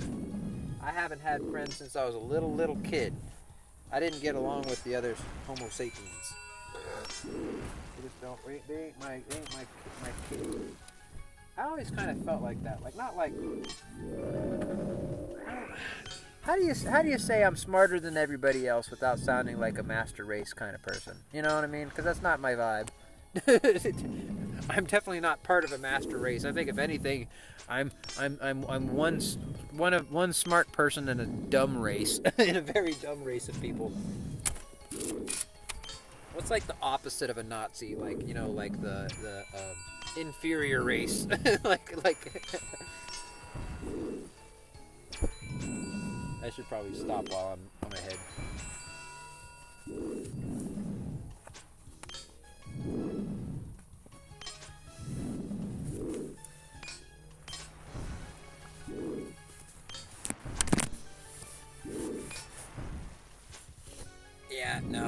Yeah. That sounded pretty bad. Hopefully, just let that. I don't even think I know what I meant by that, and it sounded really, really bad.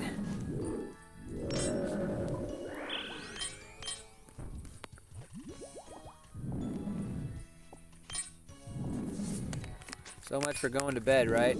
No, I'm actually going to bed. While I'm fighting these things, I'm fixing my bed up over here.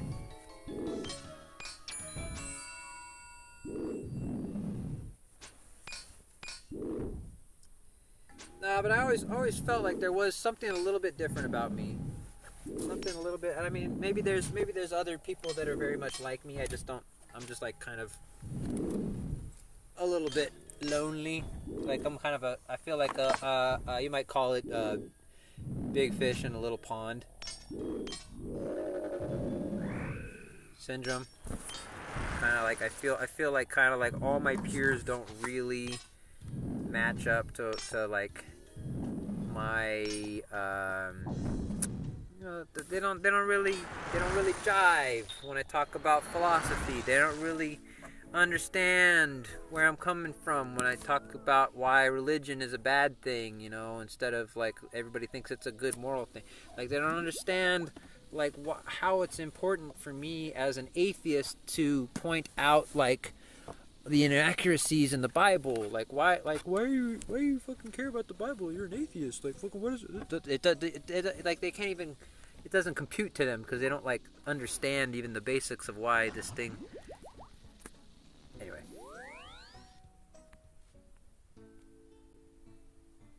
it's like as a kid, like why was it? How was I so much smarter than the other kids that they pushed me ahead in math, basically 3 years ahead? What gives? It didn't do me any good. It just made me feel like more and more anxiety as the classes got harder and harder over the years. Definitely didn't make me feel good about myself. Didn't make me feel smarter. But I wondered like what was different that I was able to solve for these equations. That seemed pretty easy to me, but apparently they were so fucking hard for everybody else that they're like, this kid's gifted. He has to fucking jump ahead grades and fucking blah blah blah blah blah. If like hindsight's 20/20, So I mean, like if I had the chance to go back, I would have just sailed along with my peers and I just done the normal classes. But like something, I wanted to feel smarter. I wanted to be like, oh yeah, I'm so smart. Oh yeah, great. But like it came with a cost. It's like, okay, if you want to think you're smart, prove it. Here's a hard ass class that everybody fails, and you have to take it 3 years younger than everybody else. 4 years if you count the fact that I skipped 4th grade. Kind of 5 years. The math was 5 years above me if you count the fact that I was already young, like the runt of my class, and then I skipped a year and I didn't do 5th grade, like, or what was it, 4th grade I didn't do? Yeah, 4th grade I skipped. Which, okay, sounds like a good thing, right?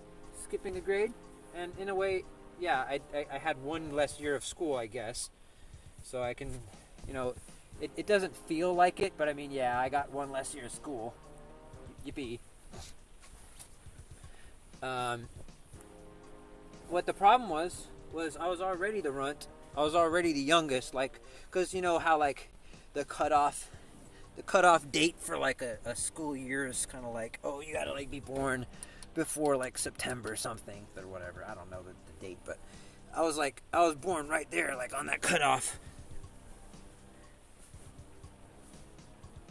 And so I was already young. Like everybody else was, everybody else had already turned 10 and I was only 9 still. And then I got skipped ahead a year, so now everybody else had already turned 11 and I was only 9 still. And so I was 2 years behind everybody else. So what ended up happening, and I mean, it was kind of cool. I'll admit, I'll take my, focus on your fortunes, right? Is what I like to say.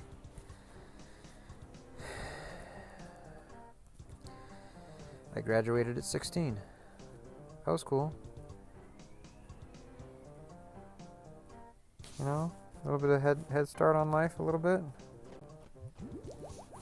I don't think it did me very good, but it happened.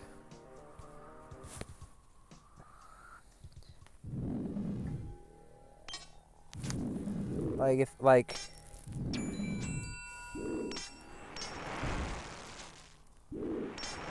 just kind of think about George Carlin. You know how he had that bit about how, think about how dumb the average person is. And then realize that half of everybody's dumber than that.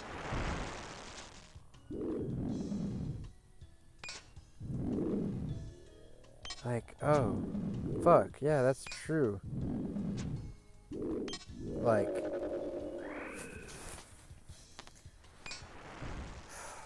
the average, like the middle person is really fucking dumb.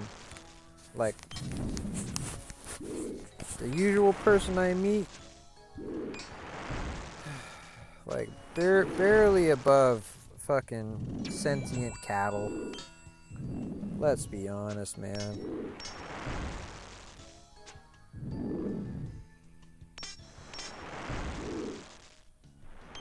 I mean, you know, they've got all the human emotions and feelings and thoughts, you know, that go along with being a human, but like barely anything deeper, bro. There's no such thing as nuance with these people. You know, there's no proving them wrong when they're dumb. There's no regret or introspection. There's no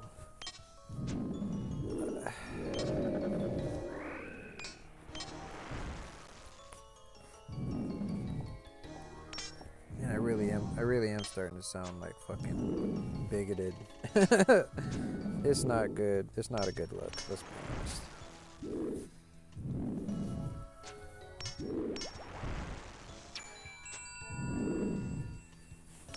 Just like, I want to say it like, do I expect too much of people to be intelligent, to not be so gullible to religion specifically? Because I feel like that's the biggest issue that humans have, is their addiction to religion. It's an addiction to a fantasy with no evidence, multiple, like, claims, you know, like prayer works and God's always there for you watching, and always, you know, everything happens for a reason. You know, there's these kind of platitudes, these kind of like claims that like God can do this or that, but like, you know, he never does certain things. Like, he never ever has healed a limb. Like a amputee. Like a starfish can do it. Starfishes have the genetics, and like lizards have the genetics, and there's a bunch of those types of animals that can regenerate. Like a worm, I think, right? Can't a worm regenerate? But a human, for some reason, we don't have that regeneration gene. There's a evolutionary scientific reason for that, and not a everything happens for a reason kind of reason, but like cause and effect kind of reason, you know. Like, the everything happens for a reason is not cause and effect. Like, what they mean by that is like there's a purpose to all suffering, basically, is what they mean by that. Like, there's a reason why, you know, there's a reason why I had a dispute with my raid partner tonight. There's a reason why my sponsor can't get his shit together. There's a reason why, you know, like there's a purpose for it. Like, it's to teach me a lesson, or like something greater is gonna happen in its place instead of the thing that like did happen or didn't. No, they're just trying to explain away tragedy, bro. Tragedy is very real in this world. Poverty, bad luck. You know, like, sometimes, man, like, you don't do anything wrong, and sometimes you just, like, your wife cheats on you. Sometimes you didn't do anything wrong, and the fucking dude from behind you rear ends you, you know, fender bends you. It breaks and snaps your neck or something, and you get paralyzed or something. because motherfucker was looking at his phone, playing old school RuneScape instead of driving. You know.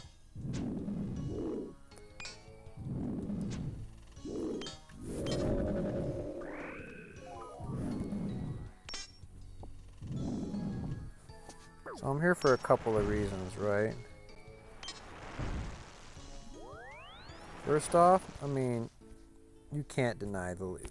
You cannot deny it. This loot is so sexy. Look at this. Look at this. 1,065 dragon bones, all collected from kills. No buying them. I ain't buying no fucking. Okay.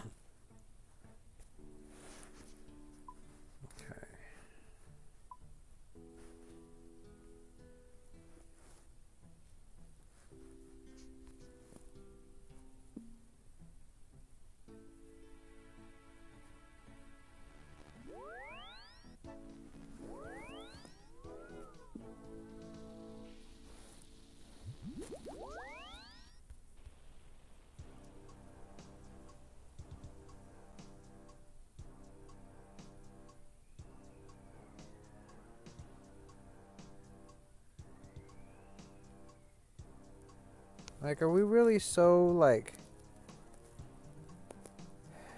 Are we still so stuck in prejudice that, like, people aren't gonna vote for Kamala Harris because she's black or because she's a woman?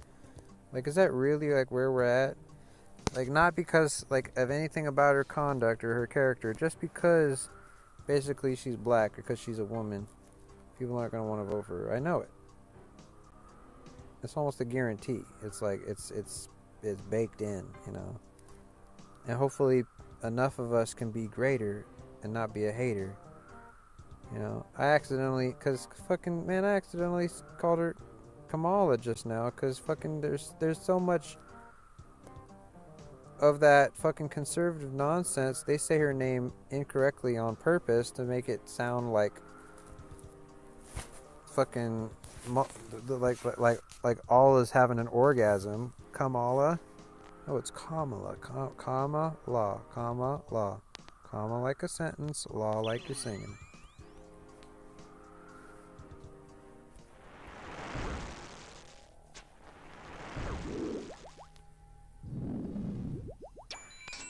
I stand for Democrats because they're inclusive. They're not haters. Like conservatives and Trump and all those, they're just haters, man.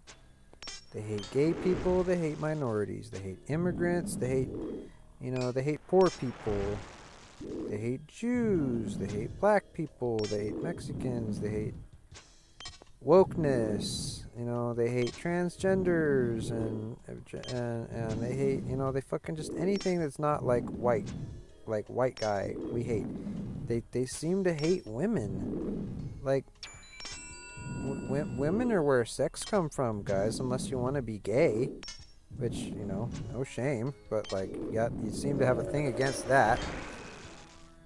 So, if you still want to have sex and not be gay, you gotta treat your women a little better, I don't know. I'm glad I think I'm funny.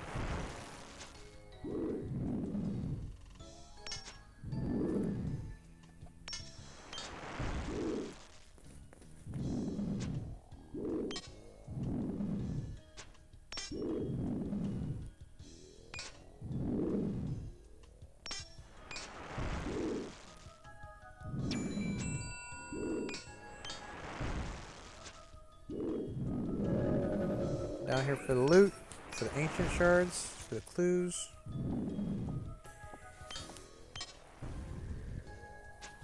These guys drop hard and elite clues. They drop the ancient shards. They drop clues, they drop totem tops. I think this is my very last. I'm getting sleepy. I can barely keep my eyes open for this shit. And my voice is so tired from talking. I think I talked all my shit. I must have said just something about everything.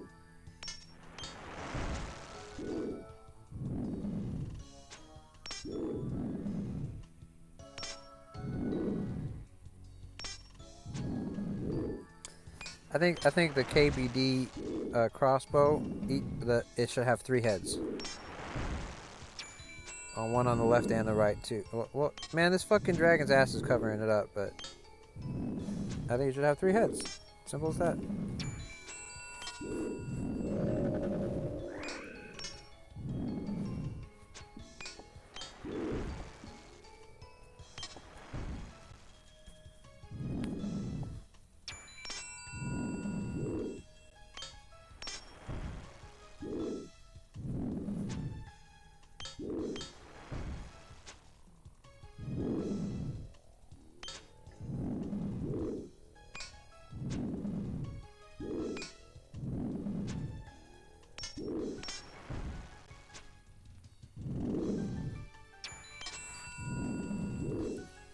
I just started thinking some weird shit. Like, is there gravity in RuneScape? Like, I understand that we're standing on a surface, but is it anything more than just like on rails but per tile? Like, does this game have a gravity physic? Does it even have physics?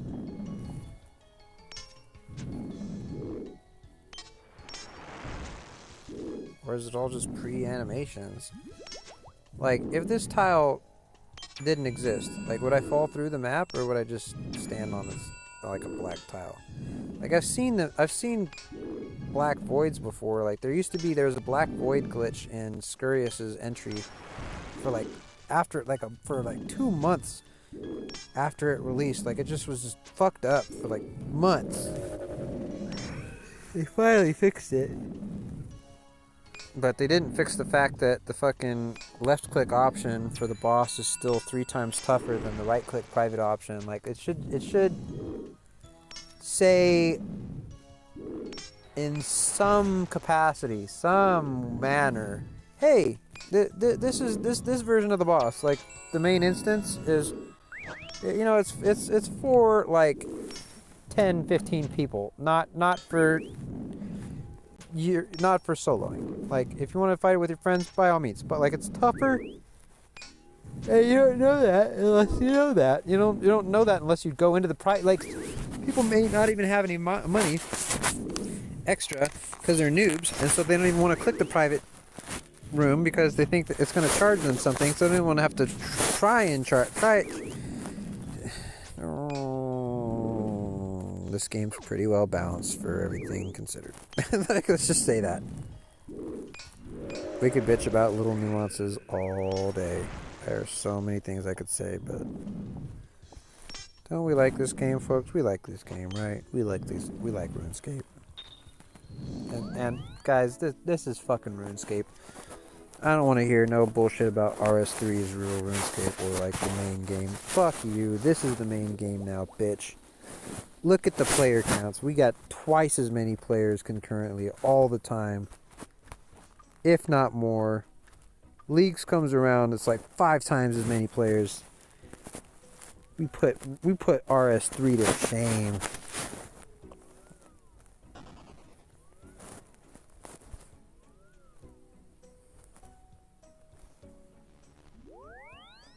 There's a million players that log on every day, bro. There's a million RuneScapers that play this game every day.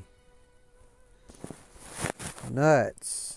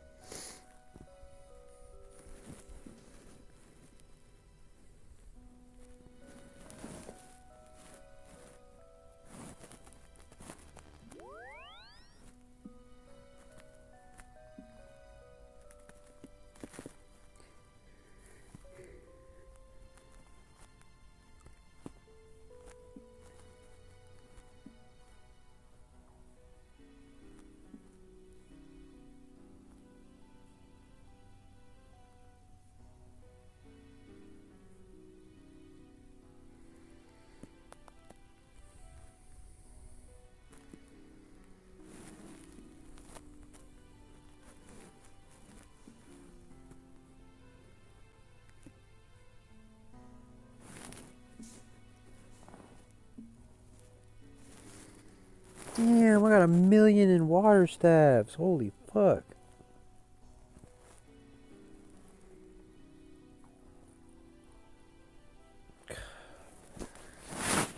Dude, I just like, here's my thing. Like, I have a problem, bro. I have a serious problem.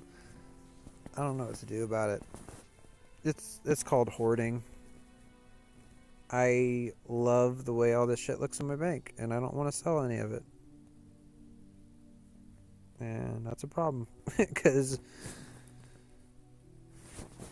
like, I think this tab is now worth 150 mil. I'm pretty sure. I checked. I was on my computer for a brief moment earlier. Dude, my bank's worth over max. I'm so stoked. Okay, I'm gonna get one more inventory of this crap to go. I think we go back to the one dose. The 1 and 1. There we go. And then always grab an angler for good luck.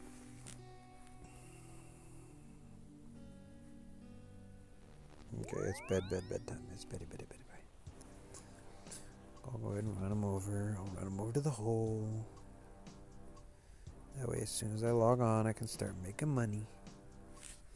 How much money have I made from Brutal Blackjack? So let's get a pop out. Busy. I'm thinking 3 mil. 2.2. Not bad. 42 mil off of drops. Halberds were worth 42, so that's 84 plus 20. 100. I got 70 for the first Rancor. 170.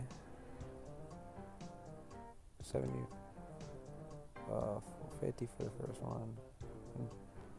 230. Made about 20 mil from the Warhammer. Or not the Warhammer, what's that one? The Maul. Alright, good night. Good night, y'all. Thank you so much for watching. This has been a really long stream, and I talked so much politics and religion. I probably turned off a few viewers. I don't know. It was a talking my shit kind of night. Alright, man. They say never talk politics or religion. Well, too late. I talked both.